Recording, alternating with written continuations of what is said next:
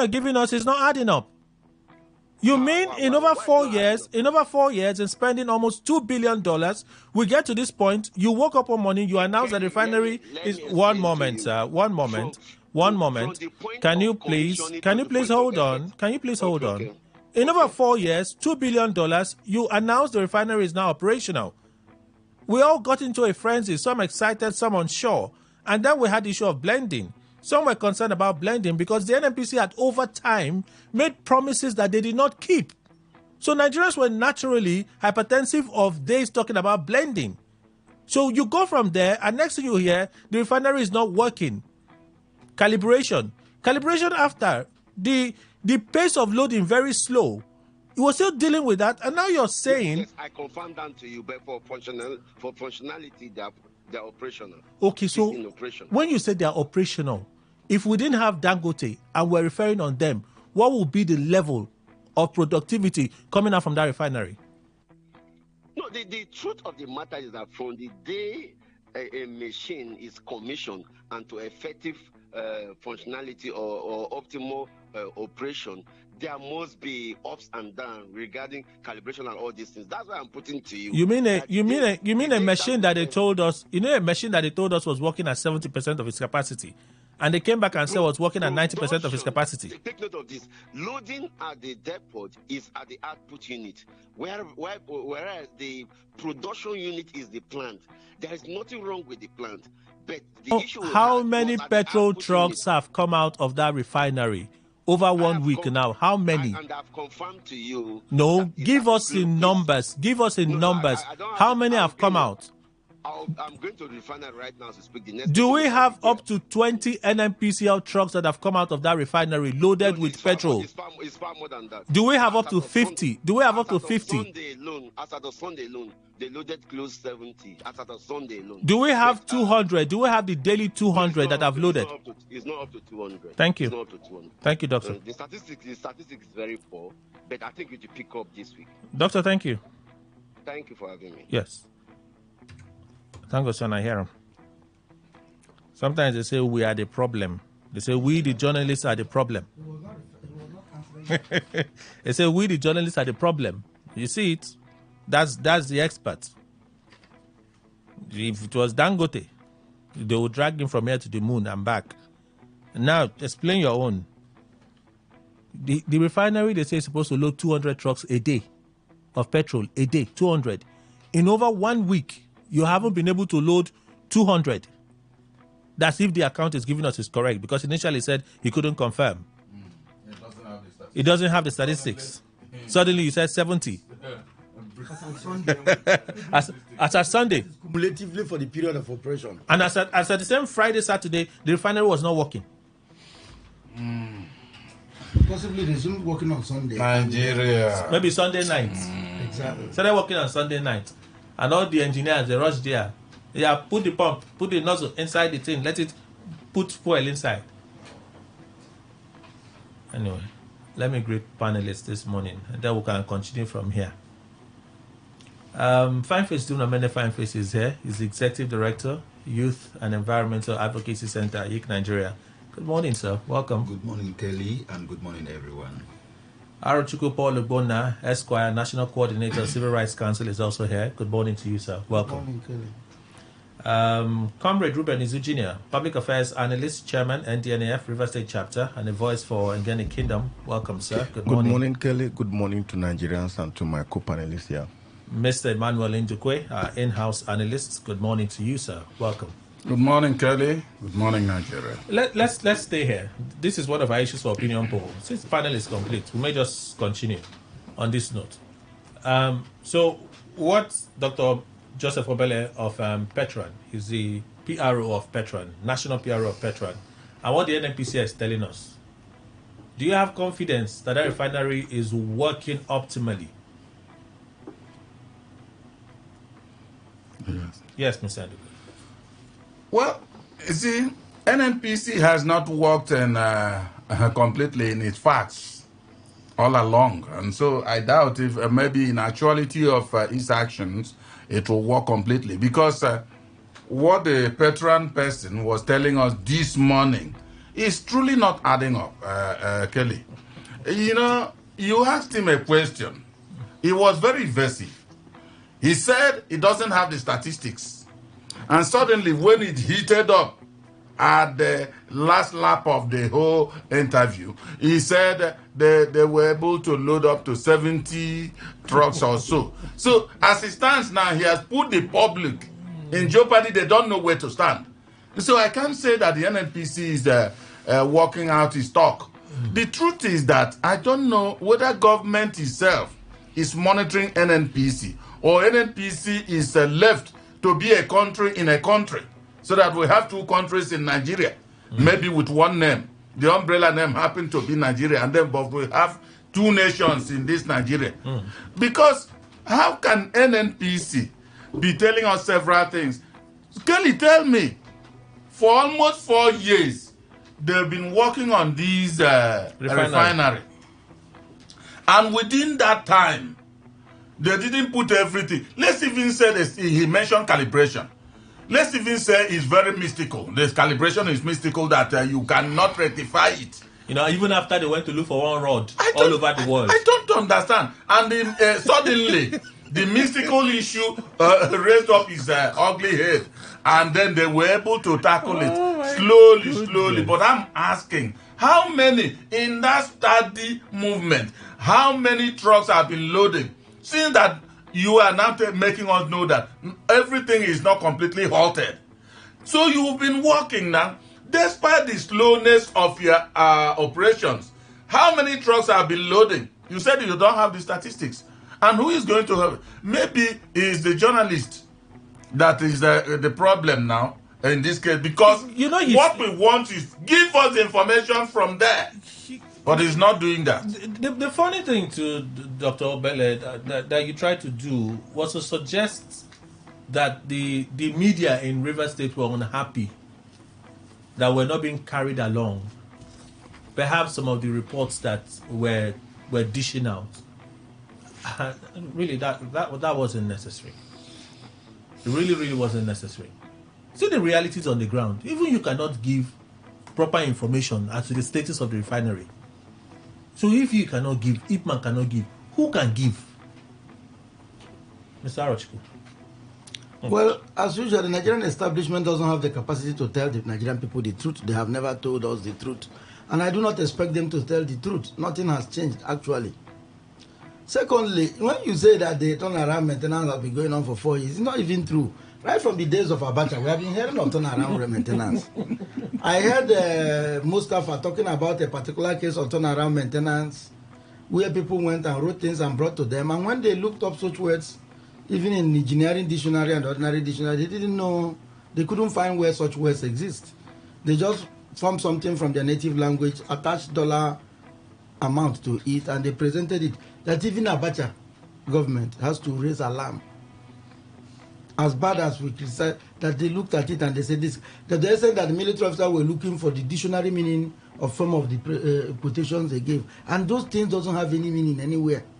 Now, the truth of the matter is that, why is it that and again, the problem I have always, in my recent analysis, looked more on the Nigerian people than the Nigerian establishment. Where the establishment is decadent, it is weak, it is corrupt, it's decaying, and just has a timeline.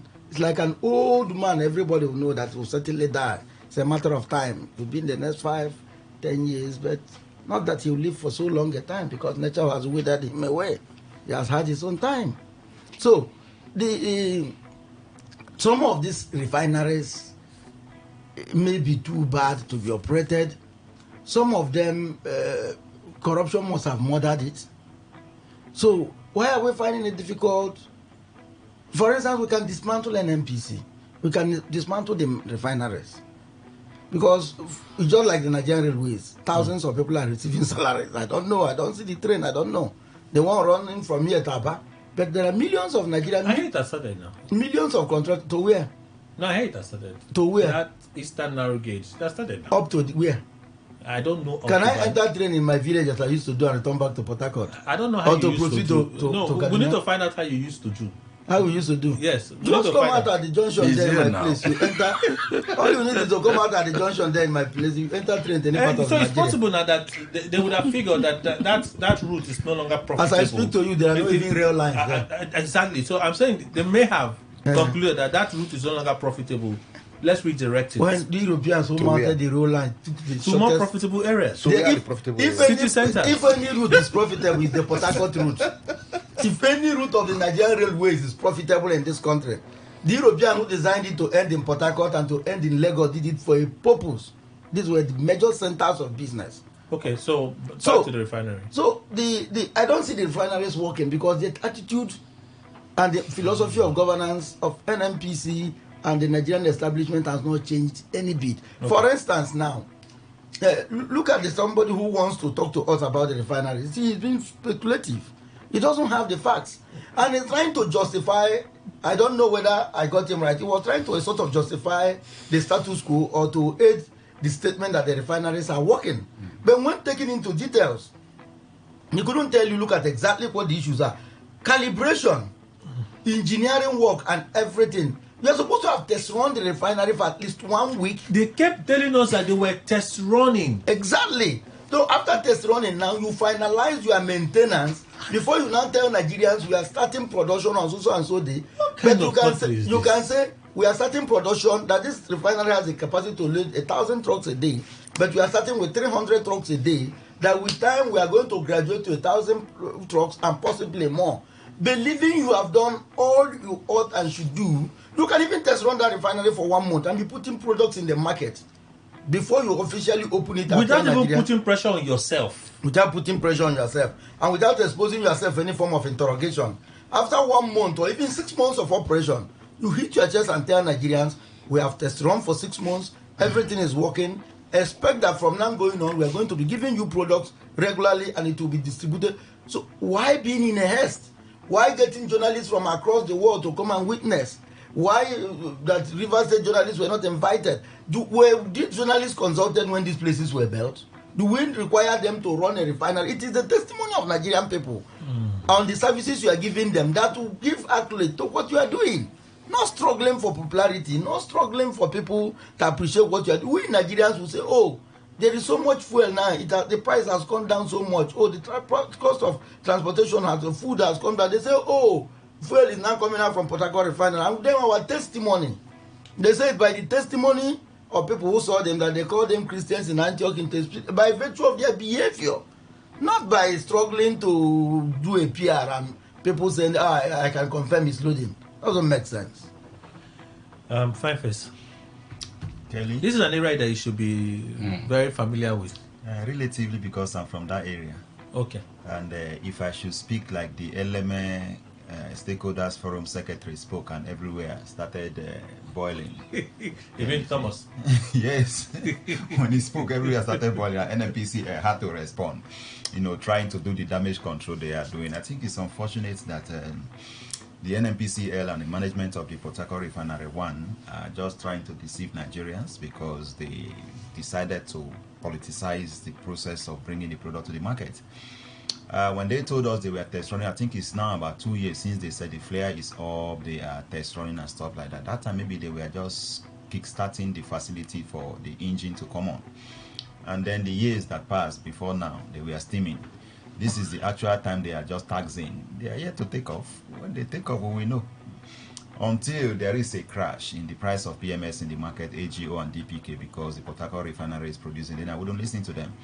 I believe that right now they are regretting coming forward with the spontaneous media war and the media campaign that the refinery is working when they are not really working. They also told us along the line that they are not only currently producing 60,000 barrels per day, but in the next few months they are going to move to 90,000 barrels per day. And I was asking, where will you get the 30 from? Oh, they said so. Yes, they said so. It was on channels everywhere. Check online. No, It's with channel video. Are you sure it's not? They're saying that they've upgraded from 70% in terms of capacity to 90%. They said they are currently producing 60,000 barrels per day. And that in the next few months, check it online, it's on channel video. The news was read by Uzoma of channels. It's video. You see the video saying it's on that day they were making the noise. That they are going to move to 90,000 barrels. And I asked, where will you get the 30 from? Because you told us that Port Harcourt Refinery 1 has the capacity to produce 60,000 barrels per day. And then Port Harcourt Refinery 2 has the capacity to produce 150,000 barrels per day. And the new one being built has the capacity, when completed, to produce 100,000 barrels per day. So where will you get the 30 from? Is it that you are going to do overnight production or what to get that? But that's another thing that we need to also look into. But generally speaking, I think that they have mismanaged this process. I listened to you interview the spokesman of the NNPCL and the spokesman of Petron. Petron, okay. National spokesman. He doesn't have the facts. He doesn't have the facts, and that is to say, there is, even within the internal processes, they are not really communicating very well.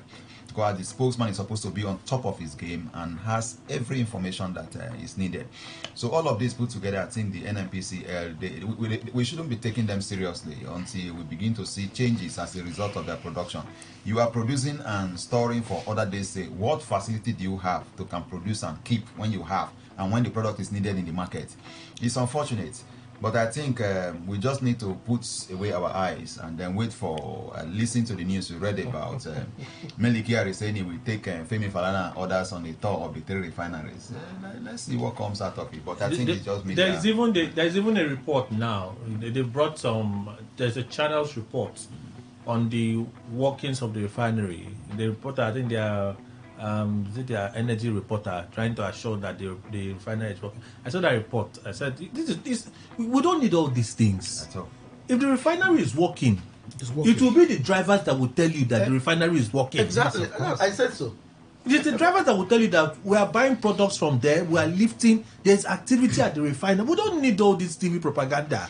Even days ago, I think they told us that their website where they normally do pricing or whatever, that is shut down for now, that is not operating. So a lot of these things are just giving us a lot of issues. It's strange what is happening. I think they just need to apologize to Nigerians and then go back to the drawing board. At this point, we enjoy those Kelly come again with Dangote, but we enjoy some stability with Dangote so far. Clean, well, just clean. What we knew about Dangote was that, and we tried to agree, was that he wanted Buhari, being the person under whose administration he put the project together, to just commission it. Not that they were ready. Let it just be that he commissioned before his tenure. That initial time. Yeah. And then he now put everything together. Today we are told that many countries in Africa and outside the shores of Africa are queuing up with barges and ships there to buy from him. Imagine that it was NNPCL that announced production commencement and barges and ships come from other places to buy. Queue up there and they will tell them that it's not yet available. Go back to your country. Comrade Izu. Kelly, the Nigerian issue has gotten to the stage where, I don't know, the trust deficit between the government, its agencies, and the Nigerian population has gotten worse than even the trust deficit between two friends that over the time one has said, if this man greet you, good morning, look time first before you answer, because this man is capable of greeting you good morning when it's in the evening or afternoon when it's midnight. Is it not what Mr. Andy question just of politicians? No. See, I didn't even suggest. That's what I said. Well, in as much you go to Choba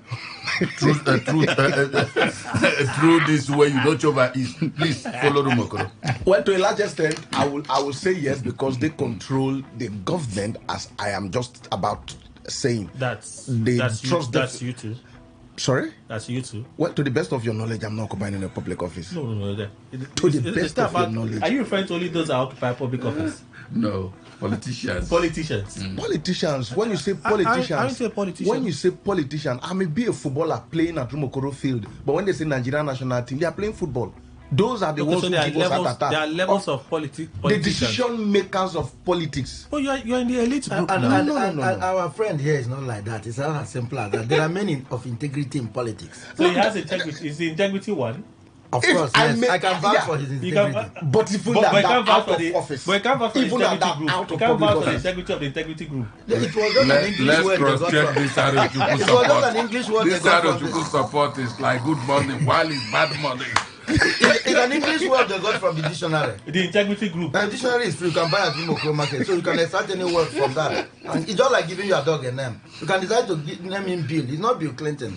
It's a dog. You give that call lion when it's far from you. No, but so you're saying our elite friend, Comrade Izu, He's a man of integrity. He's a man of integrity and honor. And I can vouch for it. There are Please not go even on. been in No, public please office. go on, please go There on. are not even been When in we public embrace, office. we cross-check this Please support. go on. So if you look at it side by side, if you remember Kelly, some of us, I keep telling people, it's very good to be optimistic.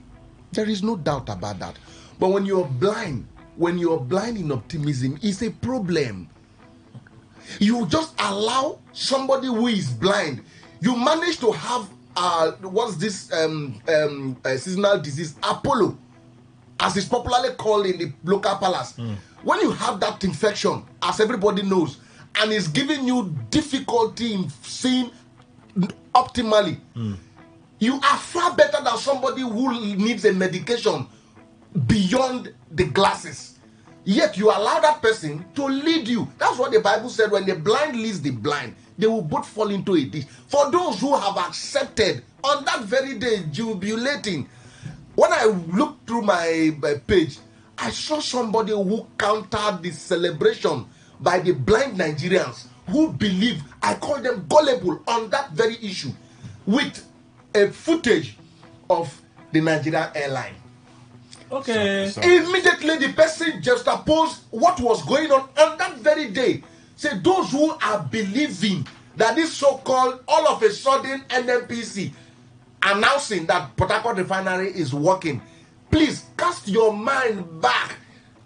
When I saw that thing, I was just like, Kelly, nothing is as bad as the music Two-Face released, that he lied and lied and lied jokingly in the music, until on that very album the daughter said, Daddy, you can lie. Oh. He was telling the daughter a story. The daughter was just looking at him. At the end of the story, the daughter, you've listened to that music? I don't even know it. There's a popular music by Two-Face. When he had these politicians has come again, election time, there's a music he sang really derogating Nigerian politicians. Maybe it's the video that you're referring Is it the to. Nigerian Jaga Jaga? No, That's Idris. That's Idris. It'd be like say they want to do another CV. God bless you. Oh, it'd be like Yes, that. the beginning, the intro, he was saying so many things. The daughter was just keeping quiet. When he finished, the daughter said, Daddy, you can lie. Oh. Okay, I remember. That is exactly the state of Nigeria. So you mean they are lying to us? Eh? Including you? Not they are. They have been lying to us. He said it. They have been lying to us. They have been lying to us, and they will continue to lie to us. Is it not the same? Wow. See, let me tell you, there is an extent somebody does some certain things. The Bible said, in the last days, the heart of men will be. When you do things and you get small conscience, say, this thing will drop for public. Oh, how do you? Your conscience is the one talking to you. But when your conscience damn the consequences, when your conscience damn the public consequences, my brother, imagine where you went and paint another country's airline.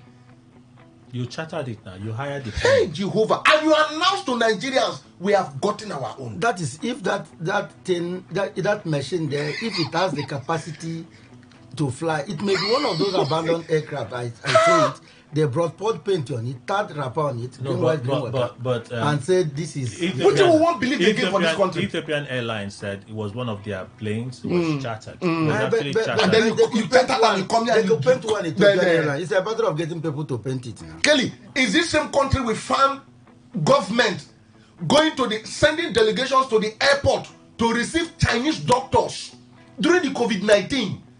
Announced to Nigerians. No, they left quietly. That one they left quietly.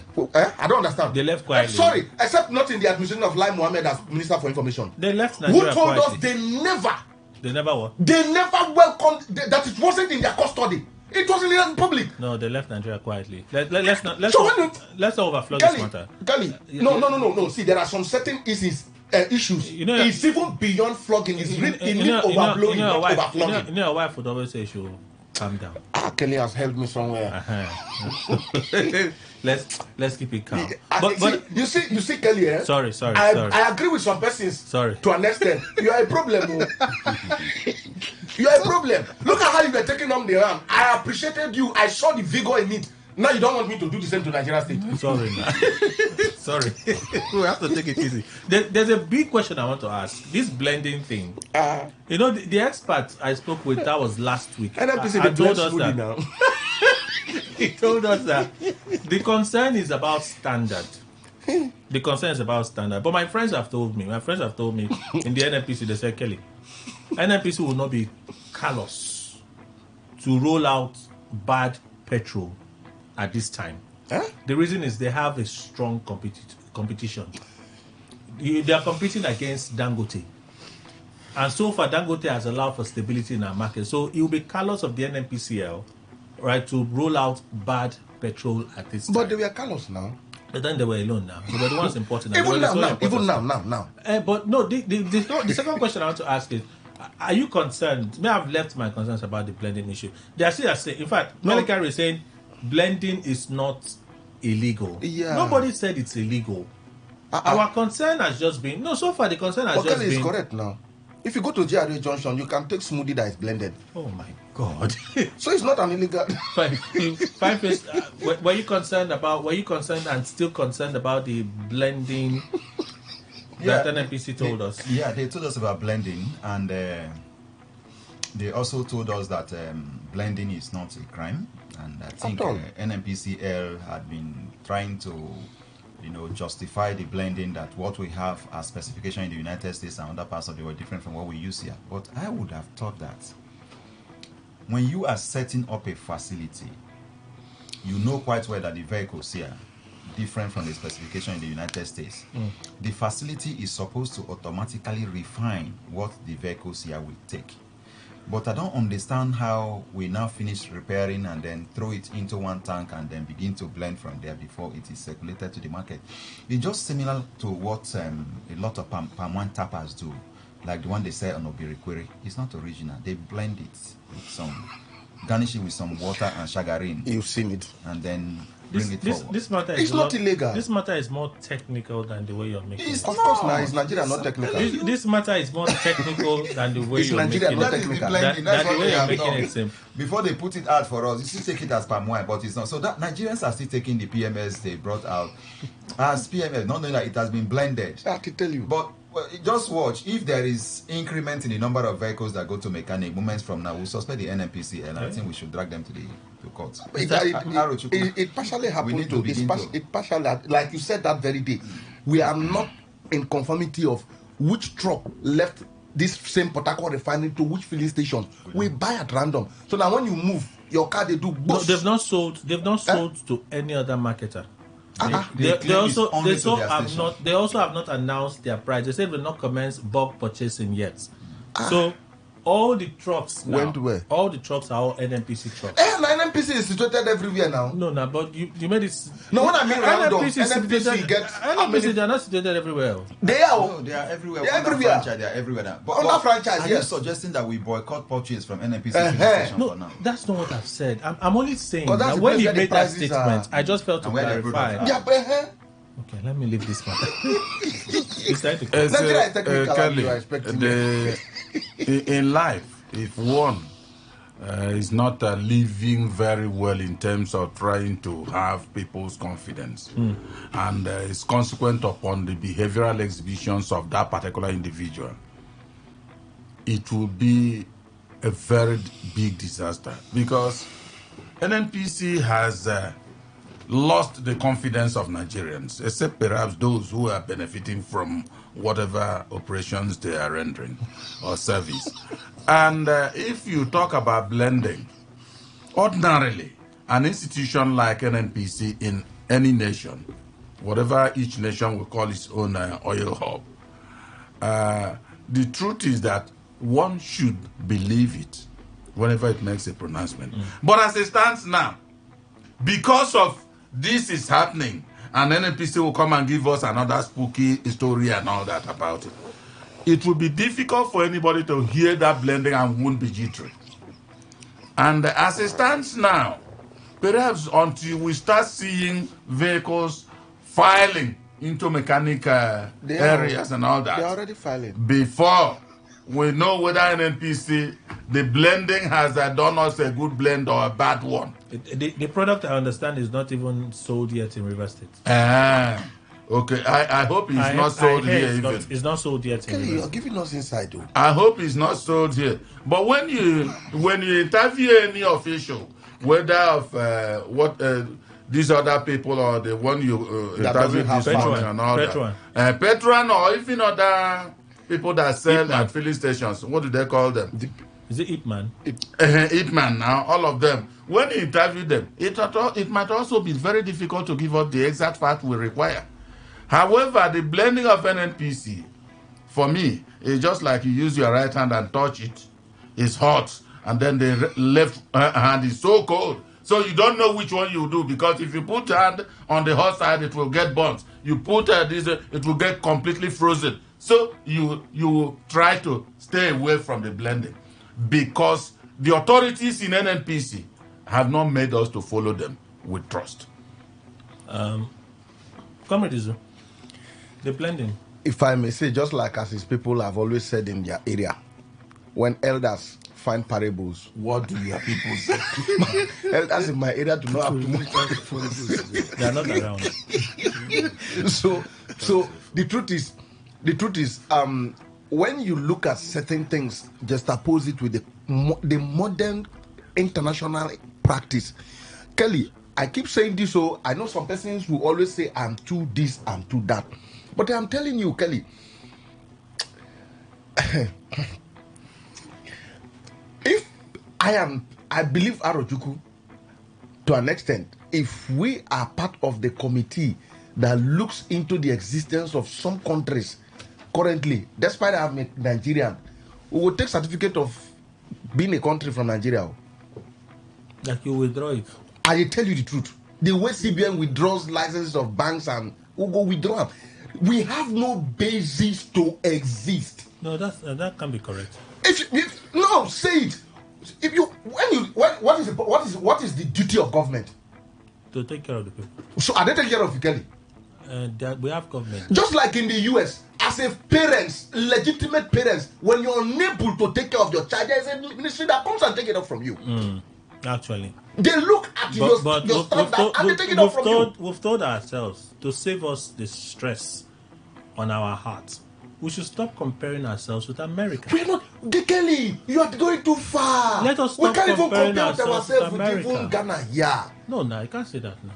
A Ghanaian you mean Ghana? Stand-up comedian was mocking us on social media the other day. That is looking for audience now. But will you put that fact behind? Now. Wait. While the facts he used for his skitting, will you put it aside? How can you take, no. How can you take Kelly, a comedian serious? Sorry, today I am the one that's sorry. I am not. No, why would you take a comedian serious? But I'm just saying on the flip side. You mean this country as it is? Look to your left. Look to your left. Fine face to a minute. In a better society, in the level he has privately hustled, this is not where he should be. Now, in this same country, see how well he's doing. In this same country, the same systems. He's finding his way around it. Very good mood today. See. I'm not sure I follow. You see, the mood he was when look at you. He was grilling that man. No. Look at you, Comrade Izu. Look at you. Fine man. I go outside. I see that you changed that vehicle like 3-4 times in this same Nigeria. That you say you want to withdraw our license of existence, corporate existence. Where is Today FM functioning? Today FM is functioning in Nigeria. When we go out of when Rumekini beaming live to everywhere in the world. Of the studio. And you say we should shut down our country because of that? No. How do we say that? You know why I said this? See Kelly now putting up this smile when he was discussing with the what's his name? We question things Kelly happening in the country. These are the people who said journalists are the problem. Trying to find the fact. Of course. But today now we are helping you now. Look at how you are blackmailing us with this sweet words. We must stand firm to defend what is true from what is not entirely correct. See, what is true and what is not entirely correct. What is true now? What is entirely correct? What is true is our institutions can get better. So we have to continue to challenge and push it so that it can get better. Progressive movement to ascertain if you will get better. progressive movement Yes. is continuing to questioning the system when you observe lapses. Have you gotten answers to those questions you've asked We're before still now? asking questions. Have you gotten any? It is because we exist as a corporate body. That's what gives us the impetus In to the ask 21st those century, questions. Kelly, go through your interview with the young man. Didn't it tell you the slap on the Nigerian state with your interview? Have you listened to interview of Donald Trump and hear how Donald Former Trump or current? the president elect now. And you know what, until he went to the restaurant in the even while he was campaigning till now. For now, when he wants to do his hand like this, when he's doing like choir master, you just know that the information may not be entirely correct. Is that not the president elect? But you know what? One of the most modernized nations in the world. He presents that thing that is not correct in somewhat convincing way that you go home understanding. And the difference. I've never understood what he says.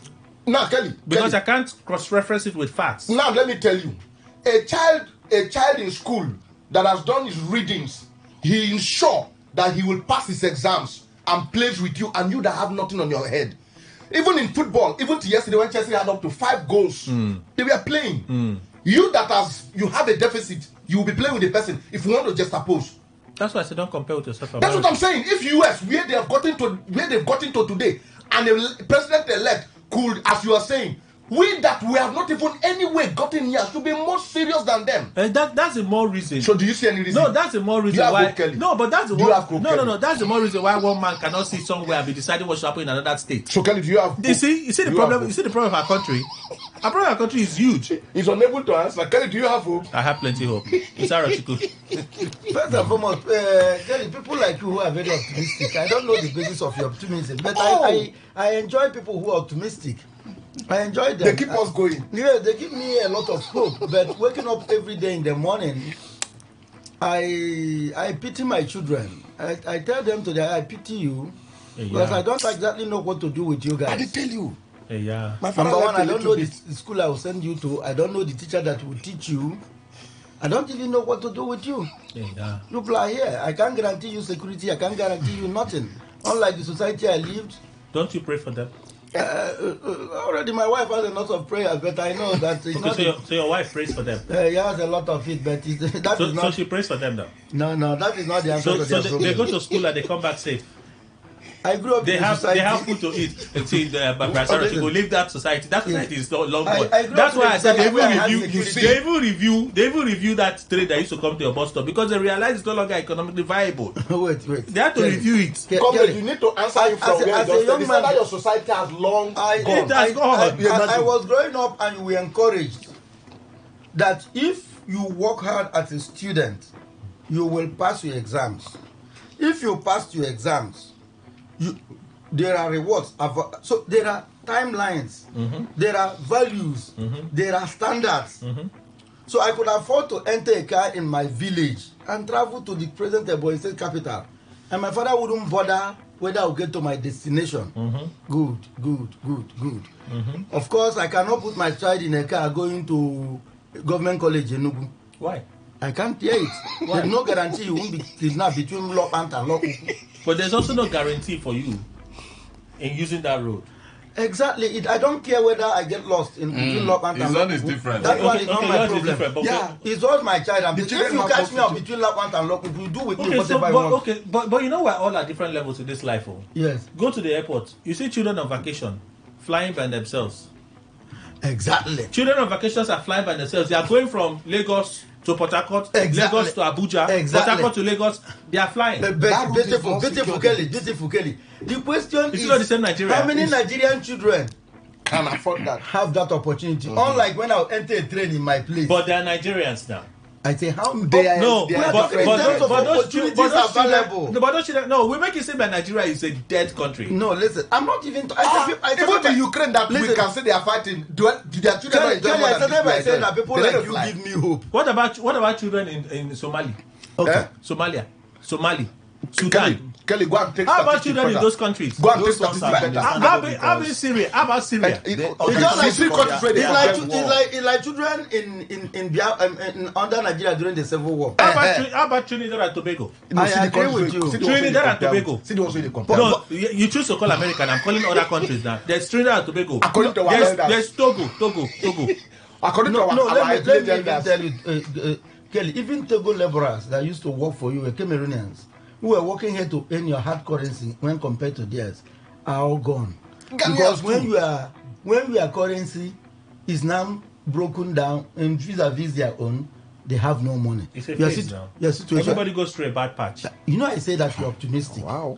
The basis of your optimism, I do not understand. Now, Kelly, what happens is that opportunities. There's no child in my time, Kelly, in my village, that didn't go to school because there were no resources. Because education, it's not that the government didn't tell us education was affordable. It was just affordable. I can't remember any of my contemporaries that didn't go to primary school.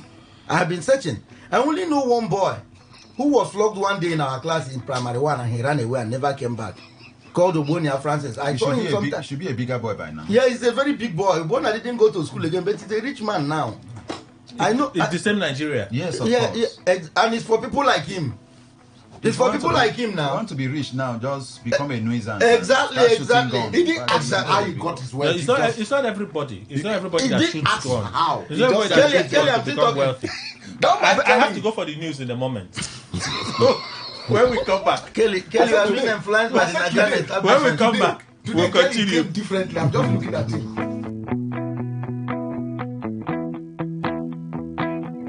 This is Today 95.1 FM, Port Harcourt, voice of the people. Every day, every hour, when the big stories break, depend on our 24-hour news team to bring you the latest. Today 95.1 FM. Today 95.1 FM, Port Harcourt. News update.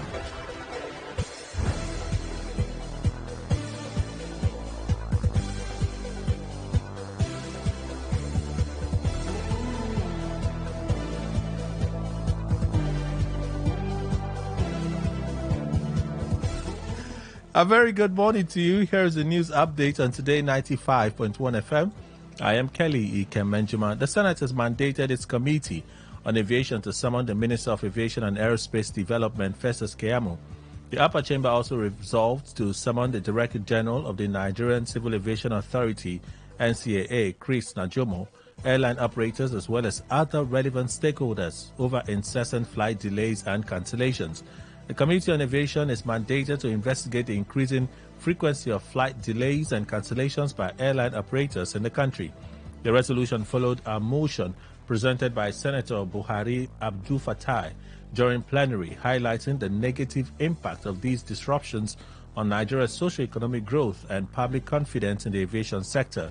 The investigation will aim to uncover the root causes of the persistent disruptions and propose lasting solutions to improve the reliability and efficiency of air travel in Nigeria. The Central Bank of Nigeria, CBN, says its early exit package for staff of the Apex Bank is entirely voluntary and that participation is not mandatory. The CBN, in a statement by the Acting Director of Corporate Communications, Hakama Sidi Ali, assured staff and the public that no employee will be forced into early retirement under the scheme. Sidi Ali stressed that the program provides an opportunity for eligible staff members who wish to exit the bank voluntarily, which is in alignment with the bank's ongoing strategy to promote career development. She explained that the early exit package was not a new initiative, but an extension of an existing policy which had previously been available only to the executive cadre. Following extensive consultations with the bank's Joint Consultative Council, a body representing staff interests, management decided to open the program to eligible staff at all levels. The National Orientation Agency, NOA, says the tax reform bills before the National Assembly will lessen the burden on Nigerians while also protecting the less privileged. NOA Director General Lanre Isa Onilu stated this in Abeokuta. Represented by the Ogun State Director of the agency, Funke Salako, the NOA boss assured that the tax bills will require the cooperation of all Nigerians to make it a success. According to him, the bills are the Nigeria Tax Bill, the Nigeria Tax Administration Bill, the Nigeria Revenue Service Establishment Bill, and the Joint Revenue Board Establishment Bill. On the foreign scene, a multi-billion-dollar money laundering operation formed when UK gangs were struggling to offload cash during lockdown has been uncovered by the National Crime Agency. The investigators say discovering the Russian-speaking network embedded in the UK's street drugs market is the biggest success against money laundering in a decade. The global operation based in Moscow has been taking dirty money from crime gangs for a fee and allowing them to exchange it for untraceable cryptocurrency, protecting drugs profits from protecting drugs profits from detection. The network has also been used by Russian states to fund espionage. The NCA and its partners told newsmen at a briefing that the network stretches across 30 countries and 84 persons have been so far arrested, including 71 in the UK. The United States Treasury has sanctioned the key figures at the top of the network. That is the news update on Today 95.1 FM. Good morning. Thank you for your time.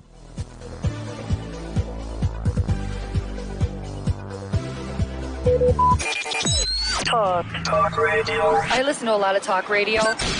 95.1 FM. All right, we thank you for staying with us. We have Mr. James Sebastian. He's from Sabaplus. Am I correct? Good morning to you, sir. Good morning. You're the convener of the Empowerment Workshop. So let's get into it. Is it TREE? Yeah, TREE. Yeah, that's correct. What does it mean? Is it an acronym? Yeah, it's an acronym. Okay. Yeah, the T stands for telecommunication. Okay. The R stands for real estate. Okay. And the E stands for e-businesses. Hey, that is all in one. Yeah, that's great. Yeah. And you're the convener? Of course, I am. How are you doing it? Yeah, over the years, we have been focusing basically on telecommunication. Okay. And we discovered that a lot of people also should also be making money from real estate. And not just real estate, the e-commerce, which is the E that stands for e-businesses, such as e-commerce, is also another area that someone can really make money. And so we decided to bring these three together, all right, so that people can be properly trained and then lit on how they can start making money from these three industries. Because if you look at these three industries, they are the biggest industries that is currently making a lot of people rich. For instance, I want to look at, if you look at our company, one of our sister companies, Dadido Communication, for more than 10 years, we have been in telecommunication. We have empowered so many people today who have become dealers, mini dealers, and sub-dealers. Personally, we have also done over 200 million in sales on telecommunication products. That is, I'm referring to the e-pin and the recharge card that people actually use to recharge their phones, data, and all that. So it's a big industry. And I want people to also be part of this development and then tap into this world. Okay. And that's why I'm here this morning to talk to you. So you're organizing a workshop? Yes. An empowerment workshop? Yes, it's a workshop. All right. You know, the one we've been having has always been on telecommunication, but this weekend... Now, is it Strain? It's Strain. Yeah. TRE. Yeah, it's TRE. Okay. So, but this weekend we are having TRE, which is telecommunication and the real estate and then the e-businesses. So let me start first with the telecommunication. You know, a lot of people always say that recharge card business, this business is a poor man business. It's a poor man business, all right? You see, the Bible says, my people are destroyed for lack of knowledge. The reason why you are still in that corner is because you lack knowledge, all right? Mm-hmm. And it is only knowledge that can help you move from point A to point B of your life. If you want to be successful, you must develop a hunger for knowledge. So recharge card business is not a poor man business. You can decide to invest in that business as a big man. We have a level that is called dealership level. As a dealer, you can have a website of your own where people come in and download all kinds of telecommunication products, data, recharge cards, and you are making money, a lot of money, in millions. And then if you don't want to be at that level, you can do in a mini dealer level. That level also, you can equally make a lot of money because at that level, you can print cards of all network and sell to people in wholesale. All you just need is your laptop to be registered with all the telecom networks, and also a laptop and a printer that will guide you to do the proper printing. And we're going to teach you all this in the trade workshop. Okay. And then the other level is the least, the smallest level. This is if you are a student, because I started making money as a student when I was in school. Okay. So you can start as a student. All you need is just your Android phone, and then the small manual printing machine that you can use without electricity that prints all denominations of recharge cards, which you can sell to people within your neighborhood, your environment, and make money. Because this is a business you can do with less than 100,000. Actually, the machine sells for 65,000 naira. With just 65,000, you can have this machine. All right. If you want to be a dealer, you must have at least 1.5 million. Yes, for you to have the website, everything set up for you, and you start your operation. And then if you want to be a mini dealer with as low as 365,000, you can acquire a laptop from our company. You have your printer and the software and everything done, and then you can get started. Now, in the real estate business, for instance, when we talk about real estate, a lot of people already, their mindset is they want to come and they need to look for money to buy land. Do you know you can make money from real estate without even buying a land? So we have seen the cap, and we want to fill that cap. If you are listening to me right now and you have this interest to come into real estate, we have created a system where you can start making money from real estate. You can become a realtor. You can start selling properties, real estate products, and make money. And we are going to give you the teaching, the knowledge you need. You need to understand how to maximize digital marketing to make sales online. You need to learn how to actually maximize WhatsApp. Many of us will have this app called WhatsApp. People use WhatsApp to make millions from real estate space, but a lot of people don't know. And we want to teach you how you can do this. If you are a student, you want to go into real estate and you don't know where to start from. Okay. Or maybe you are someone who have money lying down, okay, and you want to invest in real estate. You don't know which kind of real estate should I go into? How do I put that money? What kind of land banking should I do in real estate space? All right? We are going to guide you. This is going to be a detailed training for participants. E-commerce. And then the e-commerce. If you go online right now, you see a lot of people selling products. Okay. There's no kinds of products you can't sell online. But people lack the knowledge on how to maximize Facebook. You go to Facebook to gist. You go to Facebook to gossip.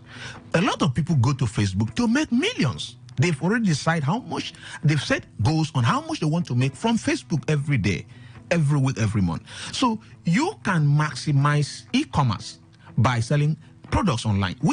Our company, we also help individuals that want to do importation. We're going to teach you how to import goods from China.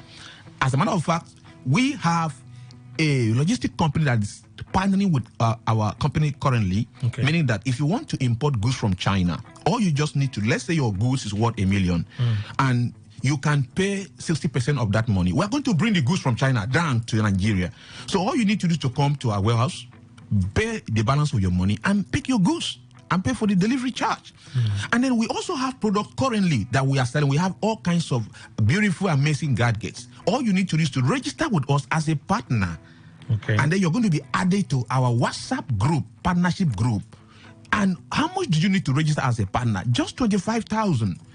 You become our partner, and then we added you to our WhatsApp group where you can have access to all kinds of products. Okay. So all you need to do is to let people know that you have this product, you have that product, you have this product, and people start getting this product, and you start making money almost immediately. You don't even need to go to China or to send product from China, and then you start waiting for the time the product will come. We have products currently right now in our warehouse that we want to use to empower you. Okay. You just need to make yourself available. So, and you need to register for the workshop. How do you register? Just send an SMS. Text workshop. Okay. Text workshop to 081 36 086 170. Don't forget the number is 081 36 086 170. Guess what? This seminar is absolutely free. So they don't need to pay for anything? You don't pay for anything. The date? The date is this week Saturday. So 10 o'clock in the morning is 10 in the morning. So all you need to do is... Standard time, not African man time. Yes, not African man time, of course. Okay. All you need to do is to text workshop to 081 36 086 170. Not to forget, text workshop to 081 36 086 170. One last time. Yes, 081 36 086 170. So we're out of time. Before you go, final words. All right. Knowledge is all you need. Every successful people all over the world, they hunt for knowledge, because the Bible says, my people are destroyed because they lack knowledge. At Trade Workshop, we're going to give you the knowledge you need to succeed.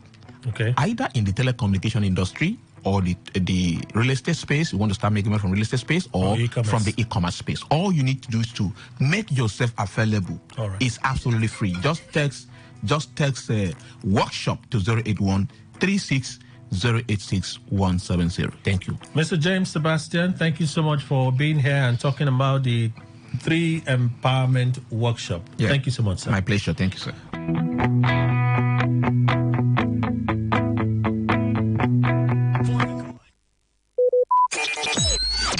Talk radio. I listen to a lot of talk radio. 95.1 FM. 95.1 FM. Voice of the people. And we're back. All right, thank you all for staying with us. Let's continue our conversation and move on to the second issue for opinion poll this morning. How policemen stole 43.16. Mr. Arochukwu is looking at me. I can proceed, yes? Can I proceed? Okay, did not conclude your thoughts on the blended petrol. But I think we've agreed on it now, pretty much. Well, we've agreed only that all this idea of blending or not blending, these are processes of bringing in the product into the open market. Yes. And therefore, it is NNPC should work on all those procedures. They know the science. They know how these things are done. So coming to bring it to public space, telling Nigerians blending is not like, all those talks are not necessary. Just bring quality products. You already know the standards of Nigeria. Bring good products to the market. The people will buy. Then the cost of living will be better for everybody. Don't belabor us with your terminologies. Personally, I don't understand what they mean by blending. Okay. So, new bank notes, how policemen stole 43.16 million naira out of 74.9 million from owners. Basically, my first question was, why were they moving this amount of cash? That was my first question. The police, indeed, they also acknowledged that what the officers would have done was investigate why they were moving this amount of cash. But rather, what the policemen did, there are about 4 of them involved, was to seize the person that was moving the cash, locked him up, underdeclared the amount by removing the 43 point something and declaring that about 30 something million was the amount.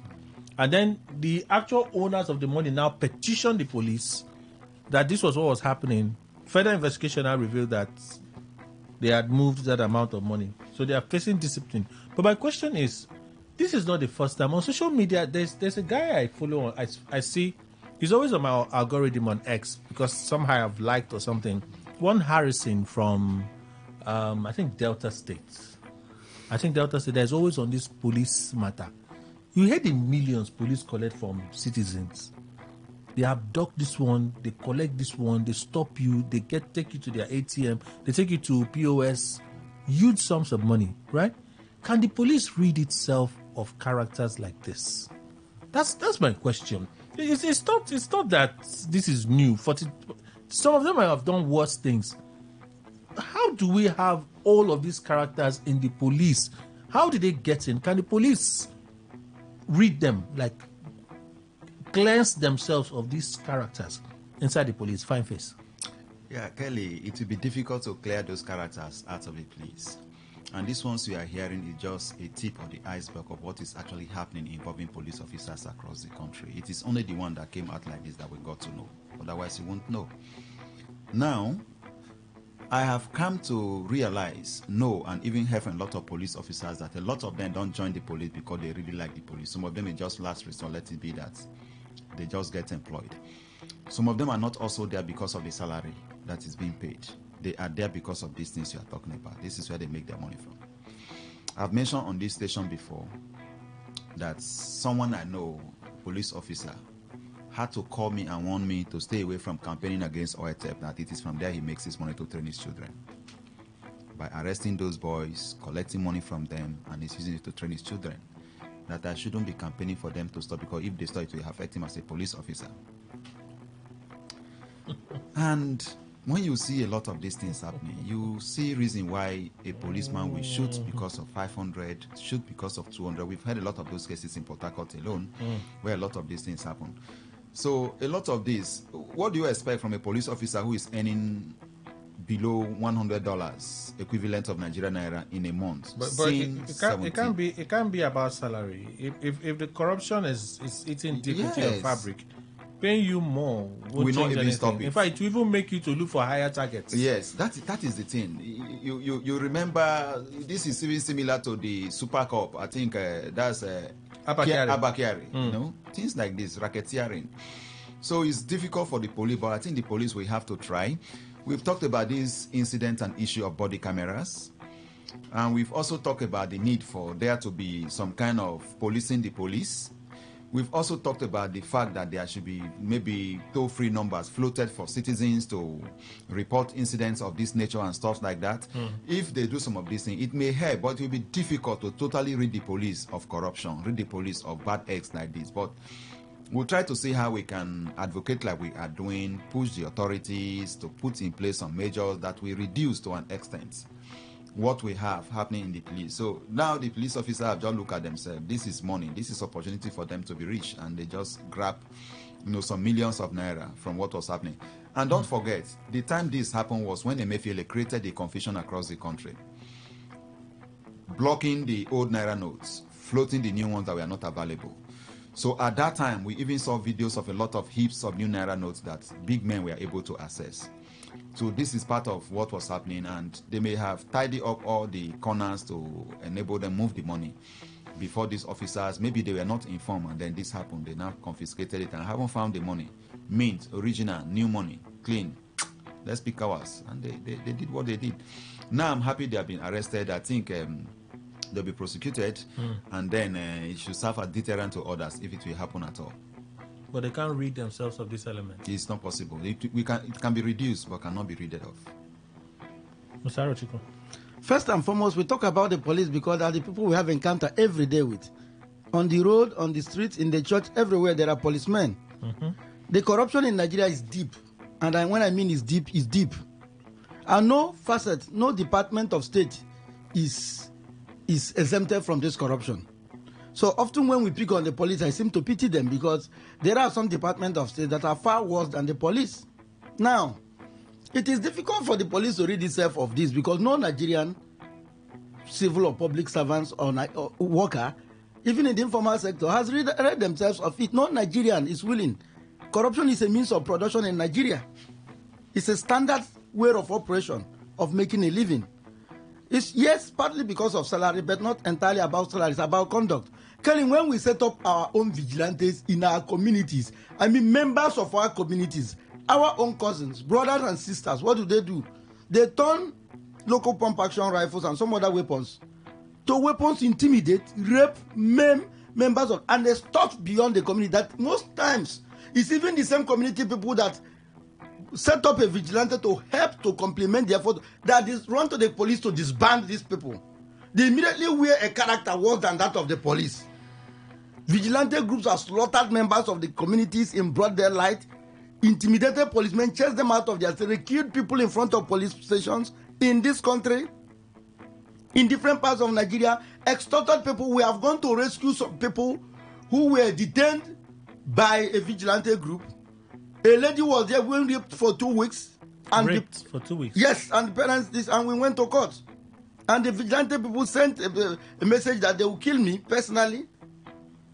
So if it was done by the police, the CNN would have carried it. This is atrocities being committed. Now, let us give it a clear analysis. Most times Nigerians wants to, a Nigerian who has graduated from a Nigerian university wants to work for the Nigerian government. And you want to work for a state department establishment that has called for applications. First, before you come, the application, all the spaces are taken. Then when you file your formal application, somebody tells you to give you this job, you pay me 2 million naira, some 3 million naira, some 5 million naira. The Nigerian government and the Nigerian state cannot say they're not aware. You want to lecture in a university, you want to lecture in a college of education, you want to work in the civil service, even in your own state, in your own local government, the jobs are shared between politicians, traditional rulers, senior members, senior public officials. Nigerians pay as much as 3 million naira, 5 million naira, 2.5 million naira to get a job. So a man who has gone to a money lender in his village to borrow 3 million naira to join the police and to return 5 million naira in a space of 1 year, or it doubles to 6 million naira. What do you expect him to do? What he will do is that he has to recover this money he pushes the bill to the system, and he will recover it from the system to pay. The lecturer who has gotten a job like that will collect certain. The civil servant who has gotten a job like that will, of course, sell that forms government ought and should give for free. And everybody will justify it and tell you what of the people at the top. Now, Arochukwu is driving home, a policeman stops me and says, give me 500 naira. And I start challenging him here, he empties a gun on you. You are telling me that the man has done something wrong. You are irritating him. You were there as a Nigerian when he paid 3 million naira, some 4 million naira.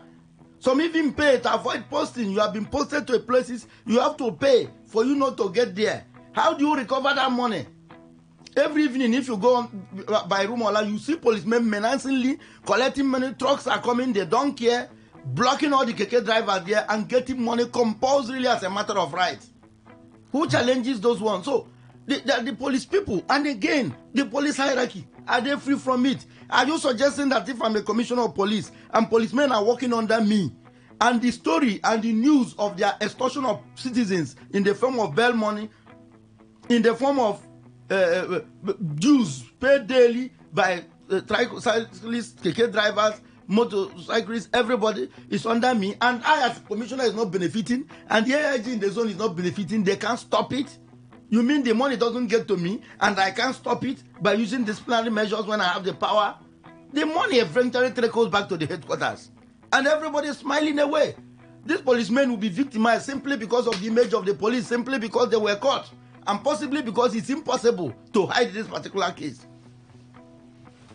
Are we not aware that you go to the police to complain for a case? A woman brought a case that her child was raped by a hoodlum. The woman goes to the police. Police gives him a bill that will enable them arrest, to go for arrest. The woman is unable to pay. The following day, the woman comes to catch the daughter again. The girl runs away, and he catches the mother to do to the mother what he did to the daughter. Why did he go to the police? In a walking distance to the police station. This happened. I'm not. I can give you cases. I can give you cases or files. And you get to the police station, the police will tell you they need money to fuel, and truly they need fuel to go to arrest, because most times those van is there with your fuel. Policemen will tell you we don't have fuel, and they don't have fuel. It's not as if they're lying to you. What happens to police budget? I've asked police people severally, and the policemen who say they don't know anything about police budget.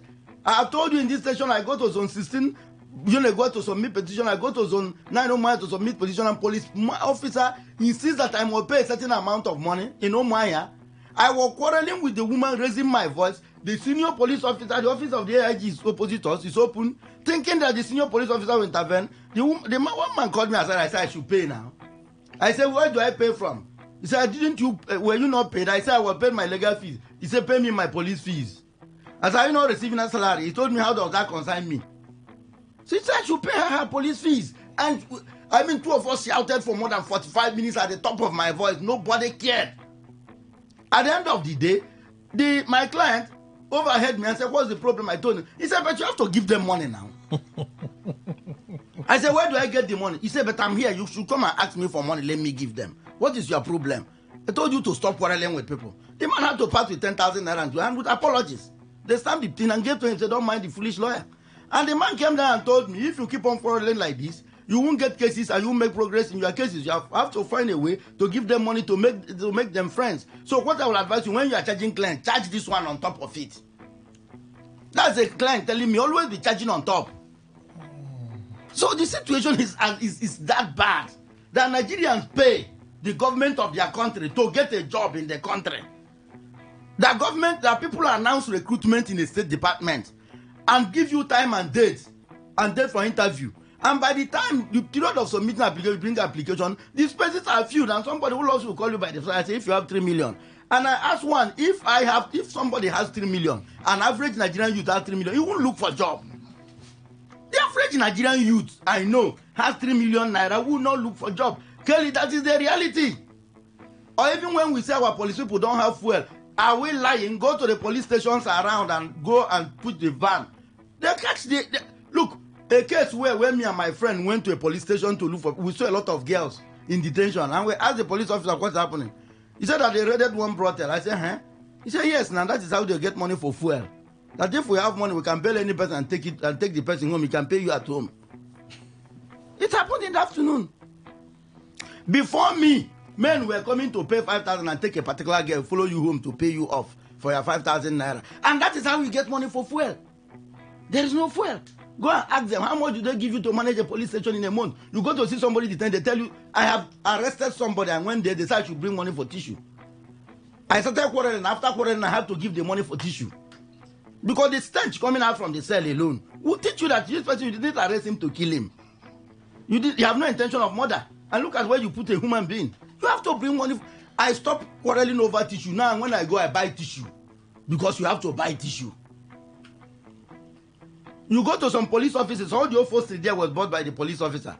From chair he's sitting to the table he's using to whatever, and you are required to practically live in that office as a DPO. To everything he bought it. Where is the police budget going to? So with the current status quo, even if the police authorities wanted to change something, they can't. They can change themselves first, and then the system will follow.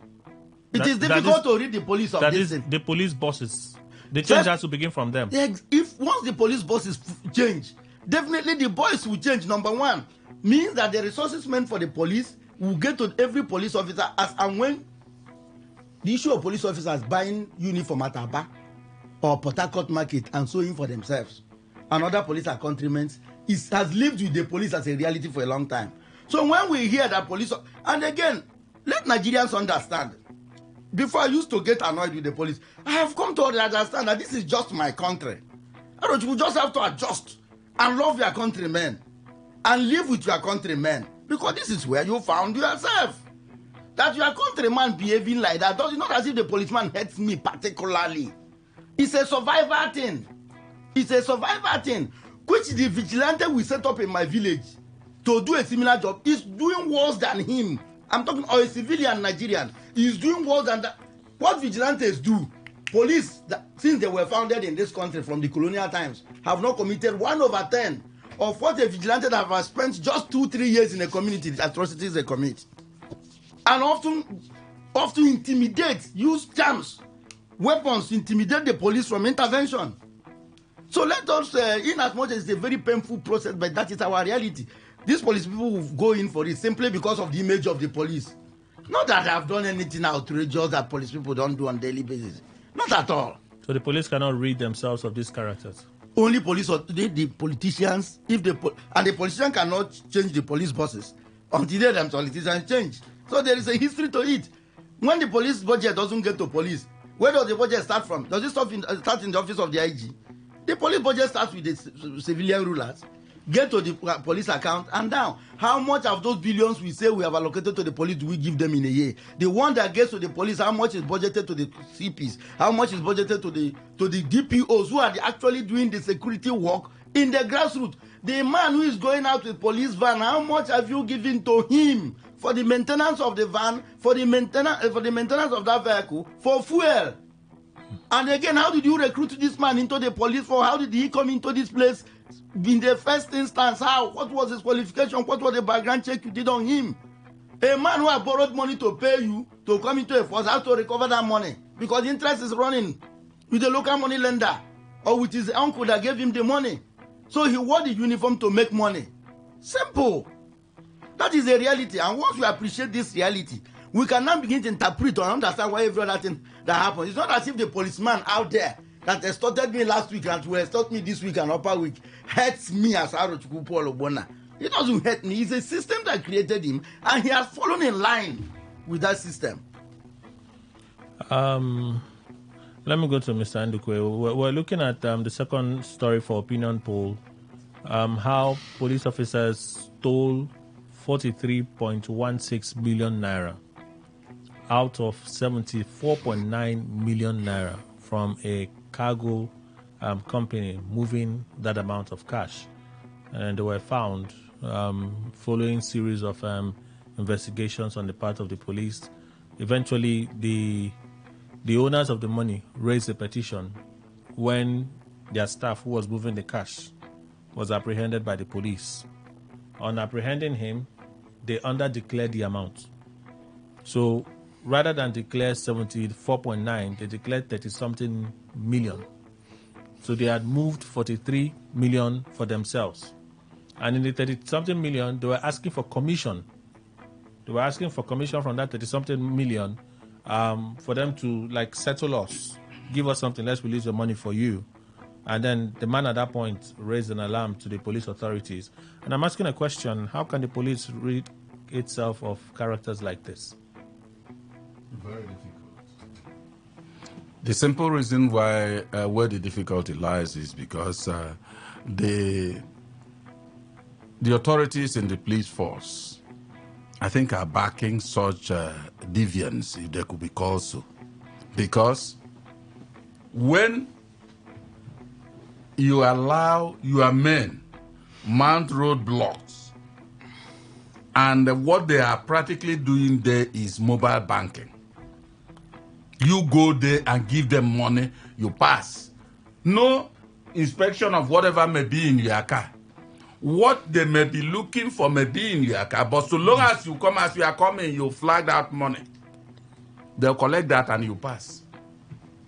And so, who is saying that, yes, they could one day wake up, unless on the spur of the moment, they start this thing, they are looking for this person and that person, and you can only be a culprit, identify a culprit and arrested if you do not have favor with those who are on that road.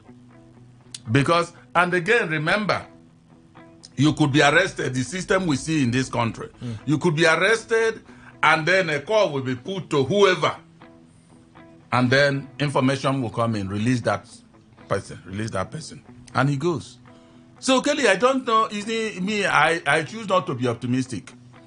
Almost in everything until I find out how it works. If you remember when they broke the news that NNP's Port Harcourt refinery was working, I said no until I see it. Simple. It doesn't matter how my fellow man or woman elsewhere will perceive me. This man is always not is pessimistic. Let me be. I have watched the trend in this country. Kelly, if for instance, one is saying that a policeman maybe borrowed money and gave to a higher official for him to be recruited. Whichever way you look at it, if you are going to Aba, whether you follow Choba or you follow Alo, the destination, the issue, that the denominator is Aba. That's your destination. If you come in, you borrowed money or whatever, you've been recruited, you love that job. If you don't love it, why are you getting into it? If you signed for whether you borrowed money or what, and then you are doing the job, intimidating people, exploiting people, is it the people that recruited you? So use whatever, because I don't want, always I hear how much are they paid. Who said they are not paid well? Who said so? Are they paid well? They are paid well. They are not. How much are people in the public service and also in the private sector? How much are they paid individually? And that's part of the crisis. How much are they paid? So that when we look at the police as if they are maybe the people that are targeted to be indeed underpaid, it baffles me. Almost everybody except a few individuals in this country are paid well. Now, because I'm not paid well in Today FM, for instance, should it make me become a daylight robber? No, now. If I don't like the job I'm doing in Today FM and they are not paying me well, I resign. I may even forget about the formalities and just pull out. So why can't police officers do same if they are not paid well? They are saying they are not paid well. Okay, not paying well, should it make you a robber? No, now.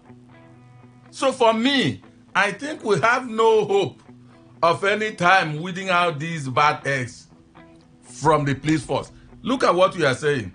Somebody gave you money. Before you were following that person, the person had confidence that you were going to provide security. And you, incidentally, that is providing the security is the one that has taken the money. I mean, is this not robbery? It's robbery now. That is what we are saying. If you now, let's say, go and say, this person, that person, all of them, they were escorting these people. And this thing happened. You will see, however it's happened from the top hierarchy, they will make the matter end. So who do you believe, who will make it work to read that? Since your father is supporting you in all that we are committing, it will be difficult to get free from that. So for me, no hope. Any day we see, because there are still good personages in the police force. Okay. We know that very, very well. And we also praise them when they act according to what they believe in. Okay. But what I'm saying is that anybody that is saying that the police is not paid well, they are paid well. Others are not paid well and they are left underpaid. No. If anybody says so, let the person tell me who is paid well in this country. Comrade Izu. Kelly, I think the truth about the situation we find ourselves is I don't know how to put it, because if some persons want to lie under the guise of certain persons are not paid well, then I guess the politicians or the National Assembly members, the governors and the chairmen and co will not have any reason for their name dragged in the public for, everything that they have been dragged for after tenure.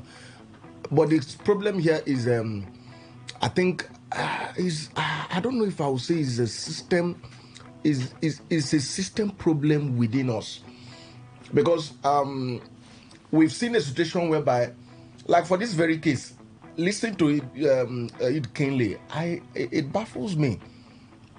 I give Kelly or give my security man, as the case may be, 50,000 naira to take from here to the next point, and upon getting there, you are declaring less than what? It is not like unknown to you, I seal and I say, take it there. I did not tell you. So you want to claim not knowing what is there. You are on the know of what you are moving and the amount you are moving, yet you had the goals to, man, that's the height of see, such persons, as in the team of the security men who actually were assigned to do this could have as well killed the owner. Yeah, that's the thing. It's surprising for me. They didn't kill I am telling you. the person who was moving the cash. Because you are on the know. They just took him and locked him up somewhere. I'm telling you. Locked him up in a room. They could, for you to be the contact person following them, they could kill you. That set that is so desperate. Just like when they say, if you want your fish to be safe in a local palace, give it to the cat. Because if they lost, now they don't say that you now. Somebody hired you to say, take care of this money. Yet, my brother, the guy who also was part of it, the guy who was part of it as a contact person to the original owner is also another problem. He didn't even know. He's a civilian. He didn't even know that the set of armed men who were to secure that cash to the destination that is having that deal with is also endangering himself. We have had an alleged cases in the society to the point where it is being difficult for your own hard-earned business money. Don't withdraw it cash in your boot. That some overzealous, corrupt security men on checkpoint, even when they search, see, confirm the legitimacy of your ownership of that money, could have a second thought to do otherwise, to do away with that money. We've had cases. That's why I use that word, alleged. We've had cases. I say we've had cases. So I don't even know the mentality of this same young man who was put there, connived with armed security men. He didn't even notice the danger he has put himself. I think you're giving us a different account of the story. I'm telling you. They didn't bring outside robbers. So. They're all policemen that robbed this company, the cargo company. Mm-hmm. They were not hired to. They robbed. I think from the account the police has given us, let's just be sure that we're painting the right picture. From the account the police has given us, they intercepted, the cargo company was moving the cash. Okay. Right? They were moving that amount of cash. You know there's a limit even for corporate bodies. Yes. The amount you can move. Yes. So moving that was already questionable. So it was in the process, the police interrogated them. Rather than investigate it properly, they now reduced the money. This is part of what? The person that was moving the cash, they took him into custody, kept him in a room, locked him there. Removed about 40-something million from the amount. Gave it to one of them to take it out of town. You take this money, get out of town. Until the dust blows over. Then the other 30-something million was what they now declared. You understand? They now declared because the owner, they declared as suspicious exhibit arrested and to the Nigerian police. They declared that amount, right? Saying it was only when the actual owner of the company came to look for his money that they now said it is 31.79 million recovered. So let me read this part. Because the story is when I heard of a quotation, a quota they are asking for, I was wondering who. Let me read this part. Because it really looked like a robbery. These officers, led by Inspector Esther Okafor, on the instruction of DSP Peter Ejike, unlawfully arrested Andrew Eja, an employee of Fatfad Cargo Nigeria Limited, who was conveying the cash sum of 79-point-something million on behalf of his clients. Acting without authorization, they detained Mr. Eja at the Zone 7 headquarters, Abuja, and deliberately misrepresented the recovered amount as 31.79 million. The officers further demanded a percentage of the funds to suppress the case.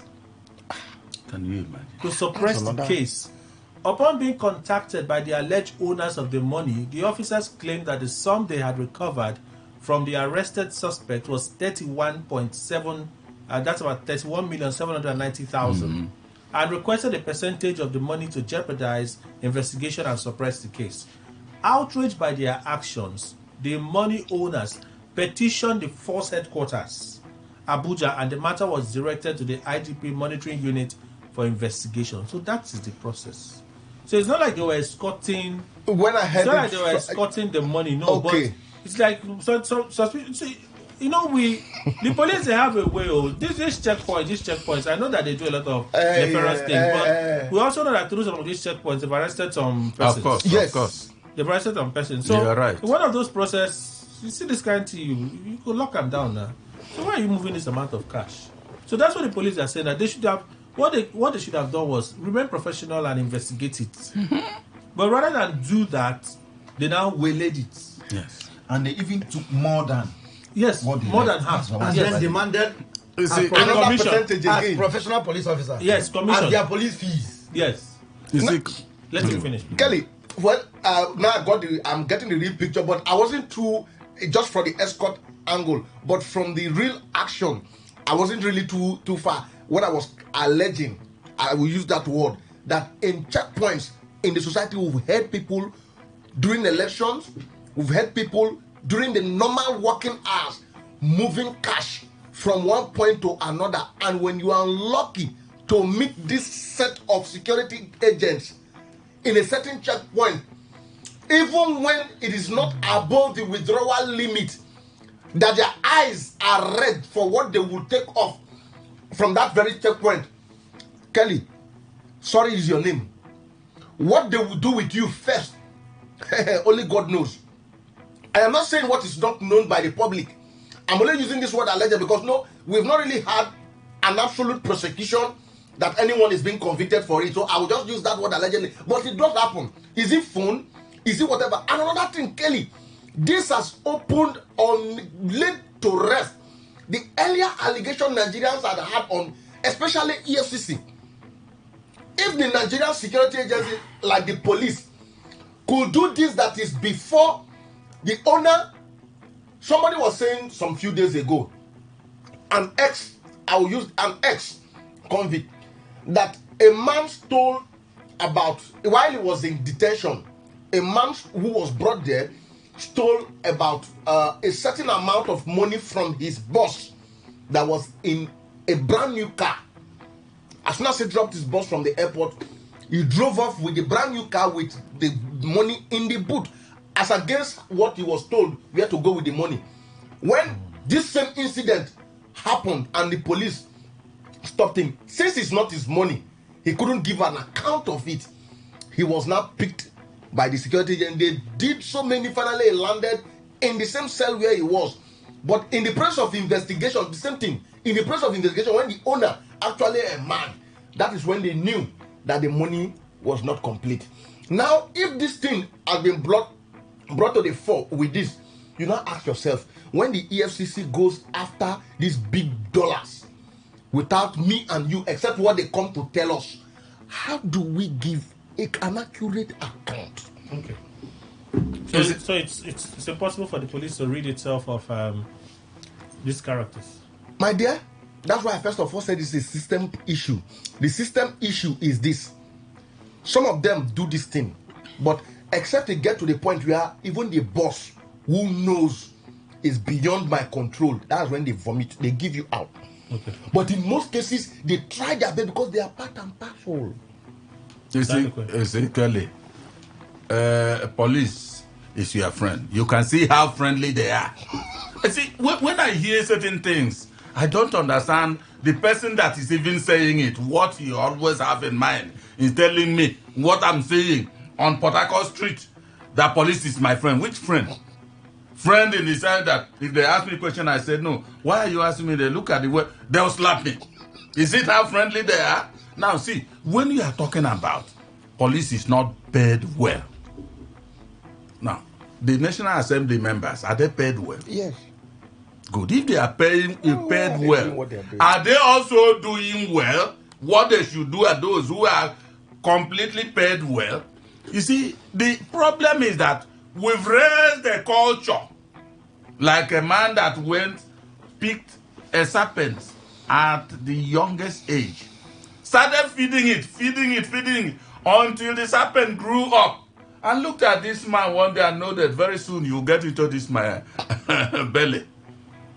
At a point in time when the man realizes it, he was already accosted violently by that serpent he has trained all along. That's exactly what we've done. So unless, like President Tinubu now, who is the highest political leader in the country, unless he comes out with firmness and says this has to stop, and then make sure that all the sectors of this country, they obey. If not, no hope. It will continue because those who are paid well are doing the wrong thing, and those who are not, let's even say they are not paid well, they will dabble into the worst. But I tell you, a man represents himself how he is, because a thief cannot be cured of stealing. Even if it's 774. Kelly, let me tell you, thank God Ima has told it. He knows what I'm talking about. Now, the truth of the matter is, even if it's 774, instead of one. Today, you know, the truth of the matter is that the Nigerian police is just one department of state. We are just like that. There's no escaping. We are like that as a people. No, they are like that. I said the Nigerian state, the Nigerian state, and the Nigerian people, because it's the Nigerian people. We are all in the system. It's the Nigerian people. It's not that I don't understand you.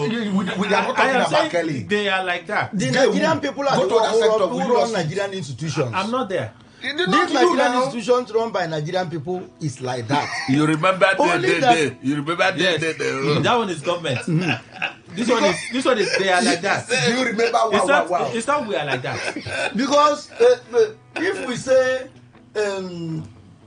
look, if we open up Everything. If my brother, am I saying, if the president comes out, the president cannot come out now. Mm-hmm. That is it. If you say the National Assembly comes out, National Assembly cannot come out. Simple. It's just the police we are talking of here. Mm-hmm. If you see what civil servants do with state funds, if you see what civil servants, they rot in that system. If you see what pen is doing on paper towards the close of the budget year on state funds, there's nothing these policemen are doing. The only issue is that we see them every day on a daily. As I'm passing down the road, I will see them. They do this into our own physical and immediate irritation. There are people who are sitting in air-conditioned, well-furnished offices with everything provided for them by the Nigerian establishment, adjusting figures on papers, moving the paper forward, moving it backwards, and billions of naira are arriving into private accounts in Europe and North America, even in Nigeria, on the Nigerian soil. And these things are common. Our banks receive this money. They help to move these monies out. Look, just police is just one aspect, and because possibly police offers critical services. And the man will even disagree with you. On Senate crime, police ought to be paid. There are certain services that require very better payments, like teachers. Not just police, security agencies. Security agencies, because they do a lot of, they take a lot of risks. You know, their job is different from the job or from my job sitting in my chambers. Just like they look at the doctors. Exactly. Different. They need actually, if we are serious, to be paid handsomely, paid as and when due, paid with requisite allowances given to them and given to them timely. And I'm only telling you that only a few individuals are paid handsomely. And that is why the entire system is in a crisis. Because our resources are being freighted away through corrupt means. Looking at Kelly. And that is exactly where we are. There will be another set of police people who will still want that money. Okay, have you seen that the money is irresistible? They can't resist it. Each time they come in contact with money, this kind of scenario repeats itself. And it's mean too. And every time they come in contact with money, this kind of scenario repeats. As at 2023. Very, very tempting. So the temptation is over. They can't resist it. The police, our police can't resist money. If you want to put some naira notes, let it blow up like this in your pocket. Go to a police station. Be walking carelessly in it and make the head part of the Nigerian note to come up. You see the way they will be running after you. They can't just resist it. If you make the mistake, bring with you. Just do as if you are counting it, put it back. They will give you an offense immediately. Why are you showing Naira note in a police station? They can't resist the temptation of money, the smell of Naira meat. They can't. It is inconsistent with their training. As soon as something triggers off in them, and that makes them go to war within themselves. How can this money bypass us? How? The kingdom of God is passing, capture it by hand and by force. Anything. Just put money, bring out money before them, wait at the checkpoint. They will stop your car. Why is your head looking like that? Why do you have a big head? Who told you that you can carry this kind of head and be walking along the road? They just want anything from that money. Give them money and see how they smile and shower praises on you. Hey, my friend, my brother, you don't know him. The man is from a remote village in Kogi. That somewhere in Enugu State, both of you have suddenly become brother and sister. Because of money. Because of paper money. I told the policeman the same thing one time. He looked at me and said, "Oh, boy, don't tell us. I can't remember ever meeting you." I can't remember meeting you. No, I have no memory. You may not know him now. You're public figure, so he may know you. Five you wanted to add something. Yes, I wanted to say when Ruben was talking about, getting these thieves, so to say, to keep custody of the material so that when it is stolen, we get to know who stole it. I think that was the principle used for the Tantita related security to guide pipelines. Yeah. But we have realized that despite giving it to the alleged thieves to protect, they are still stealing it. It's still going on. But now at a reduced level anyway. And because it is at a reduced level, that's how Shomole said, it's better for us to make 774 millionaires who are different thieves than to make one big thief in Abuja. So the autonomy of the money going to them should be. Okay, that's how you read it too. I listened to him like. No, let's make 774 thieves. Thieves is better, right? It's better. He said it's better than have just one thief. Only one. Which is even wisdom. It's wisdom. There's something he said. It's not a proverb. Yeah, it's not people from a guy. It's not a proverb. He said something. But he was sharing wisdom. We also Political everything wisdom. he said on that seat, he maximized the time to say everything I wanted to hear, and he put something I didn't conclude but I understood, Which is where he said these 774 that we should make millionaires at that level. That pushing the money to the local government area are going to make millionaires at that level. He now balanced it by saying that if they steal the money, it's better we have 774 thieves that are millionaires at the local level than to have one thief. They're all thieves. He agreed with that. All right. We'll go for the news. We're back in a moment. Please stay with us. Radio has never been this good. Today, 95.1 FM, Port Harcourt. Please listen to this announcement. College of Health Admission. College of Health Admission. Admission is ongoing at Ima Dominion College of Health Sciences and Technology, Kilometer 20 East West Road, Rimouski, River State, into Community Health, CHEW and In Service, Medical Laboratory Technician Program, Pharmacy Technician Program. Requirements: 5 credit passes in Maths, English, Chemistry, Physics, and Biology. No JAM required. No JAM required. For more information, please call 0818 667 5580, 0902 019 2885, 0703 072 6830. I take it again, 0818 667 5580, 0902 019 2885, 0703 072 6830. Thank you. Talk radio. I listen to a lot of talk radio. 95.1 FM. Every day, every hour, when the big stories break, depend on our 24-hour news team to bring you the latest. Today, 95.1 FM. Today, 95.1 FM, Port Harcourt. News update. A very good morning to you. Here is the news update on Today 95.1 FM. I am Kelly Ikemenjima. President Bola Tinubu has returned to the country after he co-chaired the 11th session of the Nigeria-South Africa Binational Commission alongside President Cyril Ramaphosa in Cape Town. President Tinubu touched down 9:10 p.m. at the Nnamdi Azikiwe International Airport. Present to receive the President were the Minister of the FCT, Nyesom Wike, Chief of Staff to the President, Femi Gbajabiamila, as well as the National Security Advisor, Nuhu Ribadu, among others. The 11th session of the BNC featured deliberations across 8 working groups, each focusing on a specific area of mutual interest. These included political consultations, consular and migration, banking and finance, defense and security, manufacturing, social sector, mines and energy, trade and investment. At the high-level meeting, officials of both countries signed several memoranda of understanding and agreements. The Nigeria-South Africa Binational Commission was established in 1999 to further strengthen the ties of friendship and cooperation between the two nations. The National Hajj Commission of Nigeria, NACON, has refunded over 300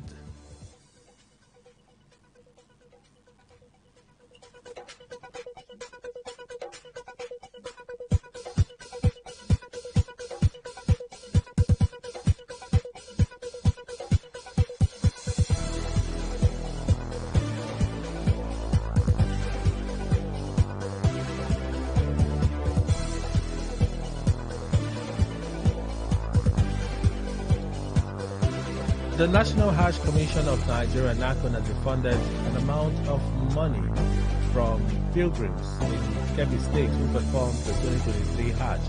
Each of the pilgrims who participated in the 2023 Hajj exercise will receive a refund of 61,880 naira. This was disclosed by the chairman of the Kebbi State Pilgrims Welfare Board, Faruku Inabu, during a meeting held to discuss the refund issued by NACON. He said the money had already been deposited into the account of the agency for onward distribution to the beneficiaries. The refund is being made in compliance with NACON's directive to compensate pilgrims for services that were not rendered during the Hajj 2023. Nabo urged the council chairman to also monitor the exercise in ensuring that all affected pilgrims get the money.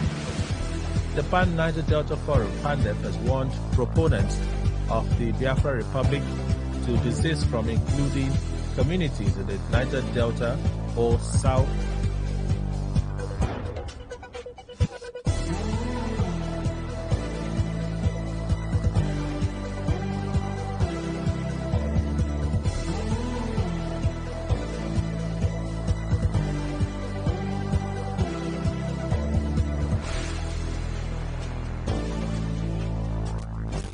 I beg your pardon. The National Hajj Commission of Nigeria, NACON, has refunded some amount of money to pilgrims from Kebbi State who performed the 2023 Hajj.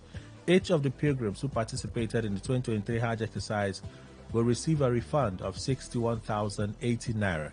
This was disclosed by the chairman of the Kebbi State Pilgrims Welfare Board, Faruku Enabo, during a meeting held to discuss the refunds issued by NACON. He said the money had already been deposited into the account of the agency for onward distribution to the beneficiaries. The refund is being made in compliance with NACON's directive to compensate pilgrims for services that were not rendered during the 2023 Hajj. Enabo urged the council chairman to also monitor the exercise to ensure that all affected pilgrims get their money. The Pan Niger Delta Forum, PANDEF, has warned proponents of the Biafra Republic to desist from including communities in the Niger Delta or South-South geopolitical zone in the associationist plans. PANDEF, in a statement by its national youth leader, Domben, reiterated its commitment to a united Nigeria built on equality and justice for all citizens. While distancing itself from Biafra agitation, the apex socio-political body of the Niger Delta said any attempt to further disregard or belittle its leaders and fathers with provocative publication or pronouncement of Biafra Republic with inclusion of any of the towns or territories will be strongly resisted. On the foreign scene, Israel has dismissed report by Amnesty International that it committed genocide against Palestinians in the Gaza Strip. Israel accused Amnesty International of fabricating the report it described as entirely false and based on lies. In a statement by its foreign ministry, Israel said it was Hamas' unprecedented October 7, 2023 attack on the country that was genocidal. Rights group Amnesty said its findings were based on dehumanizing and genocidal statements by Israeli government and military officials, satellite images documenting devastation, fieldwork, and ground reports from Gazans. Amnesty said its 300-page report as a wake-up call for the international community and urged states to stop transferring weapons to Israel. According to figures from the Hamas-run territory's health ministry, which the United Nations deems reliable, Israel's retaliatory campaign has killed at least 44,532 persons in Gaza. That is the news on Today 95.1 FM. Good morning. Thank you for your time.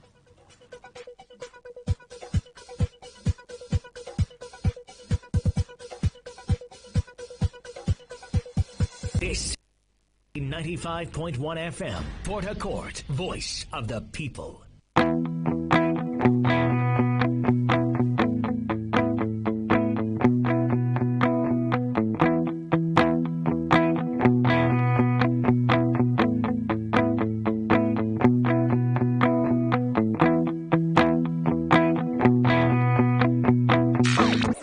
The power of the airwaves with the ultimate radio experience. Tune in to Today 95.1 FM, the voice of the people. Don't just listen, immerse yourself. That is 100% true. Today, 95.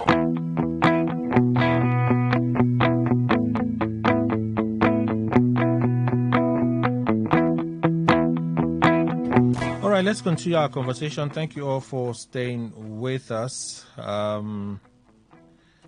want to attempt to have a difficult conversation. And I want to hope that panelists would follow me in that direction. is it needful? Is it needful that we ask certain questions about our corporate existence? I'm saying this because of the tax bill. Now we're hearing that the bill in itself is anti-Islam. That's the latest we're hearing. They say it has been the silent argument. They haven't come out openly to say it, but it has been the silent argument. A lawmaker from Kogi State revealed this, that's what his colleagues came to tell him, that he should be on their side. They talked about inheritance and how if you leave an inheritance, that inheritance is not supposed to be touched. You know, they say if you have wealth above a certain region, you're supposed to pay tax on that wealth. That's one of the things they're proposing. I don't have all the details of the tax bill. You're supposed to pay a certain tax on that wealth, right? But they say this is an inheritance, it cannot be touched. So that practice in itself is a religious thing for them.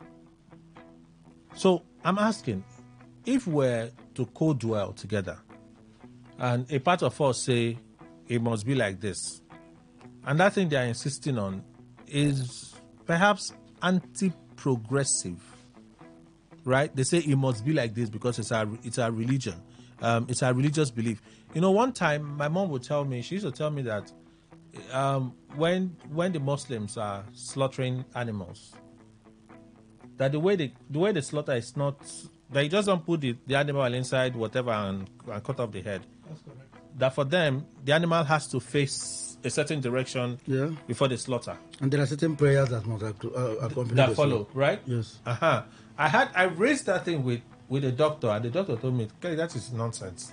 If government wants to enforce certain laws, all they need to do is enforce it. But you know, for our Muslim brothers, right?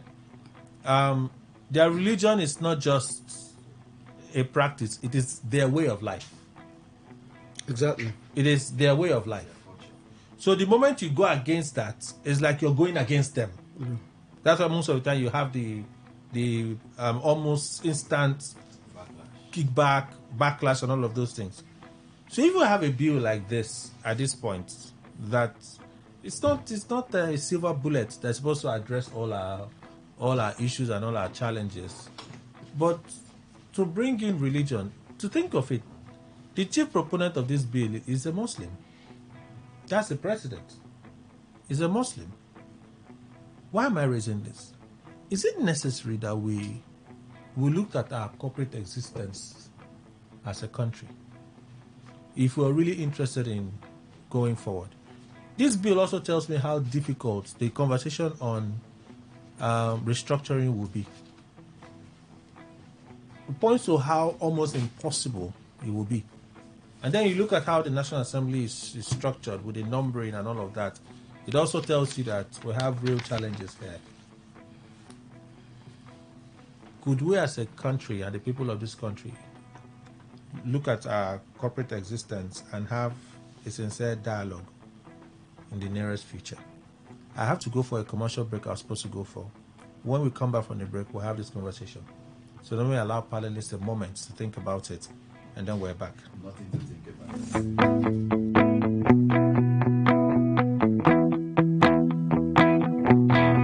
Radio has never been this good. Today, 95.1 FM, Port Harcourt.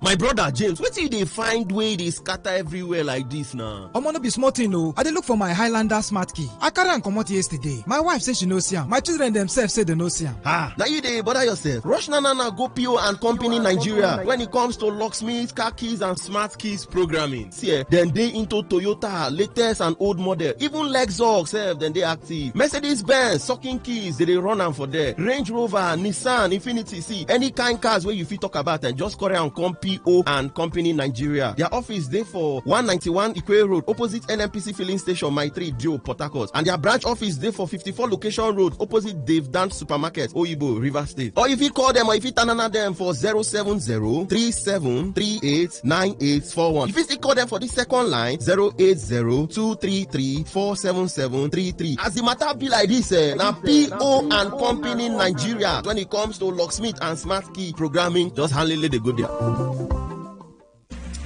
Surely be away from me. Don't worry, I don't find in my remedy. I'm ready for the good news to fall on me. Finally, see as happiness don't find me. Get 8 times the value of every recharge plus 1,000 Naira sign-up bonus and double data with Airtel over Jara when you buy and activate a new SIM. Airtel, a reason to imagine. Port Harcourt, are you ready? Today, 95.1 FM, the voice of the people. Please listen to this paid infomercial.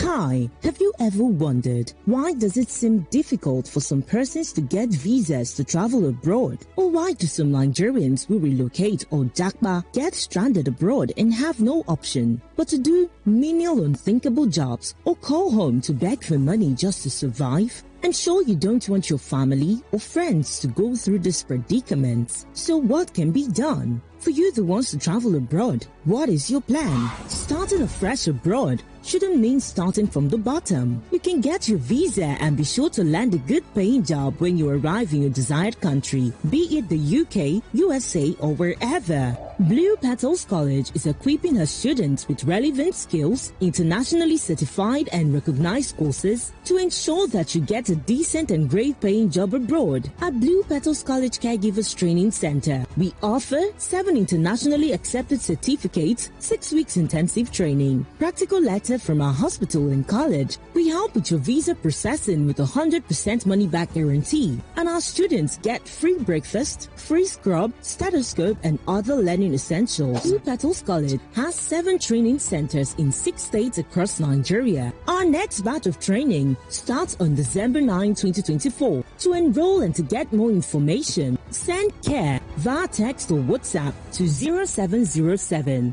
166 5348, 0707 166 5348, or visit our training center 380 Ikwere Road, Jackson Plaza, opposite Kala Police Station, Port Harcourt. You too can join hundreds of alumni from Blue Petals College and become the next globally certified caregiver and unlock global opportunities for a fantastic future. Our next batch of training starts on December 9, 2024. To enroll and to get more information, send CARE via text or WhatsApp to 0707 166 5348, 0707 166 5348, or visit our training center at 380 Ikwere Road, Jackson Plaza, opposite Kala Police Station, Port Harcourt. Follow us on socials at Blue Petal College on Instagram and Facebook, or log on to www.bluepetalscollege.com. Note: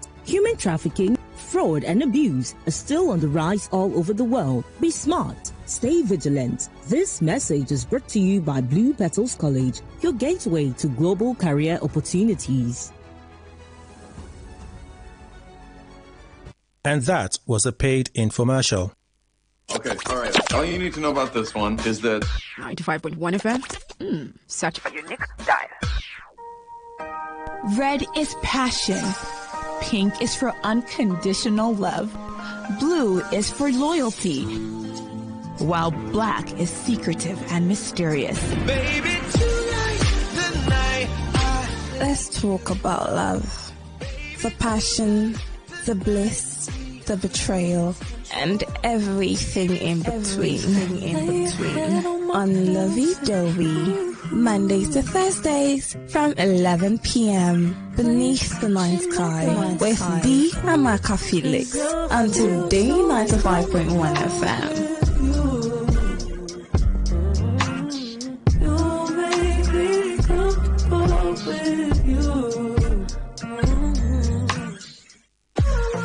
What's a successful business without sales? And what is sales without an audience? Well, do you know that you can reach 8 million listeners across 6 states in 2 geopolitical zones all at once? How? With Today 95.1 FM, you can get millions of people to know about your business. And what does that mean to you? More sales. Call 081-389-2850 now for more information.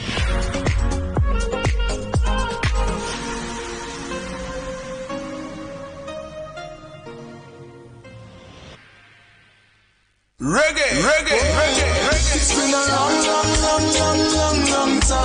You know on the vibes like this. Reggae music again. Reggae me like this. 95.1 Today FM. Here in Port Harcourt. We are coming on the dance on them place Skinner Station. Feed them and them call Stainless. On them place with them and them call Bacalo. We are going run one till Chandan Babylon like the word of Jericho. Calm down, man. Yes, 95.1 Today FM. Giving peace to the nation through reggae music. Yes, every Friday 9 p.m. to 10 p.m. Reggae, we gonna play with them people, man. All of you who are loving our reggae on this station. If you are listening, because we are talking about reggae things, man. Where things are done, we done. We are no fear, no what fear, no on them station. Reggae me. Every Friday 9 p.m. to 10 p.m. As I open my window and glance through my window, I realize there's no turning back. Got to complete life's journey, though things get kind of scary. Got to make it to the top. See, I'm searching for a way to survive. Working so hard, I know Jah will provide. See, I'm keeping my head high. Mama tell me the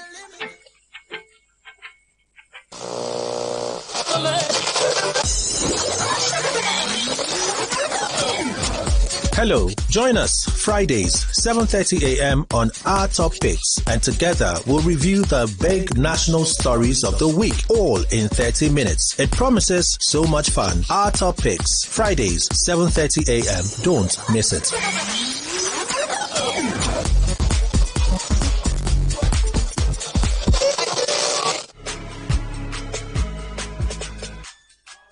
Every day on Today 95.1 FM, there's always an opportunity to comment and air your views on our various programs. It's not just about us, it's about you, your opinion, and your voice. President, don't you think that it's time to step down, sir? Be part of the story, the gist, reactions, intrigues, and the news. President Neil Patrick Harris has called for greater regulation. Give us a feedback or join the conversation on Twitter at TodayFM951. Our Facebook address is Today95.1 FM, or join us on the number 0701-933-9962. That's our WhatsApp application. Be informed, be educated, and have fun. We are Today 95.1 FM, voice of the people. 95.1 FM, voice of the people. And we're back.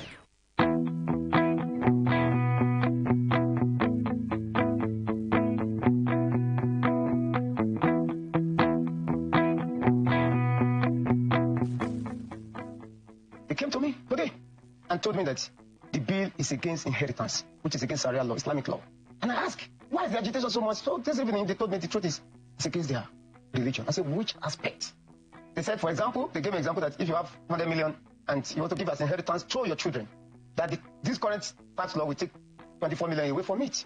And I said, is that your problem? They said, yeah, that is the major problem. Apart from this horizontal sharing that people are making noise about. I said, okay, if it is that, it is something we can sit down and discuss. Which I believe, I said they will give me the section, then chapter 1, section 4 of the bill. So I went and I read it. I didn't see anything like that they're talking about. I said, okay, we can sit down with you, you bring the bill, and let us look at it if it is like that, truly. Because an inheritance, I know what they're talking about. For example, if somebody dies, he leaves asset for his children in terms of maybe cash. They will share it. There's a ratio that is given in Islamic law to share accordingly. But they said from this bill, you have to take 24% and pay government first. Though I've not seen it the way it is, but since that is one of the major issues that has been so silent, nobody has said it before. But today, I got to know. Some people are already looking towards 2027. They want to hide under the bill, to act. So it's not about the bill now.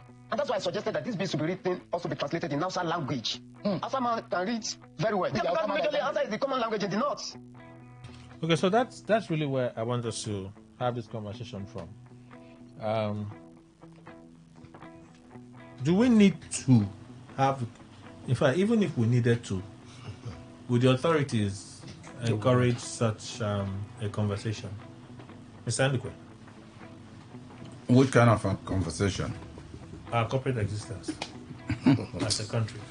But you know that almost every president has told you that the sovereignty of Nigeria is non-negotiable. It's non-negotiable. I don't know who gave them that kind of idea. I tell you. Because nothing is non-negotiable. If truly countries can negotiate how they could live together, or they no longer want to live together. Kelly, will it be nice that a man and a woman are living in the house, and a man, God has outlined a procedure that could run in a family for peace to reign, and the man is not ready to listen to that outline of God. The wife is also not ready to listen to it. And then you leave them. Every day they are boiling like a pot that is on fire. Then are you being sensible, or themselves, are they being sensible? Won't it be wise for compatibility's sake that is lacking completely, they separate? Instead of, for instance, when you are saying, discuss about corporate existence, it will not work. They will not even agree to that. Such a gathering will not come. Because once you gather, and it's on that note, maybe other things, you raise that one, that's how the conference will scatter. Okay. For me, I think there's nothing wrong with that, but... Okay, you think it's necessary, but the authorities will not allow it. Of course, why it's necessary is for peace to reign in the nation. There are certain things that people don't understand, but there's one thing that whoever was talking said. I think if such a thing is to be planned, there has to come out all these books, not certainly books. Write it in their language. Yes, in their own language, so that people will read and understand. You know, no matter what, there's no time you speak Igbo language to me that I will not understand it to the level of the sand. Okay. Yes. So I think it will be even in Hausa, in every other language. But when you keep on using this borrowed language, English, there are those who will not understand, but they are following the bandwagon. Others said, follow this way, don't allow them. They will follow. And especially... they are blindly following. Good. And especially when they have muscles, their own followership will be worse. Mr. Rachko. Any reasonable set of people on earth, if you study state breaking, and state failure, not just in Europe or North America and Africa, nature has laid the procedure for negotiations, renegotiations, and counter negotiations. So if anybody comes to a discussion and set limits or ceiling of no-go areas, it means you have reached a conclusion prior to the conference. We should negotiate our corporate existence. We should negotiate our corporate existence. If the black people of this century discover, that the black people, the native Africans of Nigeria discover, that look, building in Nigeria is a little bit difficult for us or impossible, we can opt for a loose federation, a very loose federation. Or we can even opt for build multiple state structures and systems. All it wants is for the progress of the black man on earth, and for us to explore our capacity and potentials. Nothing said we were not. Look, prior to 1914, for instance, my grandfather was born. He was not born in Nigeria. My grandfather was born the subject of the British colonialists, and of course, his own father was not even born a subject of the British. He was born as a native African. In fact, my grandfather was even born as a native African, because it was in his lifetime that European colonialists defeated our people in war and co-opted them into the colonial enterprise. So my father's father was born as a native African without government. Then from there, he now moved from there to become a subject of the British and continued being a subject of the British until he died before independence. So it was my father who was born in the lifetime of the colonial rule. He was not born as a non-subject or whatever. So you discover, what I'm just trying to tell you is that it's possible that if the events of the 60s had gone the way some people planned it, I would have been born a Biafran, possibly, not even a Nigerian. And possibly in that Biafran, my son I would have had my own child possibly in another republic. So imagine being born in the late 70s and being born a Biafran. My father would have been a Nigerian who now ended up a Biafran. So that is it. And nothing says that my children will have their own children, if either in Nigeria or even in Biafra, maybe in a different republic. So why are we holding on to this thing, our corporate existence, as if it is fixed, as if it is a divine decree? Even divine decrees men disobey it. So we can negotiate our corporate existence as a people. We can negotiate it. Very much it is. In fact, in a democracy and in a federation, one of the things I was taught as an undergraduate in the University of Port Harcourt is that democracy is inherently democratic and is subject and open to negotiations. That federation is inherently, federalism, the federal system is inherently democratic and is subject to negotiation and renegotiation.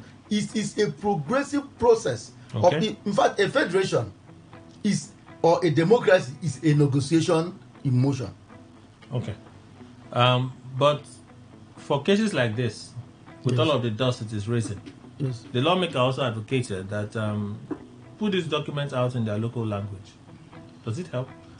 Well, putting the document out in their local language is good, but it just shows that the Nigerian establishment, we've not been able to build consensus. From what you are saying about the bill now, on the face of it, there is nothing wrong with it. For instance, if a man dies and leaves some sum of money, and particularly that money was made here, you will pay tax on it. And by the way, our religion, for instance, there is an ongoing debate whether Sharia is customary law. Okay. Some people are arguing that Sharia is in the character of customary law. So if we talk about Ogoni native law and system or Ikori native law and system, that Sharia is in that category of law. Some other people are saying no, Sharia is a code, you know, a legal system like we have our criminal code or the criminal administration justice system. But for some of us, Sharia is a customary law to the extent that wherever Islam operates, Islam seizes the entire way of life of the people. Islam doesn't give you room to pick and choose. Just like Christianity too. Christianity doesn't, a Christian, if a Christian, a follower of Christ, has no life of his own. All he has is the life of Jesus Christ. And that is why you buy into your Christian faith complete and total, and it reforms and transforms you. And that is why Obona, which is my name, I now begin to answer Paul. It is Christianity Catholicism that told me that I'm Paul. My name is Obona. Okay. So how do you now call an African Paul? And you put Paul everywhere. Somebody calls Paul and turn back. But this is the original native African Obona. Now Paul. It is Christianity that calls this one. Okay. The way the other man is acting, Ablai. Ablai may just be one man there with a local village name. Islam told him, you are now Ablai. You are no longer that person. Your name is now Usman. And the man turns the back, you call him Usman, and he answer Paul. Sometimes we don't even know the full history and meaning of the word. They tell you Paul is somebody in the Bible. Look at the kind of, beyond that, I don't know what it means. How did he get his own name, Paul? Who gave him? Which church gave him? He must have gotten it from his native place. So that is it. We can actually, as a people, transform our religion as native Africans. Because whether we like it or not, we have our own religion. Our shrines are there languishing away, and we are told that it's stupid and it doesn't work, which you and I know it is not true. You and I know. So we can actually negotiate. We can choose now that every day that both Christians and Muslims will worship on Wednesdays. That every Wednesday is the day of worship in this country. And that we are going to worship for only 2 hours. After 2 hours, everybody return to their workplace. And that will become our law. So you can't come and tell me that it is Islam, so you impose it on me as Christian, I say it's a Christian, I impose it on you as Islam. We can reach a middle point. We can modify the structures of the worship. We can reach a middle. We can change, just as cultures come and go. In the 80s, so many women were wearing trousers. It is a taboo. Today it's a normal wear, both for even in official or non-official places. Is it not our culture that are transformed right in front of us? So who said we cannot transform it for the purpose of finding a better life and a better civilization for this generation of black Africans, native Africans living in African soil? Fine Fist. Looking at whether we should renegotiate our... No, should we have the conversation about that? It is if we should have the conversation. We already have it has already been there. We've been having the conversation of renegotiating and discussing our corporate existence, right? Yeah. And that has been on. I think the major one we have had is the one from the Biafra land that led to the 1967 Biafran War. Trying to say that Biafra should go, Nigeria beats the other part, and Gowon said no, that cannot happen. Over his dead body, and the war started after the Aburi conference. the Abri Accord. You know, what makes people to try to have the conversation about negotiating their corporate existence when there is injustice in the land? If everything is going well, nobody would want to disintegrate or talk about separation. But when things are not going well, then we should begin to have this. We have also had a discussion about the Niger Delta, calling for Niger Delta Republic, because we believe strongly that the Nigerian unity we are talking about today is nothing but the oil we have in the south, the Niger Delta. The day the oil dries, the negotiation and the conversation about, separation will be hotter in the north than in the south. Because as we speak, the unity of Nigeria, which is premised on oil, everybody is sucking from here. The moment it dries or it is abandoned, then the solid minerals in the north and other gold, uranium and other, solid minerals will be tapped. And that time they will talk about, in fact, they will be the one to propose better tax than what we are having now. So when you look at the way the whole system is going and how this conversation is now coming to the fore as a result of this tax reform that the presidency brought forward, what are this very point that they are talking about, taxing inheritance? It's not new. A lot of northerners have buildings and structures in the UK. In the UK, there is inheritance tax. Oh, and they have to pay. And they have to pay. And in the UK, it's 40%. I think you're talking about 30-something percent. I think 35%. 35%. UK is 40%. Even though the lawmaker even said it's not even in the bill. Okay. That what is being canvassed is not even in the bill. When he checked, he did not see it in the bill. So they're looking for a way to blackmail the whole thing to make sure the bill doesn't come to the fore. I listened to Dogara at the town hall meeting hosted by channels. And Dogara spoke. That is a northerner. That he didn't see any reason why this bill shouldn't go through. That he has read the bill, the 4 bills, and it's fair to go. But then, a lot of consultation needs to be made and done, because if you look at inheritance, I interacted with someone that is from Nigeria, is now a UK citizen that have stayed for many years. I said, but you guys have a house in the UK? She told me yes, but it has to be sold.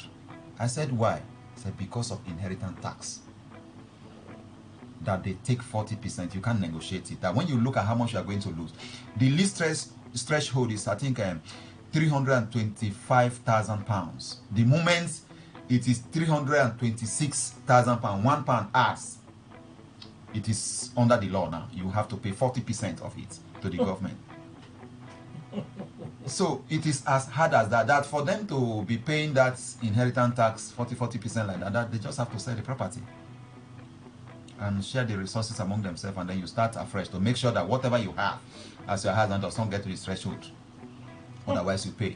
And there is no negotiation. So a lot of Nigerians I know who have houses there, they have been passing through this. So this is not in the law, like the man who has read every part of the law have told us. So I think it's something we need to look at, because the little I have read about the bills, the tax reform bills, I think is somehow fair.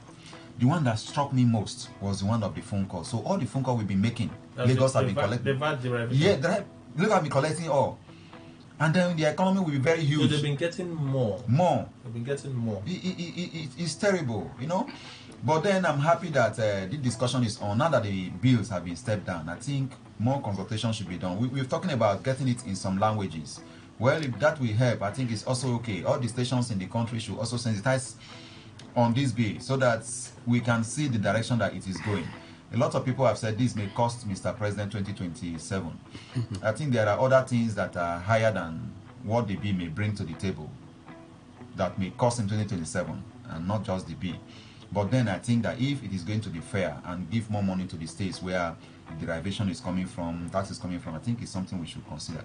But then I think the conversation about our corporate existence will continue and will never stop, because it is a message, it is a movement that we sustain. Like people talk about Biafra, I say, whether they kill all the Biafran leaders or arrest them or detain them or whatever, it's just their messenger. The discussion will continue because it is a movement. Going by the diverse language and religion and all the rest that Nigeria is made up of, I think we should be very careful on this part we want to trade, because to me it would amount to sitting on the keg of gunpowder, because if every issue amounting to national discourse, we bring in ethnicity, we allow rooms for things like this. I guess definitely I have heard from various quarters from this region the manner at which this very bill is being repelled by the northerners in the manner at which they are doing. I have heard some of the southerners, most especially in this our region, react that you now see during the PIA, the PIB, you now see that we didn't do. This is why we are not to. If we are not careful, I remember some time ago also the anti-open grace this thing was met with stiff reaction from the north, to a point where some learned lawmakers were saying, no, if they stop our cows from, we will stop their. It was like that. If we are not careful, it will get to the point where, my brother, it will be difficult for us to do anything as a people. That's why I love that position to an extent where Goodluck Jonathan came up about the National Assembly. Lawmakers. Okay. When you are elected, there are issues you shouldn't be talking about your people. You should be talking about the national interest. Because if everybody stands there and oppose what you are bringing up for national interest and unity, because it is not to the interest of my people, I stand up and I oppose in a manner which a lot did, to the point where even now we are hearing one or two things in. You can see to the point where Ayalim Dume, as learned as he stood up and told the Deputy Senate President in a manner which he did that there's no business reading the bill. I will not read it because what? Just holding the position that my people say, which my people say the information we gathered now is this primordial reasons that we are hearing. These are the secret reasons why they don't want it. So if everybody from regions stand to oppose what the president wants to do, if you begin to, what I said, we should be very careful, because if the southeast, the southwest, and some other regions that may be agreeing to what the president is proposing, seeing that the other section refused, tomorrow there might be other things that you may want to allow to see the daylight that you benefit. These people too, knowing fully well that fine, it is good, will also oppose, not for the reason that it is not good, but because you didn't allow the other one. But what their opposition even amounts to that thing not passing through. The PIA is a classic example. That's what I'm saying. With the PIA, despite the opposition, it was passed, even passed with 3%, not even 10. At least 5%. You are very aware of that. The PIA drama now. I'm telling you, it's still passed. Kelly, just like our people don't usually stand up the way it is not an. That's what I'm saying. The way vigorously they are going about some certain things, claiming of this regional interest. If we begin to allow this, Kelly, one thing people don't understand: we give praises to the very sledge that destroys the rock, but the very first one that created that dent, you don't recognize it. As we are starting gradually, we wouldn't know. That's why I use the word, we are sitting on a keg of gunpowder. Who set it up, you will not know. How it's managed to burn to the point you don't know. At the point it explodes, that's when you and I will know. God forbid, I am praying that the president and the NAS, in its wisdom, should know, because people are watching. It's just like in society today. When you see people that carries gun, threatens government, they are carved a certain things for them. People who are very sane, looking at a better way to engage government, it is discouraging them. That's why some time ago we kicked against some of these things, because you never can know. If a man comes out from school, sit, just like we're also saying, if everybody that is underpaid decide to do something shady just to give an excuse why I'm doing this, Kelly, the society will not be a safer place. So we should be very much careful the way we encourage some of these things. Like I am saying, the reasons might be, I don't know. But if government sits, be rest assured, if government gives in rather to this pressure from the north, be rest assured that some time ago when a bill that is solely rested in this region comes up, you will see the amount of which our lawmakers will recollect themselves be vigilant, and then when they come out to oppose federal government, they will not come to oppose you based on this way they talk. No good, but because the other people, the other time. And you know, it's a very, it's a wrong one. Can we be that united? That's why I'm saying if we, Kelly, see, let me tell you, don't force a man, even in a home. Let me give this, even in a home, though not be my people, as a guy in my people always they talk about. A man who practice polygamy, may not enjoy unity from the wives, but he gets to a certain mild treatment. He may give to them in uniform. It forces them to unite against you. Of course, they may not be united when it comes to they may be having the argument, but when they over time discover that what I am complaining, it is what A, B, C is complaining, they have no choice but to unite and fighting against that maltreatment you are giving to them. Okay. So I pray when it gets to the turn, if this one caves in, when it get, you listening to Seraki Dixie? I don't believe they playing. No, listen. That's one person talking. No. And again, there's another beauty of this bill. I think there's somewhere that Tinubu is going. This bill will trigger economic development across, and it will cascade wealth down to the grassroots.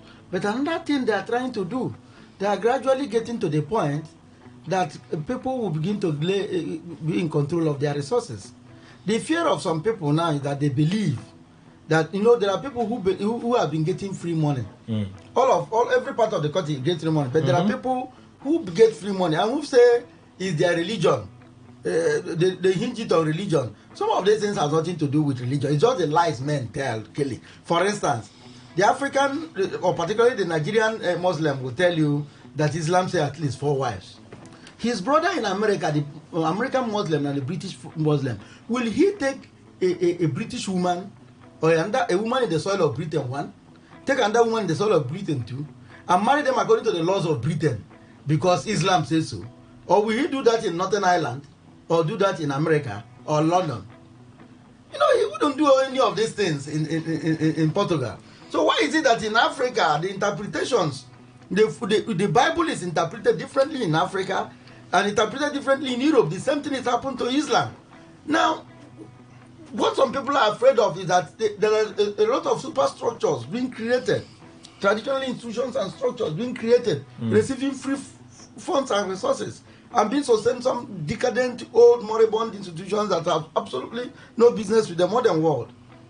That is where people are now beginning to tell you, look, this is what our religion says. And that has always been the language of what religion said. Okay. Like they were trying to let us know that begging is part of, it has nothing to do with Islam. Absolutely nothing to do with Islam. So, the president should gradually and swiftly he must subdue this resistance and get to the point that people will begin to control their resources. From there, once we get people to control their resources, then people will sit up and Nigeria will begin to grow. Kelly, quickly, sorry. Yes. Adding to what he just said, yesterday I was discussing this, and as I was just saying, the thing just came to mind. Some of us, and even the legislators, have clamored for devolution of power, isn't it? Yes. Isn't this a guide towards that? It is. Some people have clamored for restructuring strength, that the central pattern of feeding bottle is not encouraging. Now, if from what we have seen this bill, it will encourage every state. Now, if one state is to frown, it's Lagos State. If there is any state, when I went through the chart, there are, like, in the area where they share based on population, the North and Lagos State are the only states in that very chart. The North in terms of population, but in terms of derivation, that's where their grounds. That's where the whole problem lies. Is it not an opportunity for some of the states to now begin to think, that thing where we don't even clamor before now, we can generate our own this thing, and then at the end of the day, the federal government is not even taking more than us. We can begin to benefit from this thing. Exactly. Why are they not seeing the other side? Well, I don't know why they're not seeing it. So on one hand, we need to, as a nation, have that conversation about our corporate existence On the other side is you could take the next step, make some of these documents, transcribe them into their language, their local language, and pass the information on to them. It may also help in bringing them on board. Kelly, be careful in that suggestion. I've said it too. No, I'm not what is good for the goose, they say it's also good for the gander. If you do this thing just to pacify them, be rest assured they will come up with more demands. You never see anything. And when you were mentioning about the PIA and the 3%, the North kick against. I'm telling you to ensure that it was just 3%. Meanwhile, the amount of money authorized for the NNPCL to spend in the frontier basin for exploration is more than it. And the frontier basin where they don't have a guarantee of the oil. Yeah. The oil. And when no oil activity is going on, and when there is no environmental damage. I said this is an eye-opener to our people. I heard them talk. Say, so if we could allow some certain things go during the PIA, these people, next time when it comes to, you will see, I'm telling you, thank God we are here. In fact, Kelly, we should get to a point in the National Assembly. And I even tell them in family meeting, and when you attend a family meeting, and you are making a point, and a young man came to the meeting possibly drunk, or he's there challenging you, and you are trying to make a point, and the family elders are there, you land him a slap. And they ask me why. I say the slap is to reset his brain, to either listen, agree with your argument, or for him to run away because of the weight of the slap on his cheek. And where he doesn't do that, both of you should engage in a wrestling match while the meeting is going on. So our national, the Senate, I expect people now to be releasing slaps of people to compare them to listen to the argument, and the meeting and the Senate will shut down and reconvene in the evening. That only way you not only be forced to people to listen to you, but some people will even know you are physically stronger, so they don't stay clear to you next time and talk nonsense. That is another way to. Kelly knows what you're saying. That is another way to bring law and order and to sell your point. Kelly knows what you're saying. Let me open the phone lines, take some reactions, but I want to read messages first. So let me read. Let me start from social media, Facebook and X. Let's begin from there. John Favor, Baripua, Double. Did I get that correct? Fine. Favor, Baripua, Double. Yeah, you got it. Okay. Facebook opinion poll is not from Ogonio. He wants me to come again. I must confess that our police force is becoming unbearable with the kind of unprofessional attitude they put out to the public, leaving citizens with no choice but to doubt their professionalism. Yesterday, they were used by politicians to cause havoc on innocent Nigerians. Today, they are looting money. Okay. Nathan Ngeribara, honestly speaking, if the refinery is working, will we not all see and know it? Why waste time and public funds for this level of propaganda? This question is so sweet. The Hector Chris, why is the Dangote refinery not blending their product? If the government refinery is not producing substandard petrol, why then are they buying from Dangote to blend with product from government owned? We didn't hear that they are buying from Dangote. I don't know where you're getting this one from. Mr. Enugu, you said something like that you heard that they are buying from Dangote. Was it you? People are buying from Dangote? NNPCL, Port Harcourt Refinery. Yes, no, I heard that. I think that was on Sunday or so. Buying from Dangote. Yes, that the fuel so far loaded, the ones they were loading was from Dangote. I heard it in the news and I also read it. Okay. So whichever, I don't know. The issue about NNPCL is something that the more you look, the less you see. It's all right. Let me get back and read some more messages. So, Madu Oluchi Victoria, NNPCL boss can never be trusted. Okay? Muchiu puts it this way. Good morning, Mr. Kelly. This government is a Confucius government under Tinubu administration. Our president is a minister of petroleum. Gary is also NNPCL boss. So all is not working well. Okay? Godwin Aguamo puts it this way. Good morning, panelists. And once again, concerning this matter of NNPCL boss saying Port Harcourt Refinery is real, not a fantasy. For me, it's a big fallacy. I will not believe until when I see official inauguration of the refinery televised. That's when I will believe it. Our police can't get rid of this act at all. Godwin, you send this message. Nkwachi Amadi, shame to NNPCL and the federal government. You told us that Port Harcourt Refinery is fully working. Why blending? Veli DK, I'm a progressive-minded human being. I appreciate every step taken by any government, state or federal, towards making life better. It's yet not Uhuru, but there's hope, at least, to see the Port Harcourt refinery working again, even if it's not full capacity. What's the rest you have to say?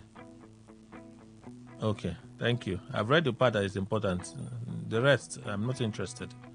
Sam Ekere, despite the media effort to polish the Nigeria police reputation, they sink every minute.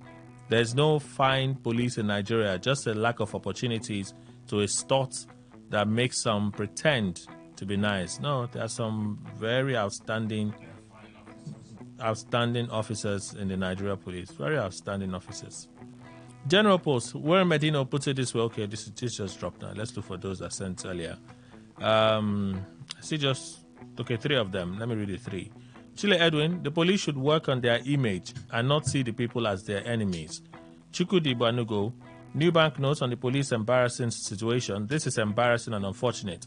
And it also confirmed that some of our police officers are more dangerous than criminals. There is need for an overhaul of the police force.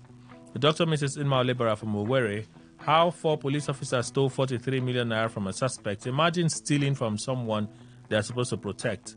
So many bad eggs in the police keep embarrassing Nigerians. This is shameful and unacceptable. They should be treated as criminals and be shown the exit door from the police. Okay? So let's look at X. I'm sure we have some contributions via that channel. So let's quickly do X now, read a few. Give us a moment. So after X, we'll just open the phone line so we can have you speak to us this morning. Okay, see this reaction here. Louis Rukboku puts it this way. If a policeman collects money and uses his weapon to threaten the giver, that is armed robbery. Charge the policeman for robbery. React to the story now. What's going on? Pumada Ketima, there's no difference between INEC and NNPCL. If they tell you anything, you believe them, then you may be walking towards hell. God forbid. Because conclusively, all the shenanigans that happen at the NNPC refinery are aimed at deceiving Nigerians, so you don't believe that the refinery is working. 0817-00000951, 0810951091. The phone lines are open. Today 95.1. Good morning. Good morning. Morning to you, sir. And just in the studio. Good morning. My brother, he made my day today. Charlie, you see what we are saying about these police people? They can never be trusted. Instead of you to even go to a policeman, they can even run to a robber and even guide you more, other than the policeman. Thank you and God bless you. Robin Major, the farmer, am I correct? No, his name. I wanted his name. Today 95.1. Good morning. Greetings from the city of Yenegua. Hi, David West. Welcome. Thank you very much, and good morning to the other panelists there.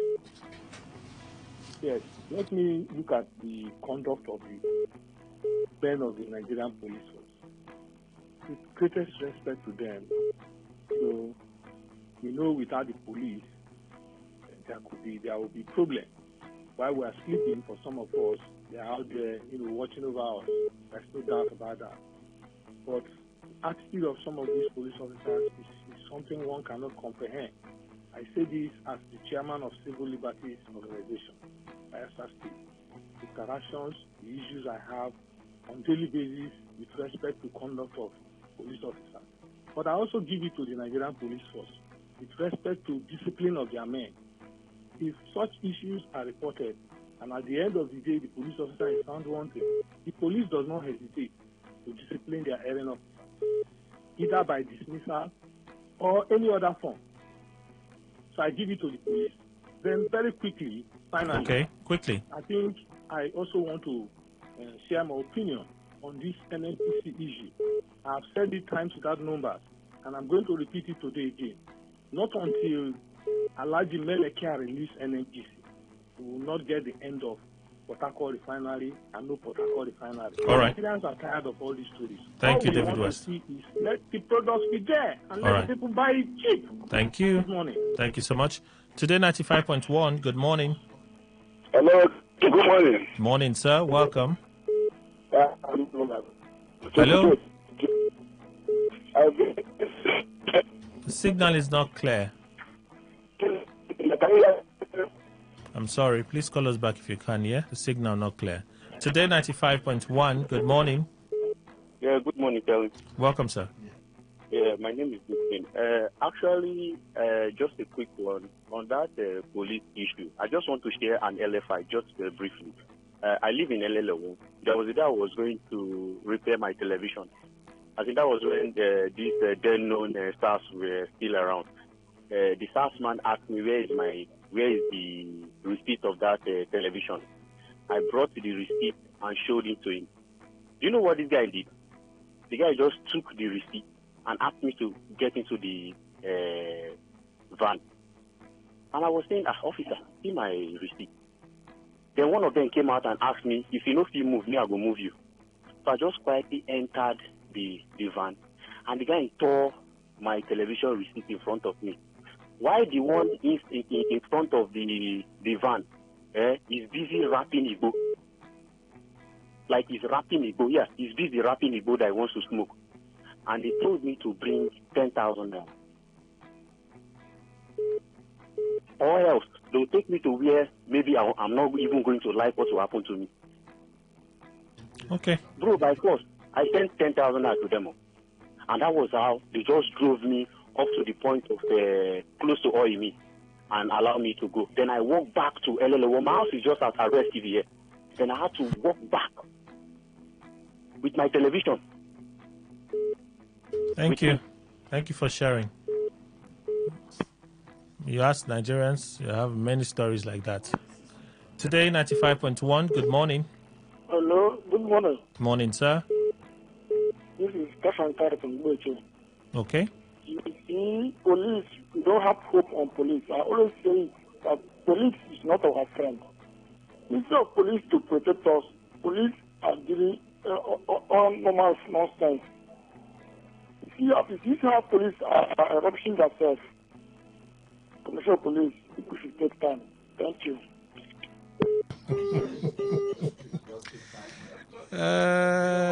What did I tire of? Today, 95.1, good morning. Hello, good morning, Mr. Kelly, Chief Ndukwe, and the guests in the studio. A blessed morning to you and a bad one to all the bad policemen and straight what the NNPC people are using our refinery now to blend pepper and tomatoes. Mr. Kelly, you see, it is quite surprising that Mayor Kyari now will be telling us that our refinery is blending whether it is pepper or tomatoes. I don't understand. They will say we have a president who says the minister of refinery or whatsoever, petroleum. They're busy moving around, checkmating every place overseas. I think he has not known the world before. But that is by the way anyway. Now, when you look at these policemen, it is their natural sickness. But the truth is that you cannot deal with the foot soldiers when you have not deal with the officers, because some of these officers, when these boys go out there and do these things, they have a return, and these officers, they are the one who shoot them. It's just because this one has leaked out from the whatsoever, their old shady G. That is why maybe you look at it. Then you will see they will still cover them up and say they are doing whether orderly indoor trial or trying. Okay. And at the end of all, that matter will die. We don't know the end of it all. But let us follow it up. Follow it up and tell us Thank you. Let me read this message. It's a long one. I can't read everything. Very good morning to you, Kelly, and the guest. I'm Friday Olu Uniport. Calibration is simple tech term referring to procedure of adjusting an instrument to maintain its accuracy. This accuracy is thus kept to an unchanging standard.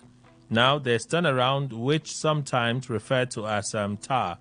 been highly planned period of regeneration in a plant or refinery. It's obvious to the deaf mute that TAR has failed since Abacha era, who passed it onto OBJ through Musa Yar'Adua onto Jonathan to Buhari and now Tinubu, who is wearing with the old terminologies and crafted his own as calibration, though lazy effort of his armchair engineers. Okay. Yet still, it sounds double Dutch to the deaf and dumb in a huge pathetic system. Okay. Oh. Okay.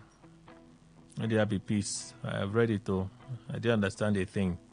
Well, what do we do? Let me read another one.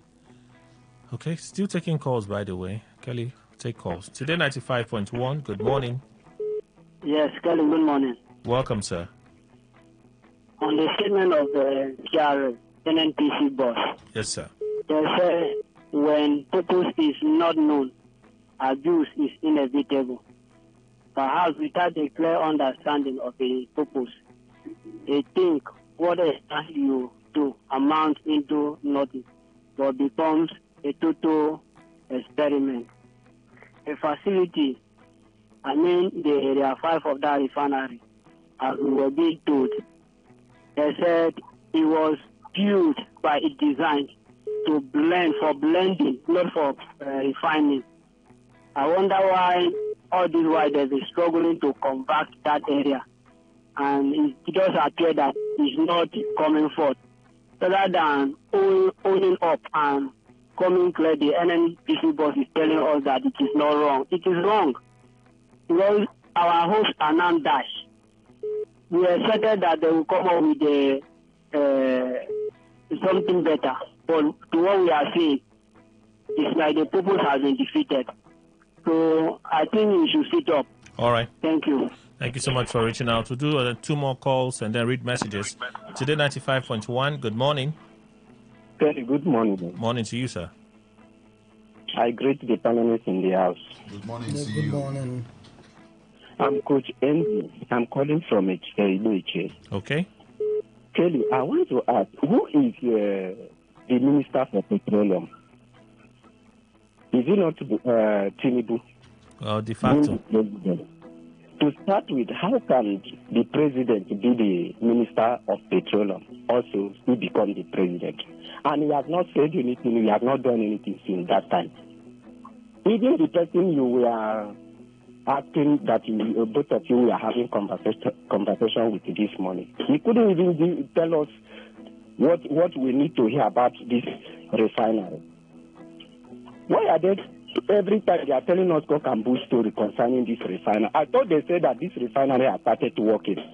Then why fuel in the pump price at fuel station still the same way?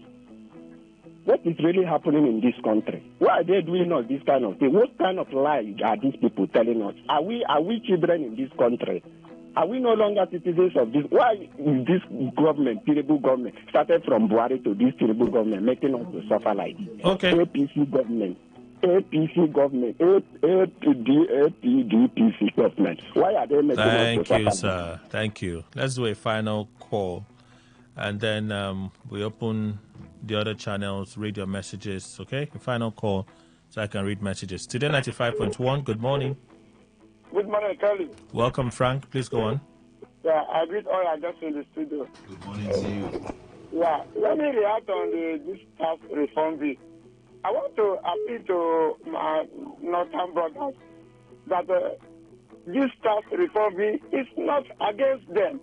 This bill is only to make every state sit up and work out something by themselves. Not at the end of the month, all commissioner of finance will go to Abuja to go and collect money and come back because the money is coming from oil. Now, Tinubu said we should not depend on oil alone. So please, let my northern people understand it in that way.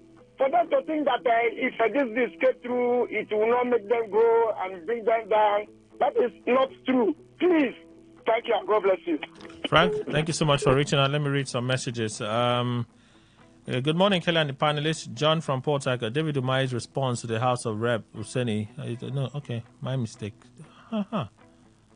Greetings to you, Kelly, and your analyst. I'm John from Port Harcourt, and the issue of the possibility of the police purging itself of bad eggs in the system. I strongly agree with Ogaima that police, they're not the worst paid. Neither should borrowing money be recruited justify the daylight robbery that they commit at various checkpoints. What's your reaction to the actual story? React to the actual story. Eh? In as much as I condemn corruption in the police corruption is caused by Nigeria political system, and the system is not willing to correct the anomaly. How come a retired warrant officer in the defense, the SSS, civil defense, are paid higher than the police retired commissioner? A big shame. All right, Elder Benson. So he said that's also a problem.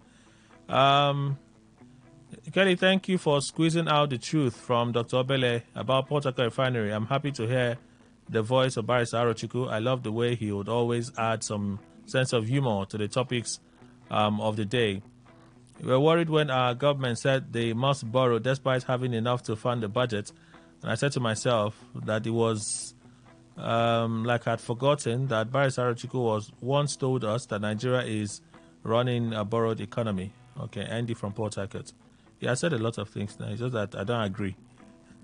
Good morning, Mr. Kelly and your panelists in the studio. On a quick one, Governor Sim telling us that he has never borrowed any money. No, that's not what he said. That's not what he said. And that he's not going to borrow as well. That is not what he said. On the basis of that, Austin George, sorry, you're already off. When it comes to recruitment of police officers, how well do police force screen the new recruited police officers? Is police still our friend? How Wike stopped a project in front of his enemy's house, says Governor Fubara. This is politics taken too far. Does it mean that Wike supporters are not in his enemy's village? Because you are not in good terms with a particular person in a particular village, other persons in the village should suffer. Thank God, Ability Atwebu, you sent that message. Okay, let's read a few more. I see a few more. Okay. This one says, funny, very, very, very, very funny message. NNPC is not loading fuel, not in tankers, but in bottles. People like your wicked sense of humor. Good morning, Kelly and the panelists. I was at the refinery on Tuesday and didn't see any truck parked waiting to load. From refinery junction to refinery itself, the road is a mess. They don't want to lie again. The governor should be commended for not borrowing. Please, Mr. Governor, look into education, primary and secondary to be precise. Mr. Dennis sent that message. The tax reform bills have distinguished the equals and unequals in Nigeria. It has proven that the people can change the narrative if they determine to do so. That's Tinubu's grip on the National Assembly. It can be checkmated. Do you see how the Northern Bloc has forced him to make a U-turn over his determination to have his way over this bill? Has he made a U-turn? He should be ready because the Northern region has and will still lay more landmines for him against 2027. All right? How you sent this message? Thank you. Morning, Kelly and the panelist. Matthew from Transamadi. The governor's speech on the occasion of the road inauguration and how he doesn't borrow to execute projects, unlike previous administration. Mr. Kelly, some are not lost on how he does it. The governor should save us this self-appraisal, as we're all well aware that federal allocations to states is almost doubled since the subsidy removal, so he's not doing anything extraordinary. Thank you so much for reaching out. WhatsApp. We're reading messages from a traditional text message channel. Could you believe that this community called Akabuka in Ogba Egbema Indoni local government area has suffered a lot, ranging from dilapidated schools, health centers, markets. The few internal roads are all in deplorable conditions. Solar street lights we have everywhere in the States, we don't have. Multinationals have decided to ignore our people. Nothing to show that Akabuka community is one of the oil-producing communities in the States. Okay, I guess you bent this for someone else, but the message is important. That's why I'm reading it. So Akabuka, that's the name of the community. That's the name, right? Akabuka. On your way to Omoko from Ahoda. Okay. It's a forgotten place. No? It's an oil exploring community, but it's just like a normal thing in this region now. They are not seeing the dividends of, yeah. Good morning, Kelly and others. Rivers Refinery working and not working. The truth is that many set of individuals are seriously cashing out. Take it from me, and that is the truth. May God have mercy on them. Eric sent that message. Greetings, Kelly and the guests. In the U.S., there's FBI and internal affairs watching for wrong activities of police. In Nigeria, Kelly, what body keeps the police in check? Did you hear, Mr. Arochukwu? You say it's civil defense. Mazi Lopez from Port Harcourt. The police, they have their own internal disciplinary machine, so it's just that how quickly we see it work sometimes is what the issue is. Morning, Kelly. You always sit on the fence and tackle questions thrown at you by both sides to avoid blame from both sides. The guests you have in your studio have seen it all in this country to understand how Nigeria's system operates. While growing up in the 80s and 90s, they told us that Nigeria and Nigeria's system is going to be better in the year 2020. Kelly, look at us now. Is it better now? Oh, here's some. Send this one.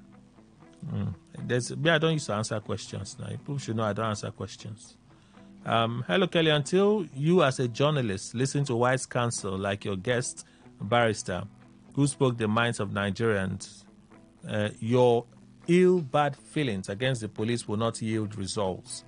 Please focus more on telling politicians to right the wrongs right as a journalist. Monday Ibank from GRA, Port Harcourt. Very likely. Very, very likely. Good morning, Kelly and panelists. Concerning the police misconduct, my experience with police has made me to conclude that there will not be any change. I don't see them getting rid of these bad elements within the Nigerian police. Woju Chidebere from Oibo sent that message. Good morning. Permit me to use the word police stole millions of naira. Reason being that whoever that was caught is a typical representative. Thank you, sirs. Former IGP Tafabalogo asked his aide to move a huge amount of stolen cash to his hometown. His aide opened one of the many cartons of money and took very few bundles. Tafabalogo frowned at his aide's action. I was about to sack him. His aide turned whistleblower to the then president, OBJ. Balogun was disgraced by the then EFCC. The question now is, who owns the cash stolen by police? Why launder cash? Investigative journalists have a great job here. Johnson from Omuma. Go and commission one now. Why is the Dangote refinery not blending their product? I read this message, Hector. Text, I read that. Thank God ability to able call you read your message. The observation is apt. Indeed, refinery operation is technical, but of a truth, blending is necessitated by our hot weather environment to make it a bit thicker. If that's what they are looking at anyways. This is from Kano. You sent this one. Okay. Loading can be possible, of course. Dangote's products may likely be what they are loading. Meanwhile, Engineer Carey, the GCO, has never been consistent on the feedbacks he and his team give. On what basis does he solicit my support? Okay. This one says Mazda and MC Kuro. They'll be here. That'll be 5 p.m. Good morning, Mr. Kelly and the panelists. Governor Fubara not borrowing to fund government activities. As a matter of fact, borrowing is not a bad idea, provided the money will be used judiciously to embark on people-oriented projects, unlike the immediate past government that chose unnecessary external loans as one of their policies without anything seen what they did with the huge loans. So when I take Clinton West sent that message. NNPCL boss is trying so hard to convince Nigerians about the functionality of the refinery because over the years, they've lacked integrity and sincerity. No matter what the NNPCL says, I'll never believe them. Mele Karigo explained tire. Simply goodness from Alakaya sent that. What happened to test run in a Lord have mercy? When I know they do test run before bringing it to the public, I wonder. I just wonder. Regarding discussions with Dr. Obele, it seems to me that what is going on in the petroleum industry is an executive hoax. It's obvious that the Port Harcourt refinery is not working. John Wagugu sent that message. Okay. This is what I was looking for yesterday, eh? Yeah, you were kind enough to send it. Yes, this is the link I was looking for yesterday. The emails to send your query. Let me even call it out now. This is, yes, somebody has shared it here. I couldn't find this thing yesterday. I looked for it. Oh my goodness. So let me call that of Port Harcourt. Remember the CBN said if you get to a bank and the ATM doesn't pay you, you can report. I brought that report yesterday, and the ladies on Talk That Talk, Faustina and... No, not Talk That Talk. Business Today. Yes, yesterday was Wednesday now. Business Today. Faustina and Queen had the same conversation. So, let me just give you the email for Port Harcourt. Port Harcourt at cbn.gov.ng. Again, Port Harcourt at cbn.gov.ng. And then there's the phone number. The numbers look the same. Okay, they're different. 0817 665 7840.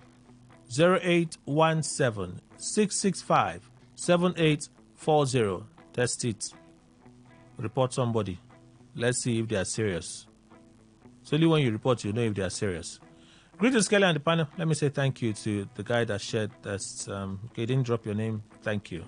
All right. Thank you so much. Nicholas Erasmus, I was looking at the message from you.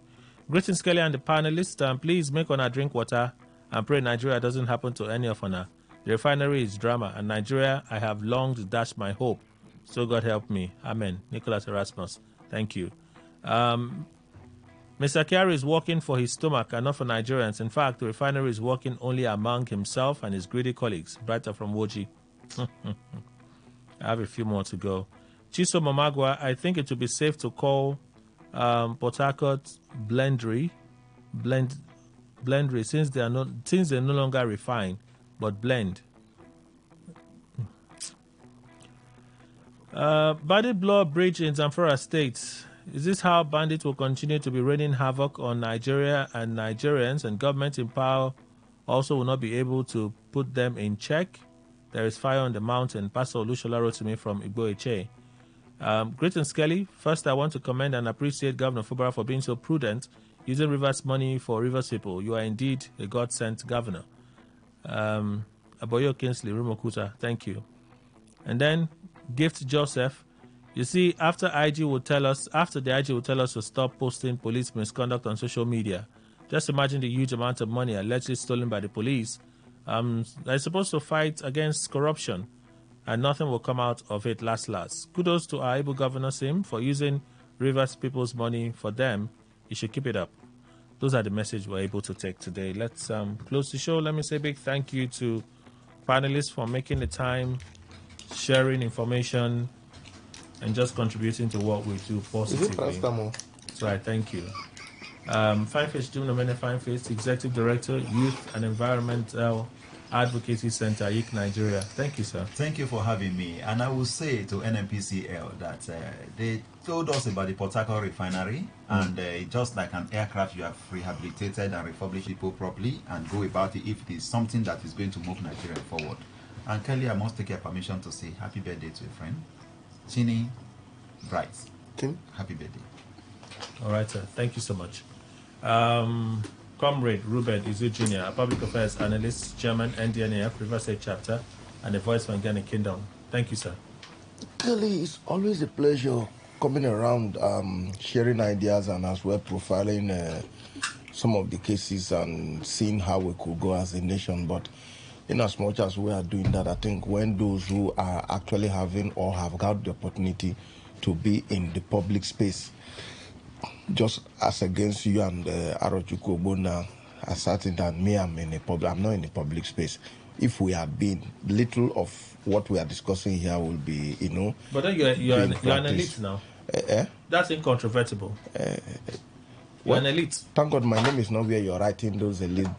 That's an elite book. The names that are there, my name is not. So we urge government and those who are in place, and then the security agencies to be very, very, very vigilant. We are going into the Nigerian setting. They call this very period a perilous time, the end of the year. And if issues like very soon we'll begin to get from your eyewitness report program, you begin to hear what people are doing. A lot of persons have slept from January to November. It's now that they woke up. And when those people want to do what they want to do, so that by this 25th, they can go to their villages to show up, what they will do will affect both of us that have been hustling since January to now.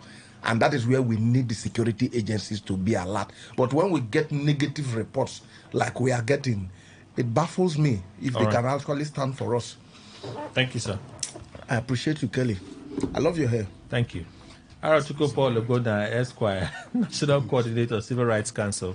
Thank you, sir. Yeah, thank you, Kelly. Nigerians all time should be vigilant, and how we make it is how we live with it. Thank you very much. All right, and Mr. Emmanuel Indukwe, our in-house analyst. Thank you, sir. Thank you very much, Kelly. Thank you, Nigerians. To the police force, I want to tell them that a pregnancy cannot be hidden. If they behave well, if they are behaving well, of course, Nigerians will note. And, of course, there will be Nigerians' friends. But for now, I don't think they are anybody's friend. Well, that's our show, everyone. Thank you for being part of the conversation. Kelly Kemenjima is my name. Good morning.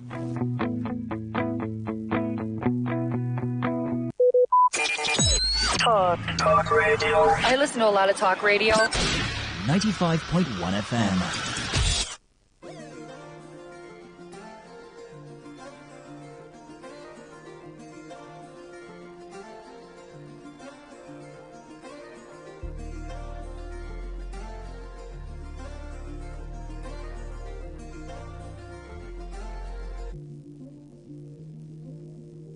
Counting down the days, there be smiling faces for the season now. Somebody go and feel it.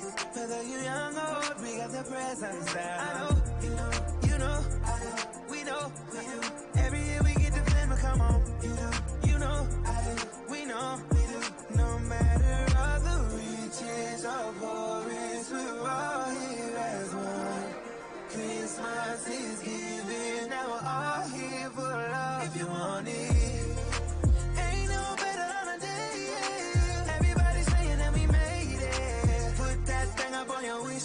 It's giving Christmas, so ain't no better holiday. We loving in the snow, we be blazing. Start it on your wish list. It's giving Christmas, so yeah. It's giving Christmas, so yeah. It's giving Christmas, so yeah. Excited when you leave your bed, up early 'cause I feel the love. It's calling for some snow today. Got a mistletoe, so let's kiss under it. Let's make a snow angel. Listen now for some reindeer. Show some love to a stranger. 'Cause no matter all the riches or poorest, we're all here as one. Christmas is giving, now we're all here for love. If you want it.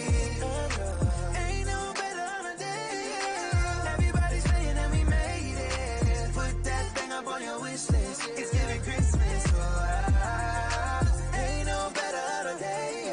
We loving in the snow, we be blazing. Start it on your wish list. It's giving Christmas, so It's giving Christmas, so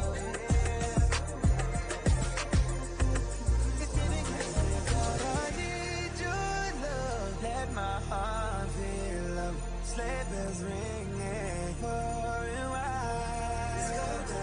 Oh, feel the spirit. Can you hear it? Love beats light through the night. Ain't no better holiday. Everybody's saying that we made it. Put that thing up on your wish list. It's giving Christmas, so ain't no better. We loving in the snow, we be blazing.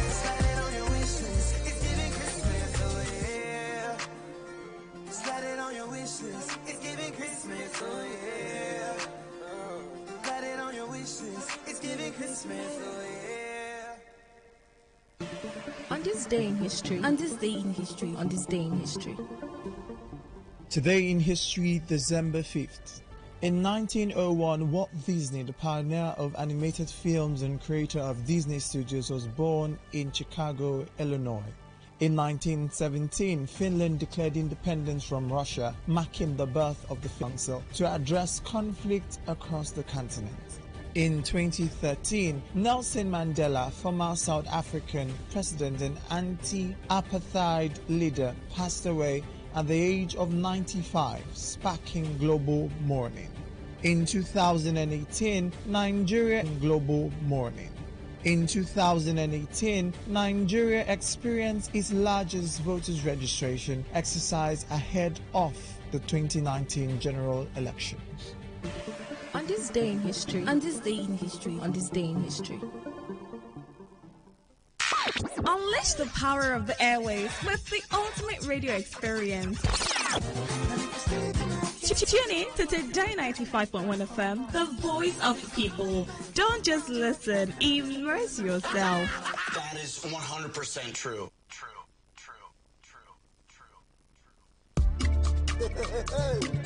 One man, this is Afro Jollof.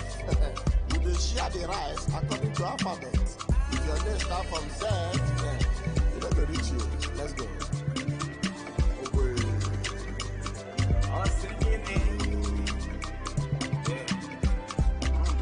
My name, like in the K guys, now we they gyrate. With the Sabini, we show love, I want to celebrate. I don't eat indomie hungry, man, I chop belly food. Now poverty, they piss me off, I want to die. They say my flows are native like all four. Cause I drop a local joint, they call me, hey, mama, put you tired. They go, yeah, the other, hey, my dreams and aspiration will get head this year.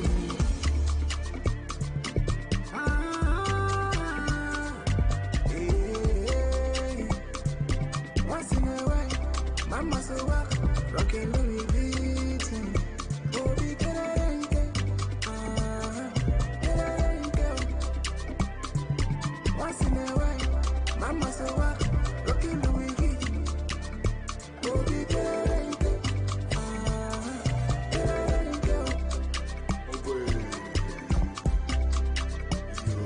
I get proper dimension, the big you don't mention. I call the short, but that's I do know I'm an investor. I come knock cook extension, billion on my intention. Popular, I'm always a guy, them on them, make I got by yeah, but I go never find the boy in a wako baka. Anything can take a guy to contact on to Bosa. I even do about you. Like in the K guys, now we they gyrate. With the Sabini, we show love, I want to celebrate. I don't eat indomie hungry, man, I chop belly food. Now poverty, they piss me off, I want to die. They say my flows are native like all four. So true, cause I drop a local joint. They call me, hey, mama, put you tired. They go, yeah, the other, hey, my dreams and aspiration will get.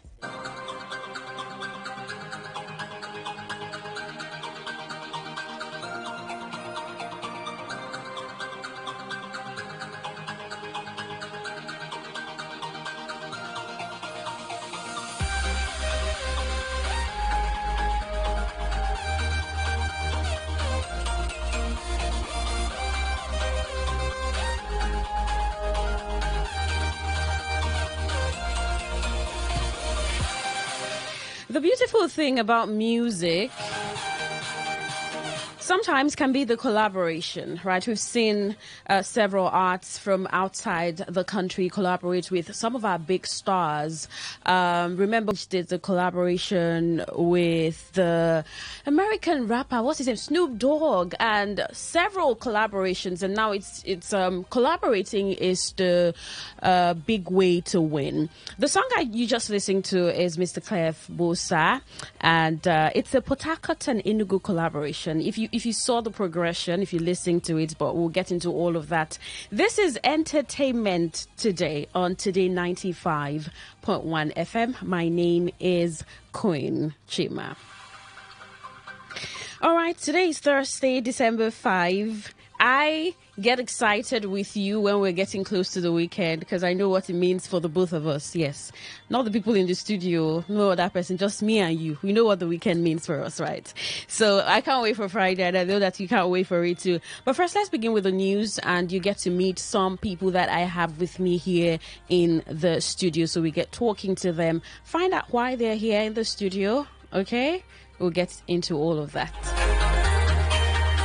On the news, Tom Cruise's obsession with filmmaking grew after doing the Mission Impossible 8, which is to hit theaters May 21, 2025. Tom Cruise, who has an immense obsession with all aspects of filmmaking, revealed when and how this fascination grew. He mentioned that one of his unpopular war thriller films, Taps, inspired the actor and hooked him on filmmaking. While recalling the days of the 1981 film, the Top Gun Maverick star added, I remember I was making Taps and there I am on set with these guys, and I thought if I don't get to make another film again, I just want to see how it is. Tom since then started wondering how his life would turn around for good if he could just continue doing this for his whole life. In conversation with Hamish and Andy, the 62-year-old Hollywood icon said, I remember thinking if I could just do this for the rest of my life, I'll be so grateful as I started working more and more. On the professional front, Tom Cruise just dropped the trailer of Mission Impossible 8, which is slated to release on May 21, 2025.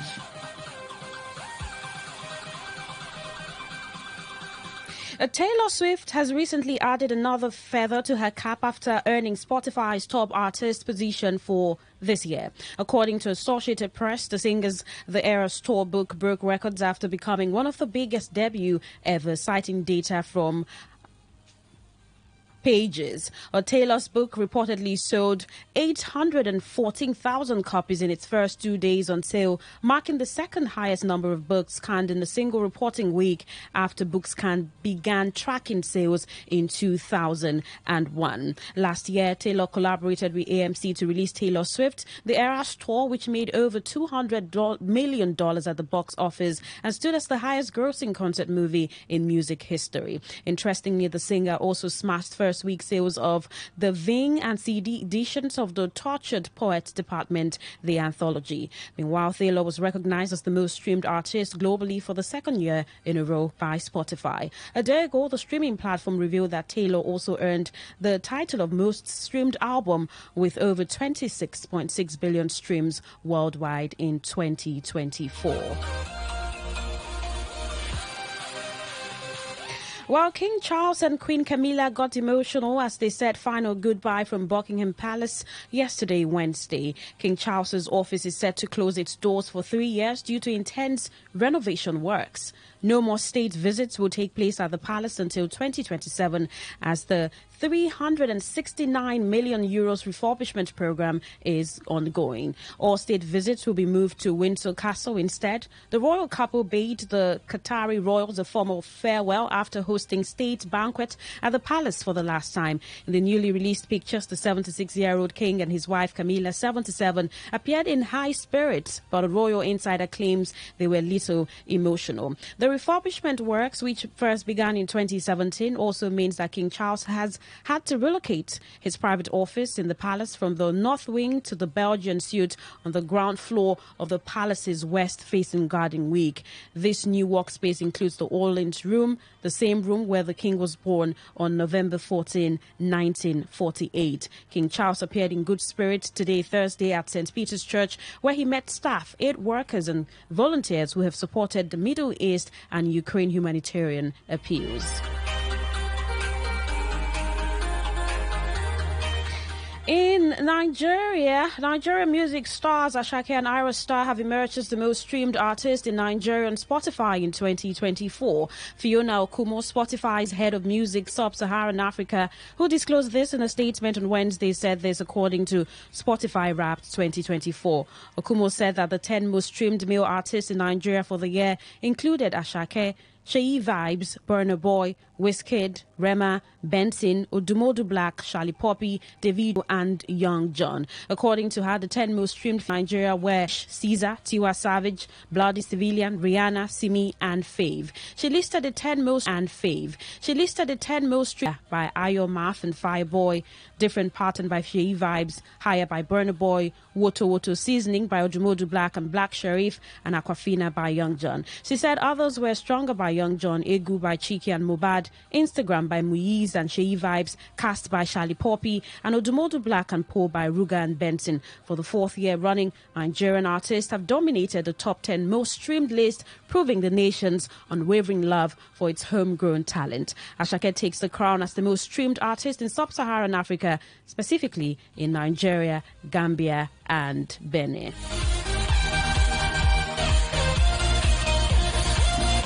All right, that's all on the news this morning on Entertainment Today on Today95.1 FM. It's the season, right? And it's been so much of guesting on the show, but you get to meet them, know why they are here. I have gentlemen in the studio. First, we'll begin with one of our own. If you listen to MC Kuro on Fridays, you know that he's always here with him on Waiting They Happen. MC Justice, how are you doing? All right, I'm doing very well. You want to use that voice you use on Friday? All right, that's the voice of MC Justice. I mean, just what's your name? You just bear MC Justice. What's your... my name is real Justice Obina. Okay. Yeah, equivalent. What? Equivalent. That sounds English. Equivalent. MC Justice. MC Justice, you're finished us. All right. Yeah. So talk to... MC Justice is having his show tomorrow. Yeah. I hate injustice. Yeah. I like this title, you know. I hate injustice with MC Justice. Yeah. Funny enough. Yeah. How is it going to be funny when you hate injustice? You know, there's a lot of injustice in this country. Don't you hate injustice? I do. Yes, everybody hates injustice, and everybody, if you hate injustice, that means you love justice. Love the justice. So there's a lot of injustice happening in our society, and we are going to comically address it. So this is the 2nd edition, and it promises to be full of life and exciting. You know, funny enough, the aspect of that is the humor part. We're trying to address social issues, political issues, you know, economical issues, you know, to talk about these things in a funny way, you know, to try to, you know, despite our problems, we can also draw out humor out of all these things. You know? That's what we do here in Nigeria now, especially as comedians, right? And I would say congrats to that sphere of talent for making people laugh, making people excited creatively. So are you saying that I Hate Injustice with MC Justice is not just any other comedy show, but one that comes with a lot of creativity? Yeah, it comes with a lot of creativity where you hack out social vices affecting, you know, our society, our life, individuals, you know, one or two things. Pick up these social vices, you talk about it, and in a humorous way, you know, bring out the humor in it, and people can easily relate with it, you know, and you know it's fun. It's going to be fun. Absolutely. Yeah. So who are the comedians that are coming? You want to spill? Yes, or you want to keep that? I can't keep it anymore. Because we're expecting some comedians to come on the show. At the end of the day, the person doesn't show up. Yeah, no, that has not been my antecedent in a while. All this while, I've been doing comedy for the past 8 years, right from my days in Uniport and all that. And this is not my first show. I've had a hilarious experience from 2018, and whenever I put up my act, I make sure all my performing artists are on point. You know? For someone who is hearing this for the first time, who would be there? All right, we're having is one of the rave-making comedians in Nigeria right now. The guy they hot is coming all the way from Lagos State, Port Harcourt. We're having GSM, we're having Gringory, Mouthpiece, Brownson, MC40, Edidium, you know, a whole lot of other comedians coming to Thrillers. And also we're going to blend it with a little bit of music here and there. And, you know, we have other musicians coming also to entertain. One of my boys that I'm so gentle. But wait, I was going to ask you, so I hope you're coming to work tomorrow. Okay. The show is starting by 5 p.m. Okay, let's 5 p.m. Yeah, Okay. it's happening So where tomorrow. is it happening? Yeah, it's happening at Flash Lounge and Suit. It's a popular place here close to Choba here. Flash Lounge and Suit. Like how you can put it on your Google map or your ride. It's very easy to locate. Flash Lounge and Suit. The red carpet is starting by 5 p.m. The main event is starting by 6 p.m. It's a show that you can't afford to miss. 100% fun. Trust me. 100% fun. Yeah. So we had something, our sports crew had something to do at Flash Lounge 2 weeks ago, right? I was there. It was a beautiful experience. So that's where I Hate Injustice with MC Justice is happening. All right, MC Justice has promised to give you tickets. So especially if you're listening to this show and you want to begin unwinding, right? You want to begin your Friday with so much energy. Yeah, so just do me a text message to saying I hate injustice to 0701 9339 962, and you're going to get yourself a free ticket to go laugh and enjoy yourself. All right, MC Justice, just your concluding thoughts before I let you go, and then date, time, and venue. Okay, I Hate Injustice is a show you can't afford to miss. 100% fun. You can come and get your ticket. The ticket regular is 5,000 naira. The VIP is 10,000 naira. We have table, the High Court 150k. The Appeal Court is 300k, and the Supreme Court, the I like this is creative. We're coming with a concept. It's not just the regular show, you know. Yeah. We have the Supreme Court for 500k, so you'll be the one passing the judgment. Are you from the Supreme Court. So you're not the judge. The text messages are coming already. Perfect. All right, so you get yourself a ticket. Thank you so much, MC Justice. Look forward to seeing you tomorrow. Are you performing on my show? but okay, well, sure, of course, should. Of course, you should. I have a lot in my heart to burn out, to tell the people, you know, a lot of injustice to address on that day. So it's going to be mouth-watering. So I want the whole city of Port Harcourt to turn up, get your ticket, come and show some love to the rave-making comedians in town. Absolutely. Yeah. Okay, so keep the text messages coming. You get yourself a ticket, right? I will reach out to you, and you get a ticket to attend tomorrow's event, the Flash Lounge and Suites. I Hate Injustice with MC Justice. MC Justice, see you tomorrow. Yeah, thank but you. make sure you come to work before you go to the Flash Lounge. Okay, so I have another guest in the studio, and you get guests to meet him just shortly. One man, this is Afro Jollof. We will share the rice according to alphabet. If your name start from Z, you know the reach you. Let's go.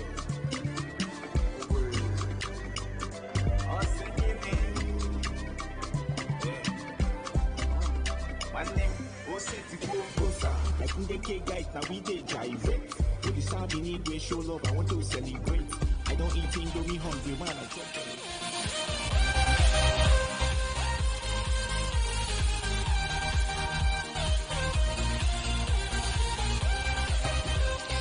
All right. Earlier, I told you about the Port Harcourt Enugu collaboration. Beautiful, beautiful piece. Mr. Clef, you have Bosa.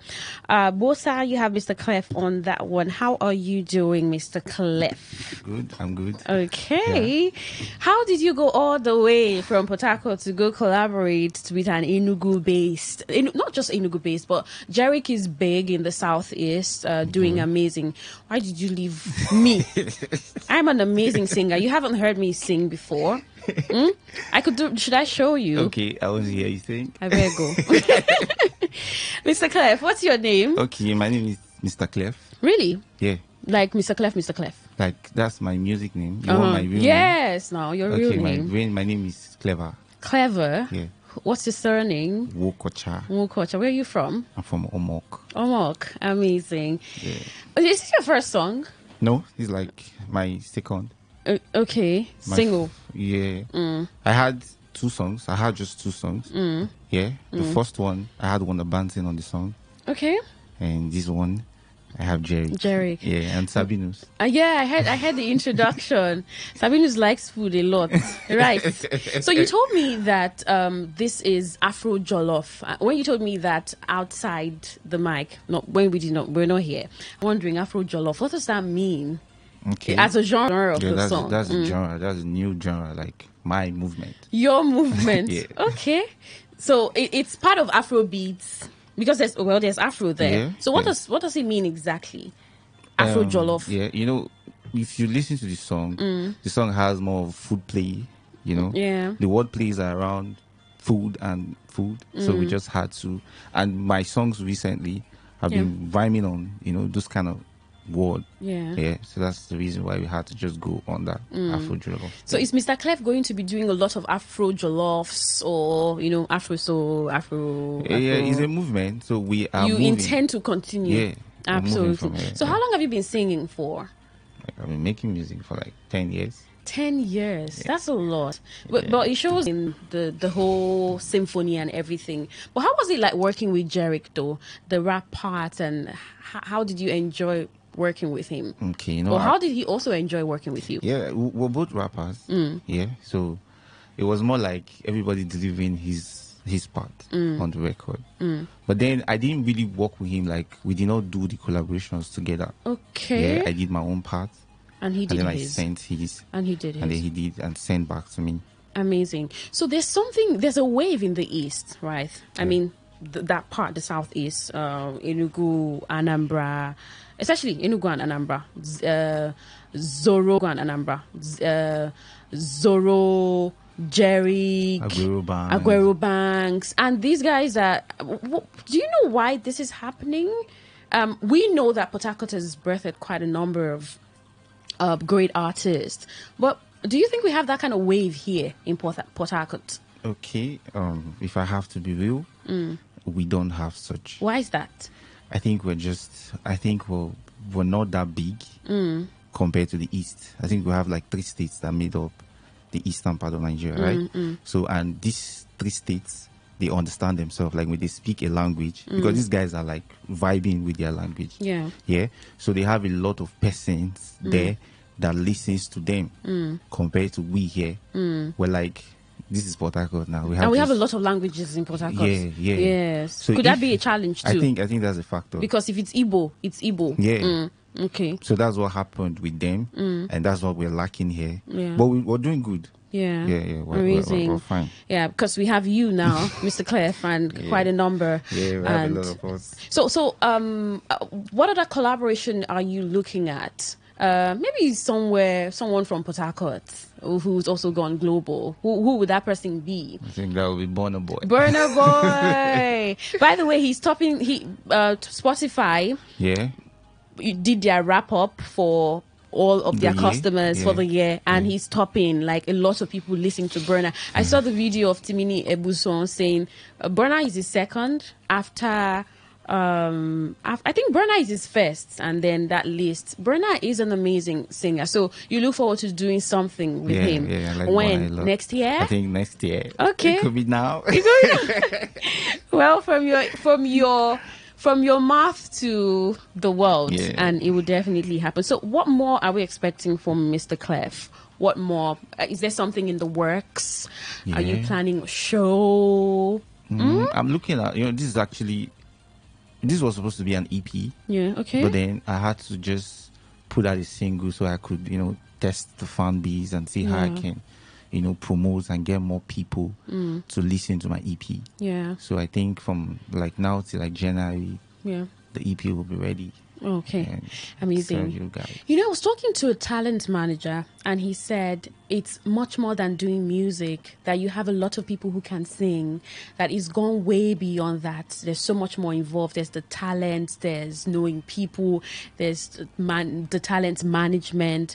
So it felt like, as much as you can sing, there's so much more to get people to listen to your song. Do you know what that is? And do you think that you have that uniqueness, or what you have set out to say, this is what would make people listen to Mr. Clef? Yeah, I do. Okay, tell me about it. Okay, recently, we are evolving. Yeah, so the music now is not just about recording and putting out your songs, doing videos and all. Yeah, there's this power in social media. Okay, in recent time. So if you can, I feel like that doesn't. It's really affecting the music industry recently because we have a lot of unqualified people topping charts, You get, yeah. So and Chike said some people who are topping charts are not really topping charts. That's it's called stream farming. Okay, yeah. A whole lot is actually happening. Yeah. Mm. That's why I said some unqualified people are Yeah. out there, you know. Whereas I think you just have to, for me, I think you just have to do you. Do you. Authenticity. Yeah. It's powerful. Yeah. But you don't have to be you all the time. When it comes to social media, fake it till you make it. You know, so you can't actually fake a life that is not yours. Okay. You get? They are, I think that's who they are. Okay. To an extent. All right, perfect. So we look forward to the EP is going to give. What's that one word to your fans or man who is thinking of putting out his single at least and hoping that the world will. But you don't just have to be scared. You just have to just do it. Okay. It's gonna happen. Like I knew when I had the whole idea of putting out this record. At first, I was scared. Yeah. But then I did it and it happened. So I think anybody can do it. Anybody can. Yeah. All right. Thank you so much, Mr. Clef. But before we go, where can they, someone listening now listen to your songs? Maybe it's your social media handles and all of that. Okay, my social media. Where can they listen to your songs? Spotify, right? Spotify, Audiomack. Okay. Anywhere. Mr. Apple Music. Clef. Yeah, Mr. The Clef is KLEFF. Yeah, okay. Mr. Yeah. Mr. Busa. Busa for coming to the studio. Right. And we're looking forward to the EP and so much more, especially 2025, the collaboration with Burna Boy. I can't wait for that one. Yes, it would happen. O'Shea. Yeah. Thank you so much for coming. And there is a clip I want to play for you, right? And just a way to wrap up. And a lot of people have just been saying, well, come back. We want you in Nigeria. Let me pause this. I've read a lot today, and I'm doing this because of our fans, our friends, people who are worried. I'm right here at home, no cause for alarm, and naturally I'll dismiss things that has to do with retrogression. Every Nigerian should be proud of me.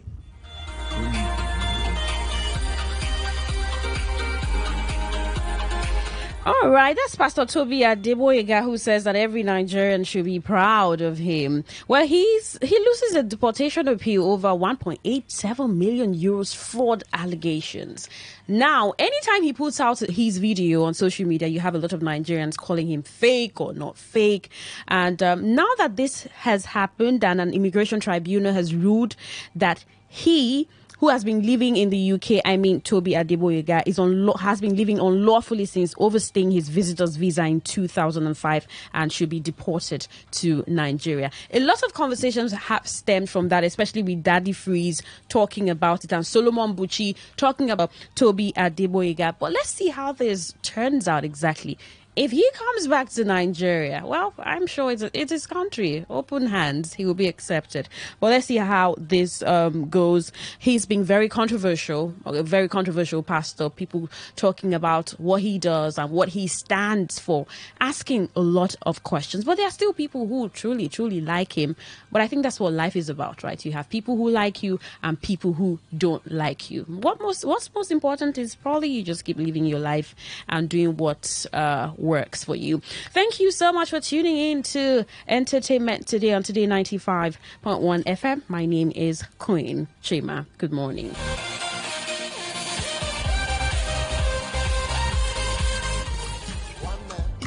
This is Afro Jollof. We will share the rice according to alphabet. If your name start from Z, you know the reach you. Let's go.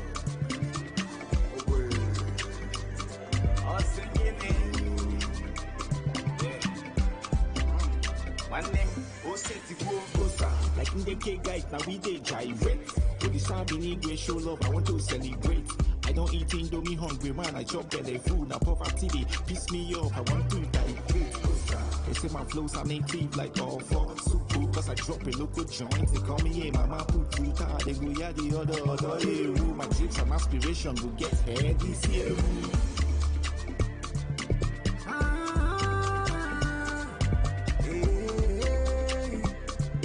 Once in a while, mama so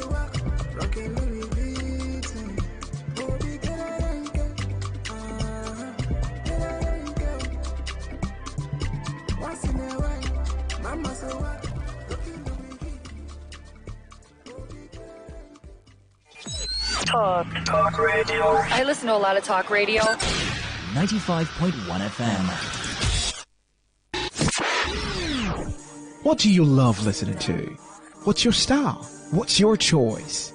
What do you yearn for? So we've got great talk, amazing conversations, and entertainment, sports, and lifestyle. So tune in to Today 95.1 FM Pawtucket, because we are the voice of the people. The voice of the people. Every day, every hour, when the big stories break, depend on our 24-hour news team to bring you the latest. Today 95.1 FM. This is Today 95.1 FM. Fort Hardcore.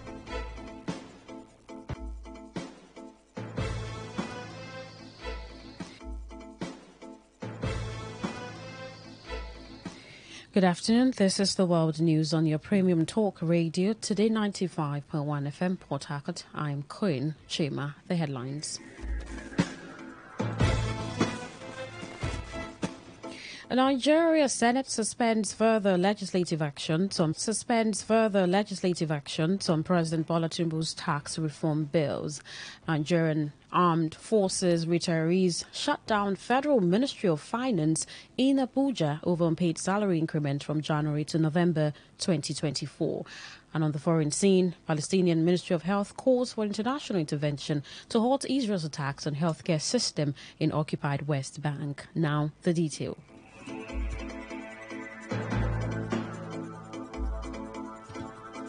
The Nigeria Senate has suspended further legislative actions on the tax reform bills forwarded to the National Assembly by President Bola Tinubu following criticisms and pressures on the bills. According to the Deputy President of the Senate, Jibrin Barau, the decision was taken after the leadership of the Senate met with the presidency on how to resolve the thorny issues that were polarizing the polity. In the Senate, the strongest pushback to the tax bills came from the North, with Senator Ali Ndume leading the pack. Governors Babagana Zulum of Borno and Sule Abdullahi of Nasarawa, Northern Elders Forum, National Economic Council, chaired by Vice President Kashim Shettima, were among those who kicked against the bills and urged further and wider consultation. Meanwhile, Chairman of the Presidential Committee on Tax Policy and Fiscal Reforms, Taiwo Yedele, said efforts were being made to protect the interests of states opposed to the proposed bills. Assailed by attacks from within and outside the upper chamber of the National Assembly, bowed to pressure and made a U-turn on its decision to carry out a public hearing on the bills.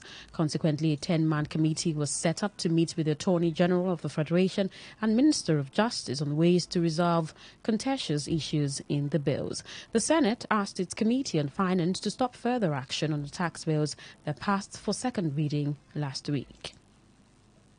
Some members of the Nigerian Armed Forces retirees under the umbrella of the Coalition of Military Pensioners in Abuja have shut down the Federal Ministry of Finance over the non-payment of their 20 to 28% salary increment from January to November 2024. The retired military officers who came from different chapters lamented the failure of the federal government to pay their entitlement. Their demand a payment of palliatives from October 2023 to November 2024, payment of 32,000 naira added to pension, payment of security debarment allowance, SDA in bulk, and refund of deductions made from the pensions of medically boarded soldiers, among others. The Nigeria Police Force has accused the newly formed terror group Lakurawa as the mastermind of an explosion that occurred along the Dansada-Gusau Road in the Maru local government area of Zamfara State. The state's police commissioner, Mohammed Dalijan, disclosed that the group was dislodged by the army in Sokoto and Kebbi, and some members who survived the military onslaught, while trying to find new enclaves, planted a bomb under a bridge to Berningwari Forest. The police commissioner said members of the dreaded insurgent group were seen around the scene of the incident shortly before the explosion. Dalanjan said planting of explosive devices was a new development in the northwest state. Meanwhile, military authorities have vowed to eliminate Lakurawa in insurgents and other terror groups like Boko Haram and the Islamic State West Africa province, ISWAP.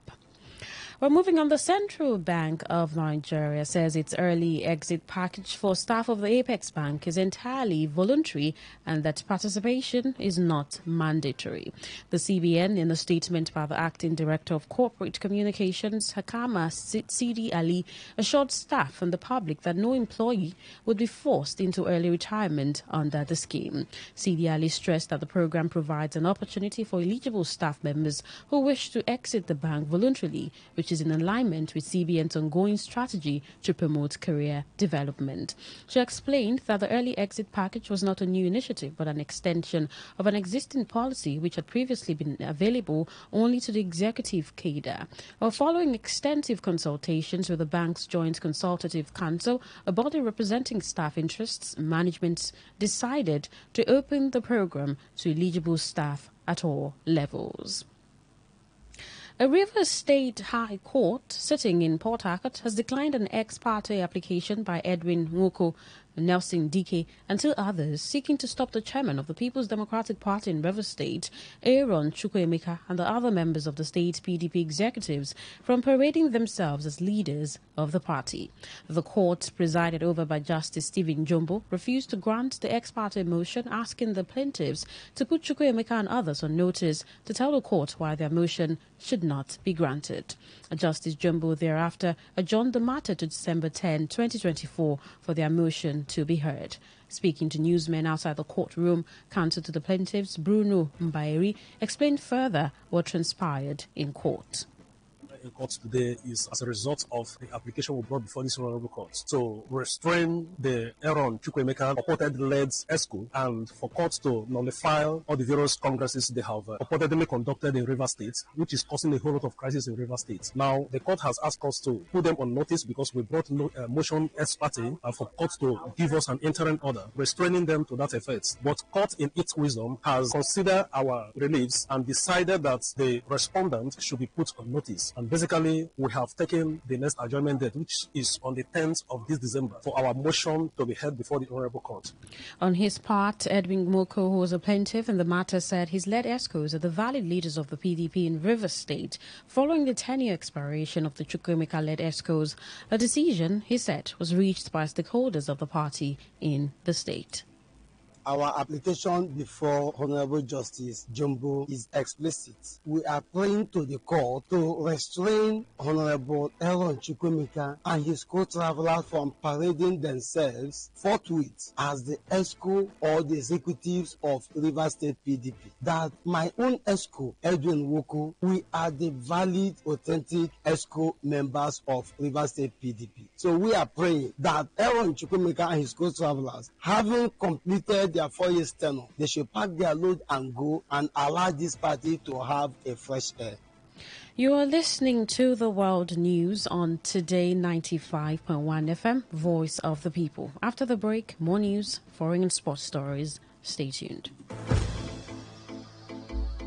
Every day, every hour, when the big stories break, depend on our 24-hour news team to bring you the latest. Today, 95.1 FM.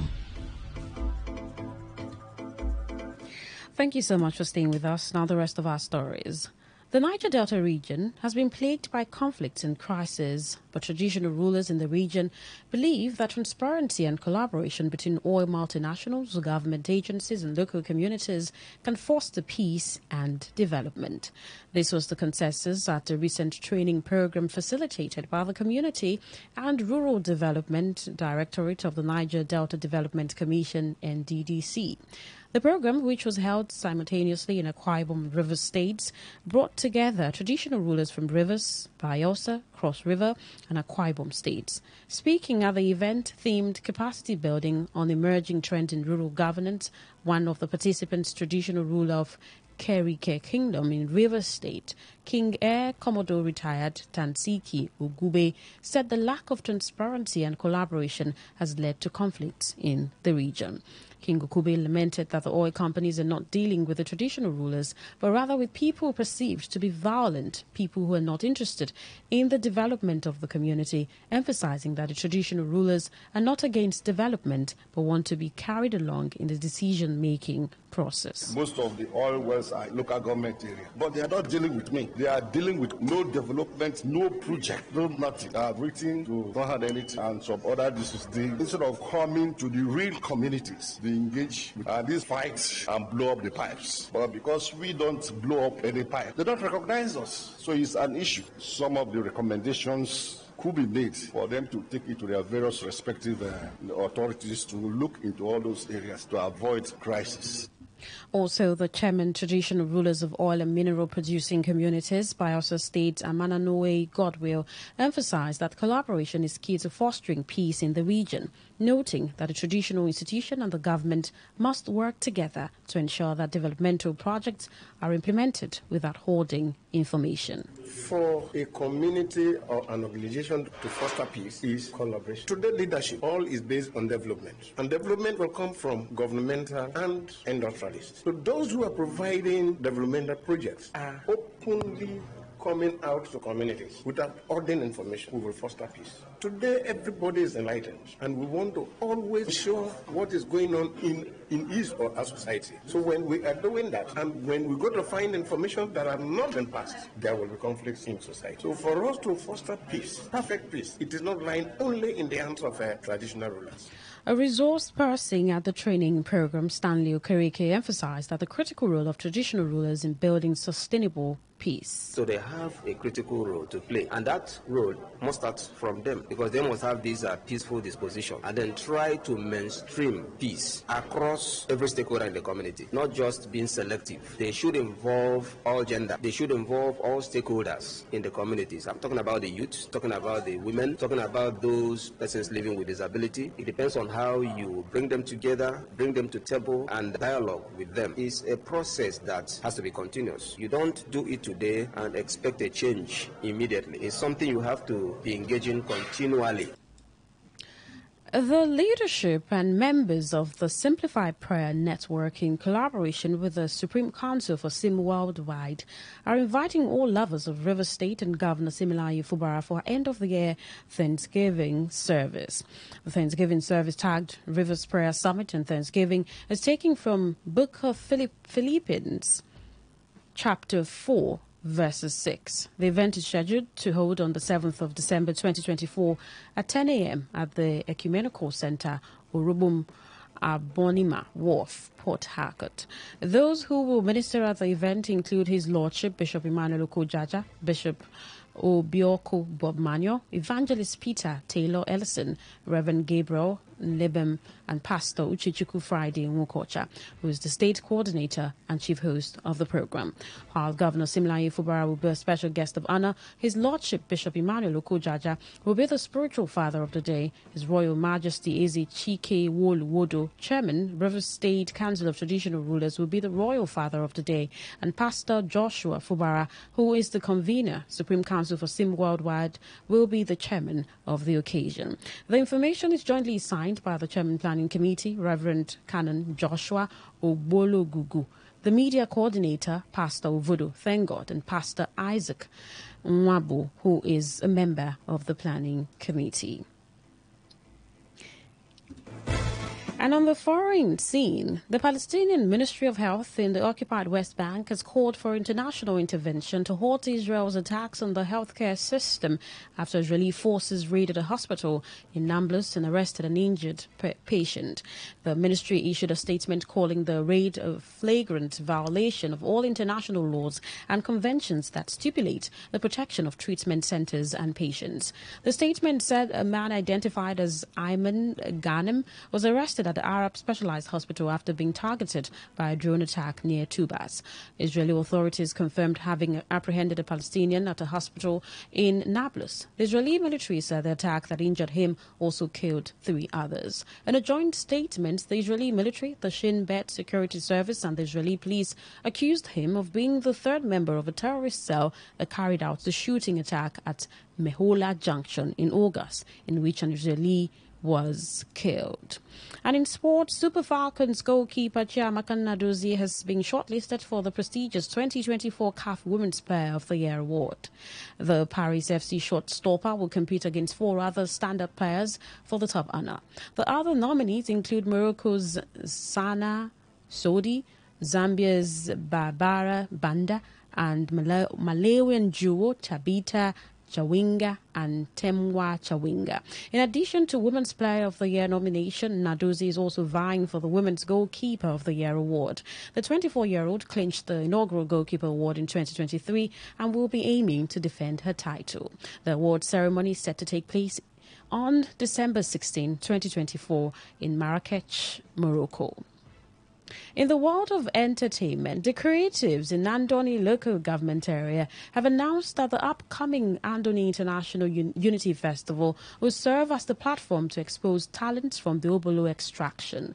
According to the president of Obolo Entertainers Forum, Malam Messiah, the festival is an opportunity to showcase the rich cultural heritage of the Obolo people and to prove that Andoni local government is a peaceful and investor-friendly environment. Malam Messiah, who spoke to Today FM, commended the council boss for continuing the festival, which he believes will attract investors and promote economic growth in the area. There are a lot of factors that, as a people, we benefit. It strengthens the economy of the people, and for us, it is an opportunity for people who have not had a bad Andoni, who have not visited. It is an opportunity for them, an avenue for them to come there, and also an avenue for even us, the indigenous entertainers, to meet with people that are outside Andoni. So there are a lot of things we enjoy and we benefit. This thing is about us showing our culture, our talent to the world. So it's a platform that I believe that one day, or that will showcase talent to the world, to the public, that we will now have the opportunity for investors to probably pick one of us.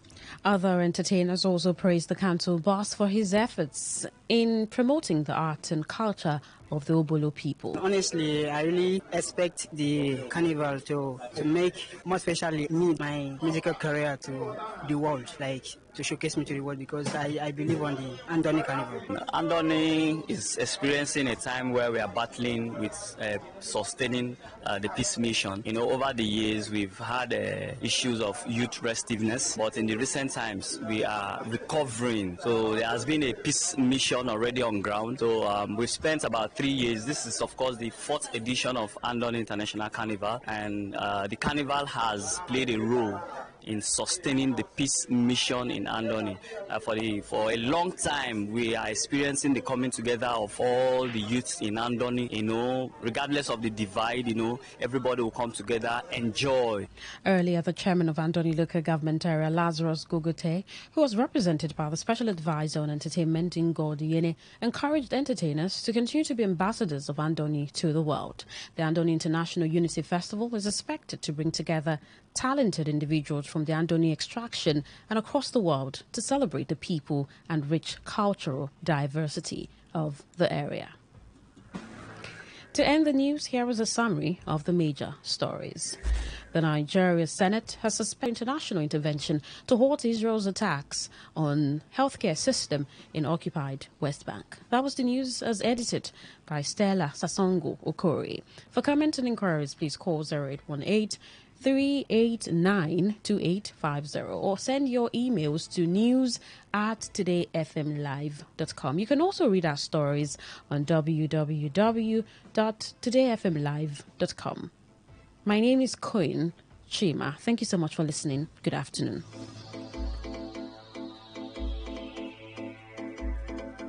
Today's news, today's entertainment, today's sports, today's issues. Today on Today 95.1 FM, Port Harcourt.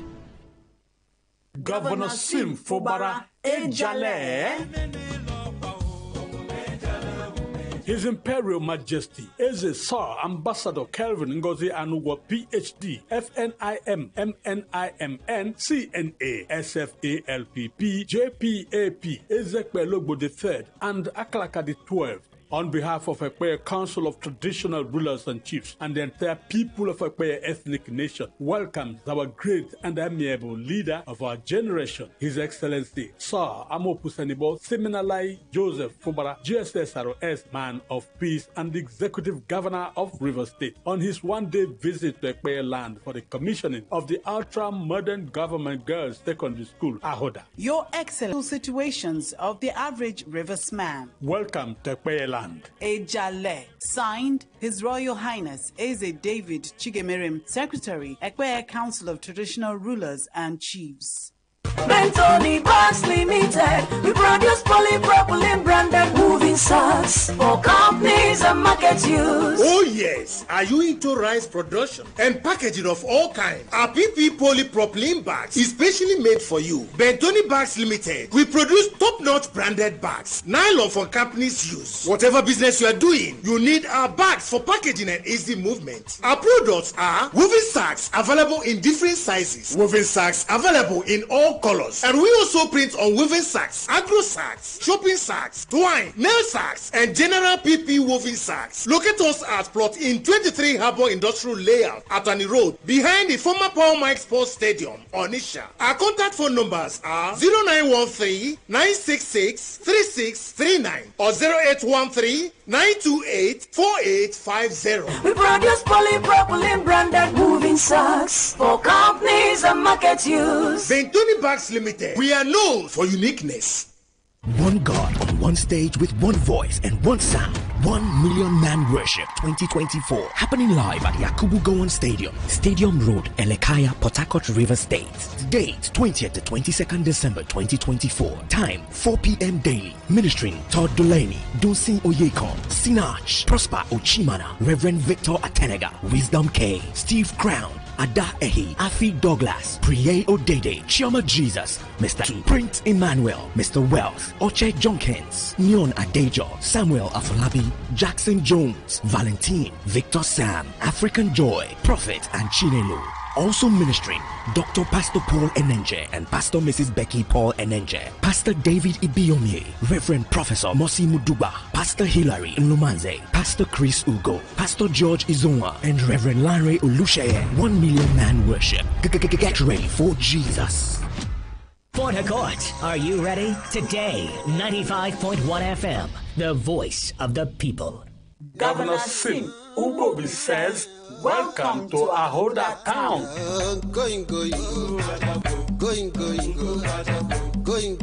The Ubobi Divisional Council of Traditional Rulers and Chiefs, on behalf of the communities and the entire good people of Ubobi Kingdom, do hereby welcome His Excellency, the Executive Governor of River State, Sir Seminalaye Fubara, GSSROS, to Ahoda town for the official commissioning of Government Girls Secondary School. We sincerely commend and appreciate His Excellency for keeping our dear state in harmony despite the daunting oppositions from detractors. This indeed accounts for the monumental achievements recorded within this short period in office. May we also heartily rejoice with Executive Chairman of Ahoda West Local Government Area, Honorable Eyeko Ekporo, on his resounding victory at the polls. It's a traditional saying that the first step taken by a man reveals his destiny. Your activities since assumption of duty have undoubtedly shown you have come to transform the local government area and better the lot of the people. May we express our profound gratitude for graciously appointing a son of Ubobi Kingdom, Barrister C.C. Benson, as the Secretary of Ahoda West Local Government Area. We thank you for being magnanimous in service. We are indeed happy and proud of you. This gesture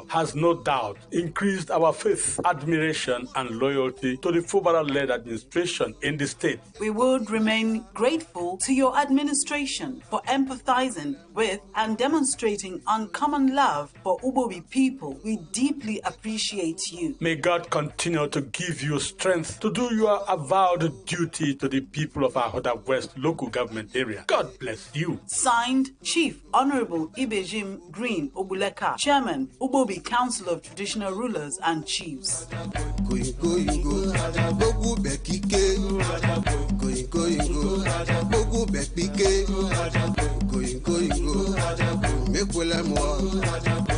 Going,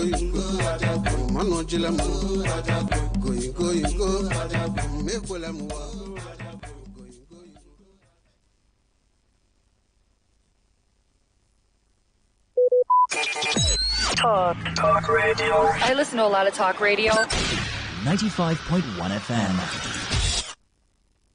Please listen to this paid infomercial. Herbal Heritage International, the Kokoroko, for herbal medicine, where they produce strong, correct medicine, they take it, they support the country healthcare system. Countryman, correct, bakelistic, ogbonge herbal medicine, they we know they come out for public anyhow, like a big basket, full ground, as every Christmas have been boundary. Seeking a self sabi medicine, we pass them. After all, monkey smart now, because tree near tree is our forest. Heritage International will use the technology of computer testing machine to see and know before attacking that your health condition, we don't become ubarugba for your life with the correct treatment. Therefore, whether definition or without definition, make you visit Herbal Heritage International. Offices way near you. Herbal Heritage International. Now you. Hello and welcome to the program Roots and Herbs.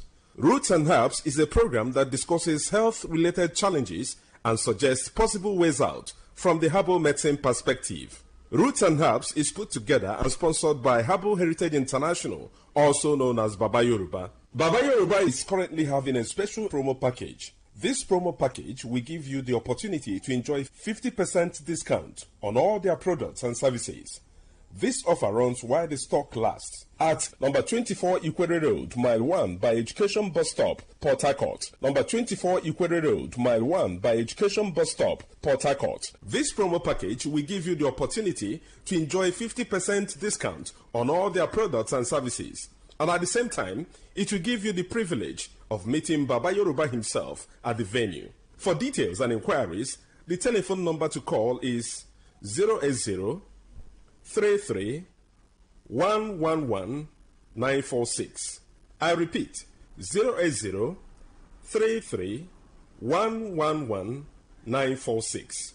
080 33 111 946. On today's edition of the program, our topic for discussion is staphylococcal infection. And I have with me in the studio Dr. Otumba Abiodun. Sir, you're welcome to the program. Thank you, Mr. Moderator. Staphylococcal infections do occur in the body system when Staphylococcus bacteria enters into the body system and spread within the body system, destroying body cells. Staphylococcus bacteria are majorly of three types that can afflict men. But of these three, the most pathogenic in nature, that is the one that is capable of causing diseases easily in men, is the Staphylococcus aureus, because it is capable of invading body cells, destroying them, causing different pathological changes in the body. When Staphylococcus bacteria spread in the body system, there are a number of changes that one can experience. This can result to burning sensation within the individual, and this can be seen as fever from time to time, or a situation where there is certain hotness coming from within. There can be skin manifestations in staphylococcal infection that can be given one periodic boils or rashes all over the body. In some people, such rashes can come around the pubic region, or even leading to boils that can lead to blisters or even ulcers on the skin. It is possible for one to experience persistent headache in staphylococcal infection because the body fluid is already contaminated.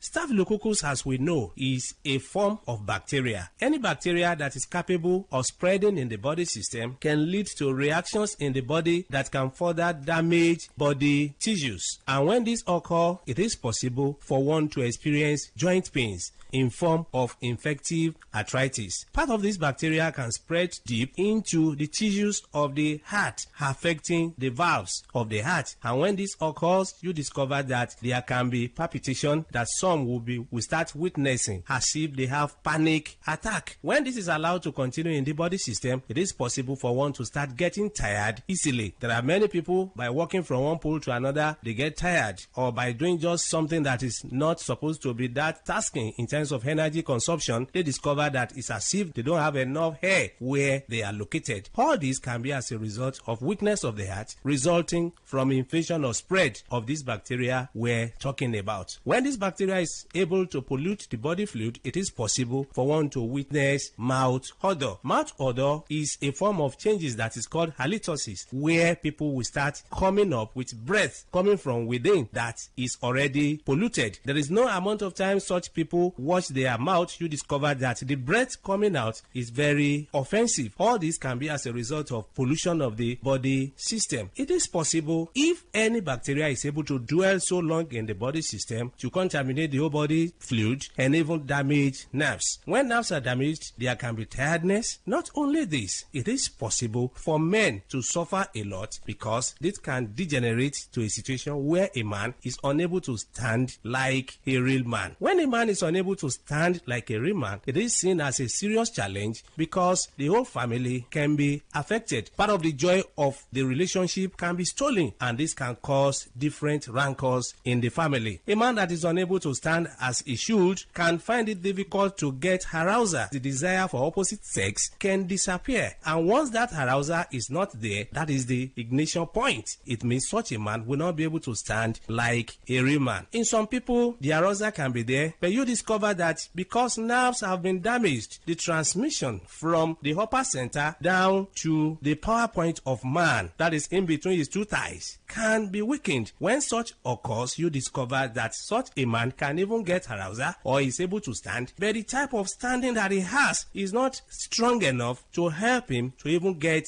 into the act. In some people, they make efforts to get into the act, but you discover that they are unable to spend more than a minute or more before they are exhausted. Mind you, before a man can be called a real man, such a man must be able to have the arousal as desired and also be able to sustain the energy he has been able to gather for a considerable length of time. That is when such a man can be able to make his partner happy when it comes to man-to-woman interaction. So such men do suffer from this from time to time. It's after knowing the root cause of the challenge that one will be able to know the right step to take for one to be totally free. Whenever you experience anything that we have been able to mention or other things, it's very important for one to visit a competent healthcare giver who will be able to run tests on one and pinpoint where the problem lies and prefer solution. For more enlightenment and advice, the number to call is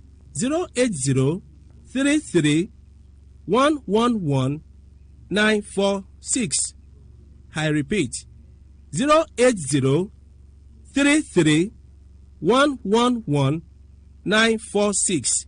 Thank you all. All right, you've been listening to the program Roots and Herbs. Roots and Herbs is a program that discusses health-related challenges and suggests possible ways out from the herbal medicine perspective. Roots and Herbs is put together and sponsored by Herbal Heritage International, also known as Baba Yoruba. Baba Yoruba is currently having a special promo package. This promo package will give you the opportunity to enjoy 50% discount on all their products and services. This offer runs while the stock lasts at number 24 Ikwere Road, Mile 1 by Education Bus Stop, Port Harcourt. Number 24 Ikwere Road, Mile 1 by Education Bus Stop, Port Harcourt. This promo package will give you the opportunity to enjoy 50% discount on all their products and services. And at the same time, it will give you the privilege of meeting Baba Yoruba himself at the venue. For details and inquiries, the telephone number to call is 080 33 111 946. I repeat, 080 33 111 946. 080 33 111 946. I repeat, 080 33 111 946. Let's take our sponsor's message.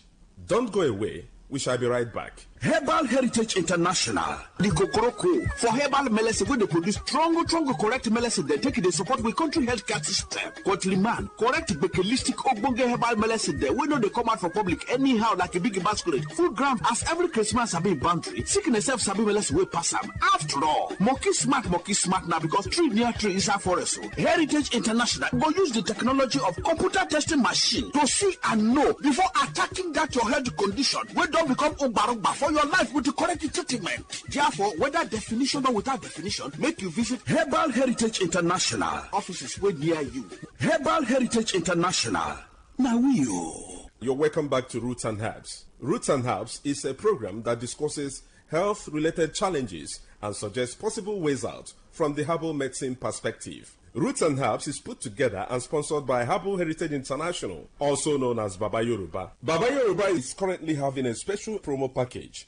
This promo package will give you the opportunity to enjoy 50% discount on all their products and services. This offer runs while the stock lasts at number 24 Equator Road, Mile 1 by Education Bus Stop, Port Harcourt. Number 24 Equator Road, Mile 1 by Education Bus Stop, Port Harcourt. This promo package will give you the opportunity to enjoy 50% discount on all their products and services. And at the same time, it will give you the privilege of meeting Baba Yoruba himself at the venue. For details and inquiries, the telephone number to call is 080 33 111 946. I repeat, 080 33 111 946.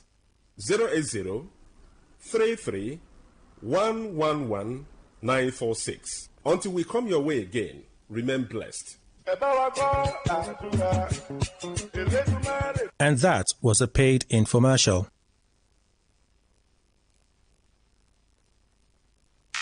Unleash the power of the airwaves with the ultimate radio experience. Tune in to Today95.1 FM, the voice of the people. Don't just listen, immerse yourself. That is 100% true.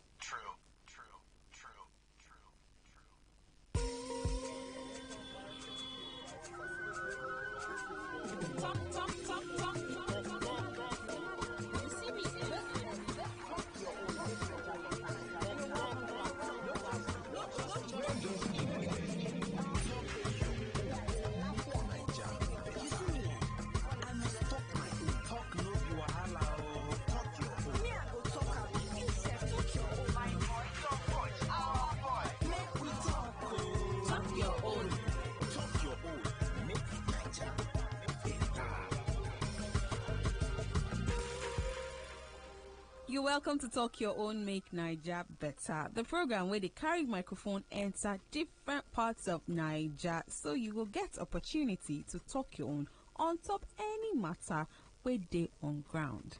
My name na Ekpedeme, aka Super. On Talk Your Own, Make Naija Better today, we hang out with some students from the University of Port Harcourt. And boy, did they have a lot of things to talk about. May I just tell you small. I can't close my whisper. They talk about relationship. They talk about school. They talk about how they manage the two of them. Man, no reveal everything, Joe. But I promise, you know, go one miss this shoot. Now the University of Port Harcourt, you won't enter. So right now, hop on the train or they go leave you for your yard. Can I sit down? Can I quiet and go? Continue.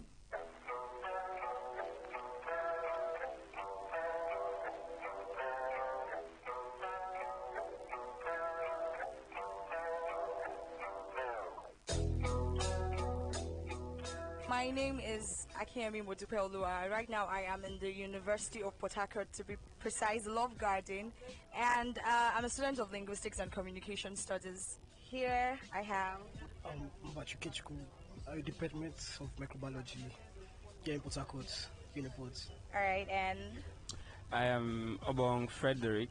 I'm a student of music here in the University of Port Harcourt. Alright, so we'll be discussing this. How has balancing school life and your relationship been working out with you? Like, has the balance been? Has school life, the struggles of school, has it affected the relationships? Because I'm very sure it has affected our relationships. So no cap. So how has it affected? Okay. This is the thing. Some people would beg to differ because they are not in relationships, so they really not know how it feels like for you to be one. They are so submerged in school activities, and then especially when they get into the first year, they're like, no, I don't want any guy, I don't want any girl, I don't want to be distracted. But I'm going to chip in a few personal experiences. Yeah. Okay, I came into this university in 2018. I had my very first strike in that year too, and I had other follow-up strikes. So, Bad guy. I mean, if I were to leave the school by strikes, I would have gone by now. Well, I was dating very fine, fair lady in the Department of Linguistics and Communication Studies. We are in the same level. Though she's my ex now. Life happens. Well, so we came into the school. We're all busy trying to get a few things done, familiarize, understand the schooling system. So we're at a point of abstinence because we're too focused on academics and trying to blend in with school. And then one day I got, that was my 100 level second semester. One day I got a call, and she was like, so because say you don't get admission, you know they text me the way they text me before, you know they call me the way they call me before. And I came out bluntly and I told her, it no be the same admission way you get when me I follow get. both of us are having the same issue, and we understand. We had this discussion at length, but because probably you had some down times, you wanted someone to be there for you. I mean, I stay at a very far distance from school, so you understand the stress of having to leave home very early and get to school, finish with lectures by 6, and still be there for you while also being there for myself. And she was angry, but what I did was I took her out one of those days, and then for the next 2 weeks we ghosted because Sorry, who ghosted who? No, both of us ghosted because after the whole no, we sing ourselves. Yeah.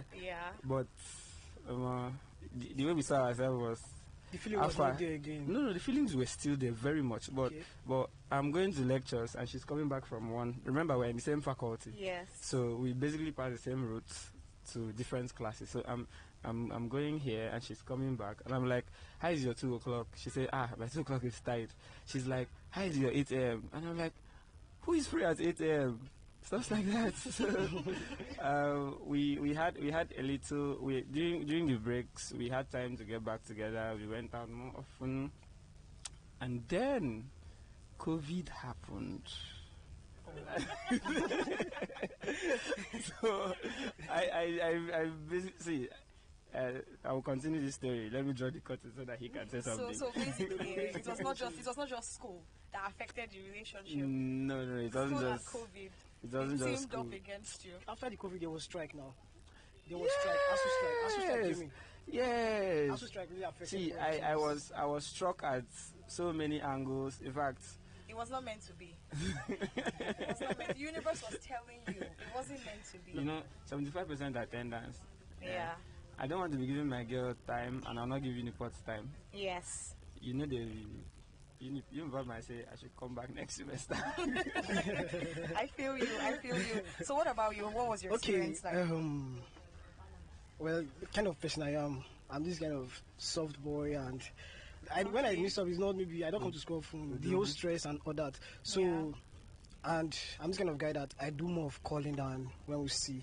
We can just see you once in 2 weeks, or maybe 2 times in 2 weeks. You know, what matters is the attention you're giving to her. She can come to my place and stay 2 days or 3 days or so. You understand? And where I was staying in school is very far, AIT, stuff like that. Though I gave her those attentions, and fine, we are still moving where the relationship has been nice. Talk your own. Make Naija better. Johnny, no now, guy. You are awesome. So fly. All the girls want to be with you. All the guys want to be like you. What is it now? Check out his dressing. Oh boy, I envy you. 100%. Guy, I'm jealous. 100%. Now what do you see now? It takes you know they see like taking medicine every day for the rest of your life. You can't miss a day. Then you have to check your body immunity level, CD4 counts every 4 months. Because if it drops below a certain level, you have fit gas. See you for your next appointment. And it's hard to have a steady babe because you would have to discuss your status with her.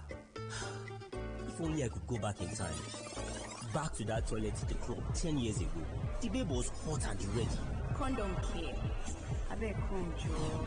Only if I had used a condom. I wouldn't be HIV positive today. Guys, don't be a mumu like I was. Always use a condom. It makes sense.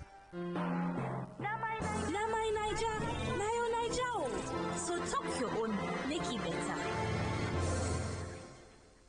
Modupe, now we've both said something. Okay. I want to believe you are not single. Or you were not single. I wasn't when I first entered school. But then, the fact that I entered school was it was the beginning of the end. Here we go. Okay, we started dating before I entered school. He was not a student of Uniport, he was a graduate. And then I entered school and like you were going for the big guns. Sways, like nice. If only. But moving on, Aisha entered school and communications was the first thing that went away. We did not talk to each other for weeks. And then he calls me one random morning. I picked the call, we talk. And conversations became very stifled and cold. Like, I knew we were beginning to lose the whole vibe. Like, I mean, like, the moment I entered school, it was the beginning of the end. Don't you feel he was threatened at the point that... threatened Bao. You could not go see fine guys from the department. And I never still hitch anyone. Okay, moving on. So, the whole issues and all of that, but got to second year, we're still going, we're still managing it, pampering the relationship, breathing life into the relationship, but relationship did not want to revive. Basically, school dealt with it. I feel like if I was there, like around, it would have helped better. And I don't have time to be calling you. I have lectures. I'm coming back very stressed. And Uniport, school on its own is stressful. But see Uniport's on a different level. Have you seen the sun in this school compound? It's like different from the sun outside the school compound. Exactly. I must talk my own. I go talk her. Talk your own. Make Niger better.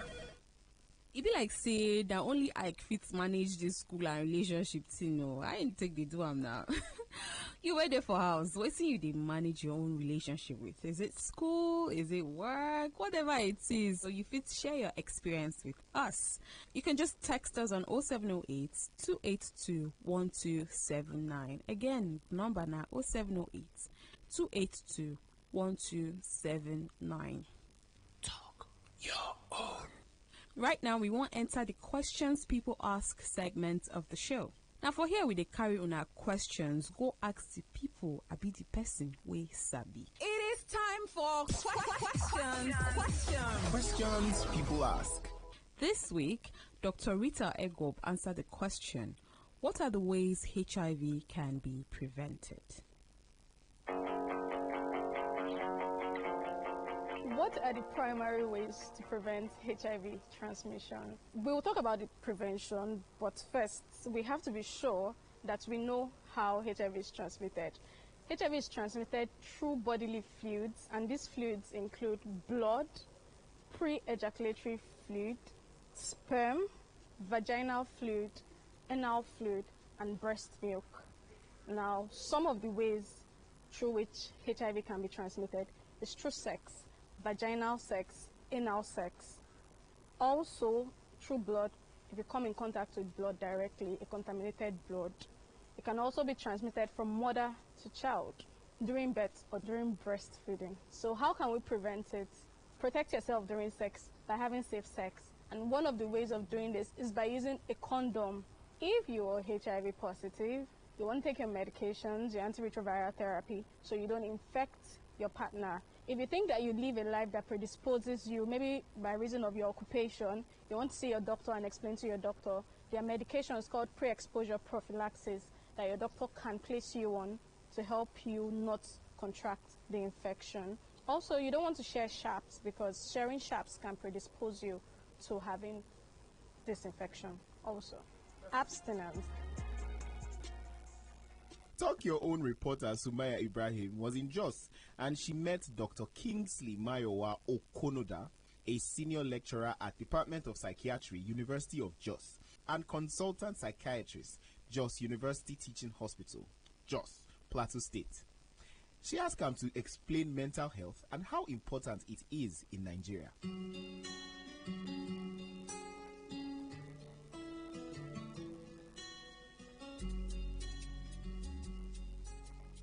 Okay, WHO define mental health as the state of well-being in which the individual is able to realize his or her own potentials or actualize them cope with normal stresses of life, work productively, and make contribution to his or her society.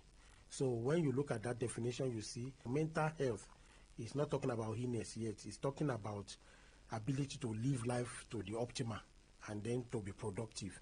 So why do we need to take it seriously? Because if you are not mentally healthy, for example, even you will not be doing this job. You will not be able to cope with life. Your relationship will be strenuous and scattered, and you will not be able to be effective. You need to be mentally healthy to be able to live life productively. So we should take it very seriously. Now, from the definition I've given you, you see that I didn't talk about illness. However, when there's a deviation from this mental health, we might have mental health challenges in which the person is not really having an illness yet, but is having challenges coping with life. Now, when people like that are seen and you say, okay, you need to take your mental health seriously, maybe see a psychologist, see a psychiatrist, the first thing they will tell you, are you saying I'm mad? So some of the misconceptions that are there is that people believe that once you are talking about mental illness or talking about them taking care of their mental health, you are saying that they have madness. Some of the things they construe as madness is those severe mental illnesses that involve things that we call psychotic illness, in which the person may be hearing voices that others are not hearing. And so even with that one, they are treatable with medication. But people may think of them as spiritual. Many Christians will go to prayer houses, even Muslim goes to Muslim clerics and all those kind of things. Some people will talk about Inskonki, we talk about Jono, all those kind of things in this environment. But we treat them, give them medication, and they get better. At what point will someone start to notice that something is wrong somewhere and even considered maybe going for therapy? Some of the symptoms of mental illness or that something is going wrong may mimic symptoms that are of physical illness. For example, if somebody is having difficulty with sleeping, because that's one of the very common things, once the mind is disturbed, people may have problem with sleep. Or sometimes, in rarer occasions, people may sleep more than they used to sleep. When somebody is finding that is getting upset over little things, is feeling sad over little things, somebody is, becomes aggressive over little things, or is, say, people get on my nerves easily, get angry easily, become suspicious of people. Once people now start having things like hearing voices that others cannot hear, then you need to seek help. And then if somebody that usually will be well coordinated and able to do his work well, this time around now you see that it's lacking, concentration is lacking, and then maybe he's not dressing as sharply as he used to dress, or claiming to be who he is not, all those kind of things are showing you that something is going wrong. This matter, it concern me, it concern you. Talk your own. Ashabi na my paddy for jungle. She sabi pass everybody. Her brain be like oracle. Before the question even finish, the answer don't come out. Chai! Ashabi, the oversabi babe for my domot. You don't believe my flow. Make I yarn you about the things where Ashabi know. She go tell you time by just looking at the sky. She feel no say you high, if she just dey look your eye, she go know if that your so-called designer bag na Abba made. No be overdo be that. Abba. But e get something wey she no sabi o, and that thing go shock you. How person no go know im HIV status? No be am, make we talk true now. Because it makes sense to know your status. Make life no carry you, they go where you no know. Make life no carry you, they go where you no know. Because as a day, me, I no fit carry last. Now me go run this show. For this Ogbonge program, Yusef, talk your own. We're taking a short break. Short break. Talk your own. We'll be right back. You're back on Talk Your Own. Talk Your Own. Make Naija better.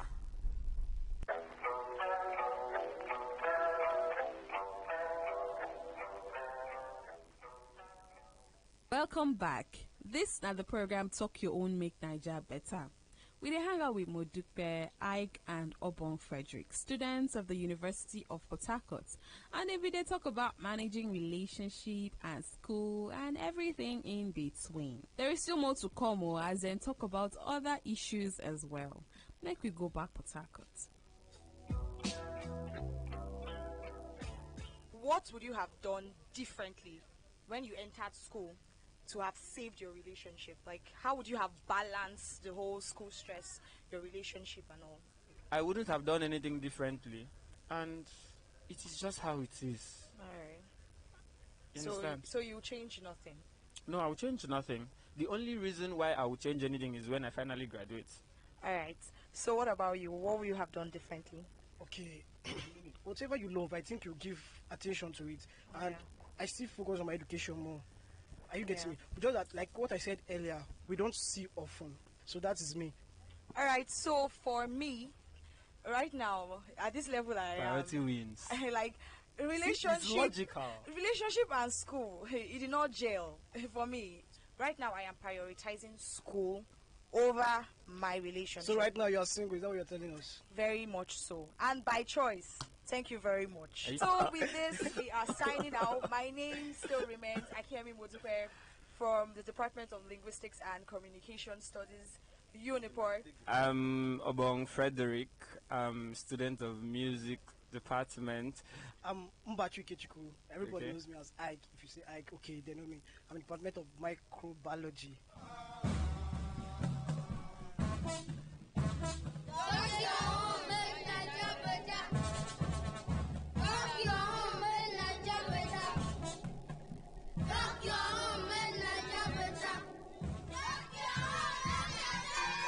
This matter, it concern me, it concern you. Talk your own. But I don't hear everything where they talk now, everything where they hear that time. Make you talk your own.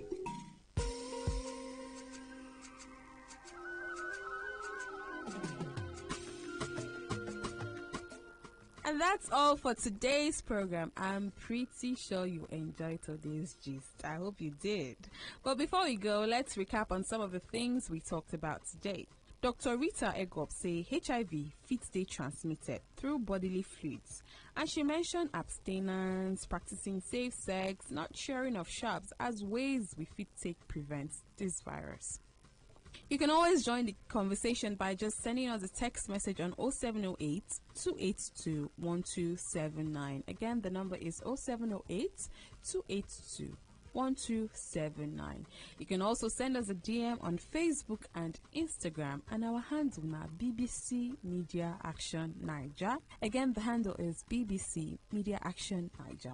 Keep a date with us next week, because you know we always bring the fresh, juicy, interesting content here on Talk Your Own, Make Niger Better. So, see you next week. My name na Ekpedeme, aka Super.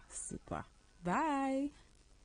Talk Your Own is made by BBC Media Action Nigeria. Talk radio. I listen to a lot of talk radio. 95.1 FM.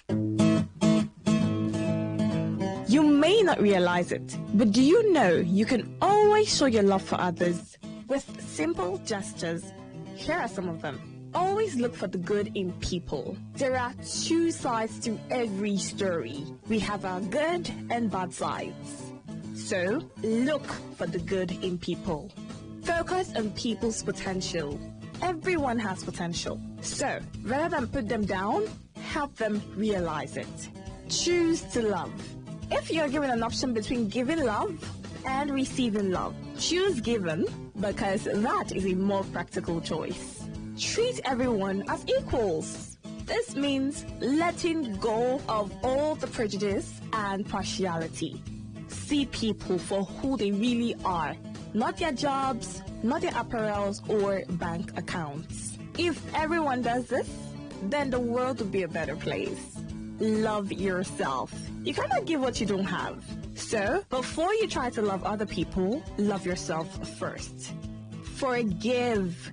We all make mistakes. So, whether it's a family or a stranger, the best way of showing love is forgiveness. Everyone deserves a second chance. Show compassion. Care for other people. Care for what they are going through. Do what you can to help. Give back to the community. Remember that a single drop of water can cause countless ripples. That donation, no matter how small, can inspire others to do the same. Smile, even to strangers. Remember that you're never fully dressed without a smile. So, do not underestimate the power of a smile. Not only does it lighten up your face, it will also brighten up another person's day. Be the spark of positivity you want to see. This is Today 95.1 FM, Port Harcourt, voice of the people. Every day, every hour, when the big stories break, depend on our 24-hour news team to bring you the latest. Today 95.1 FM. Today 95.1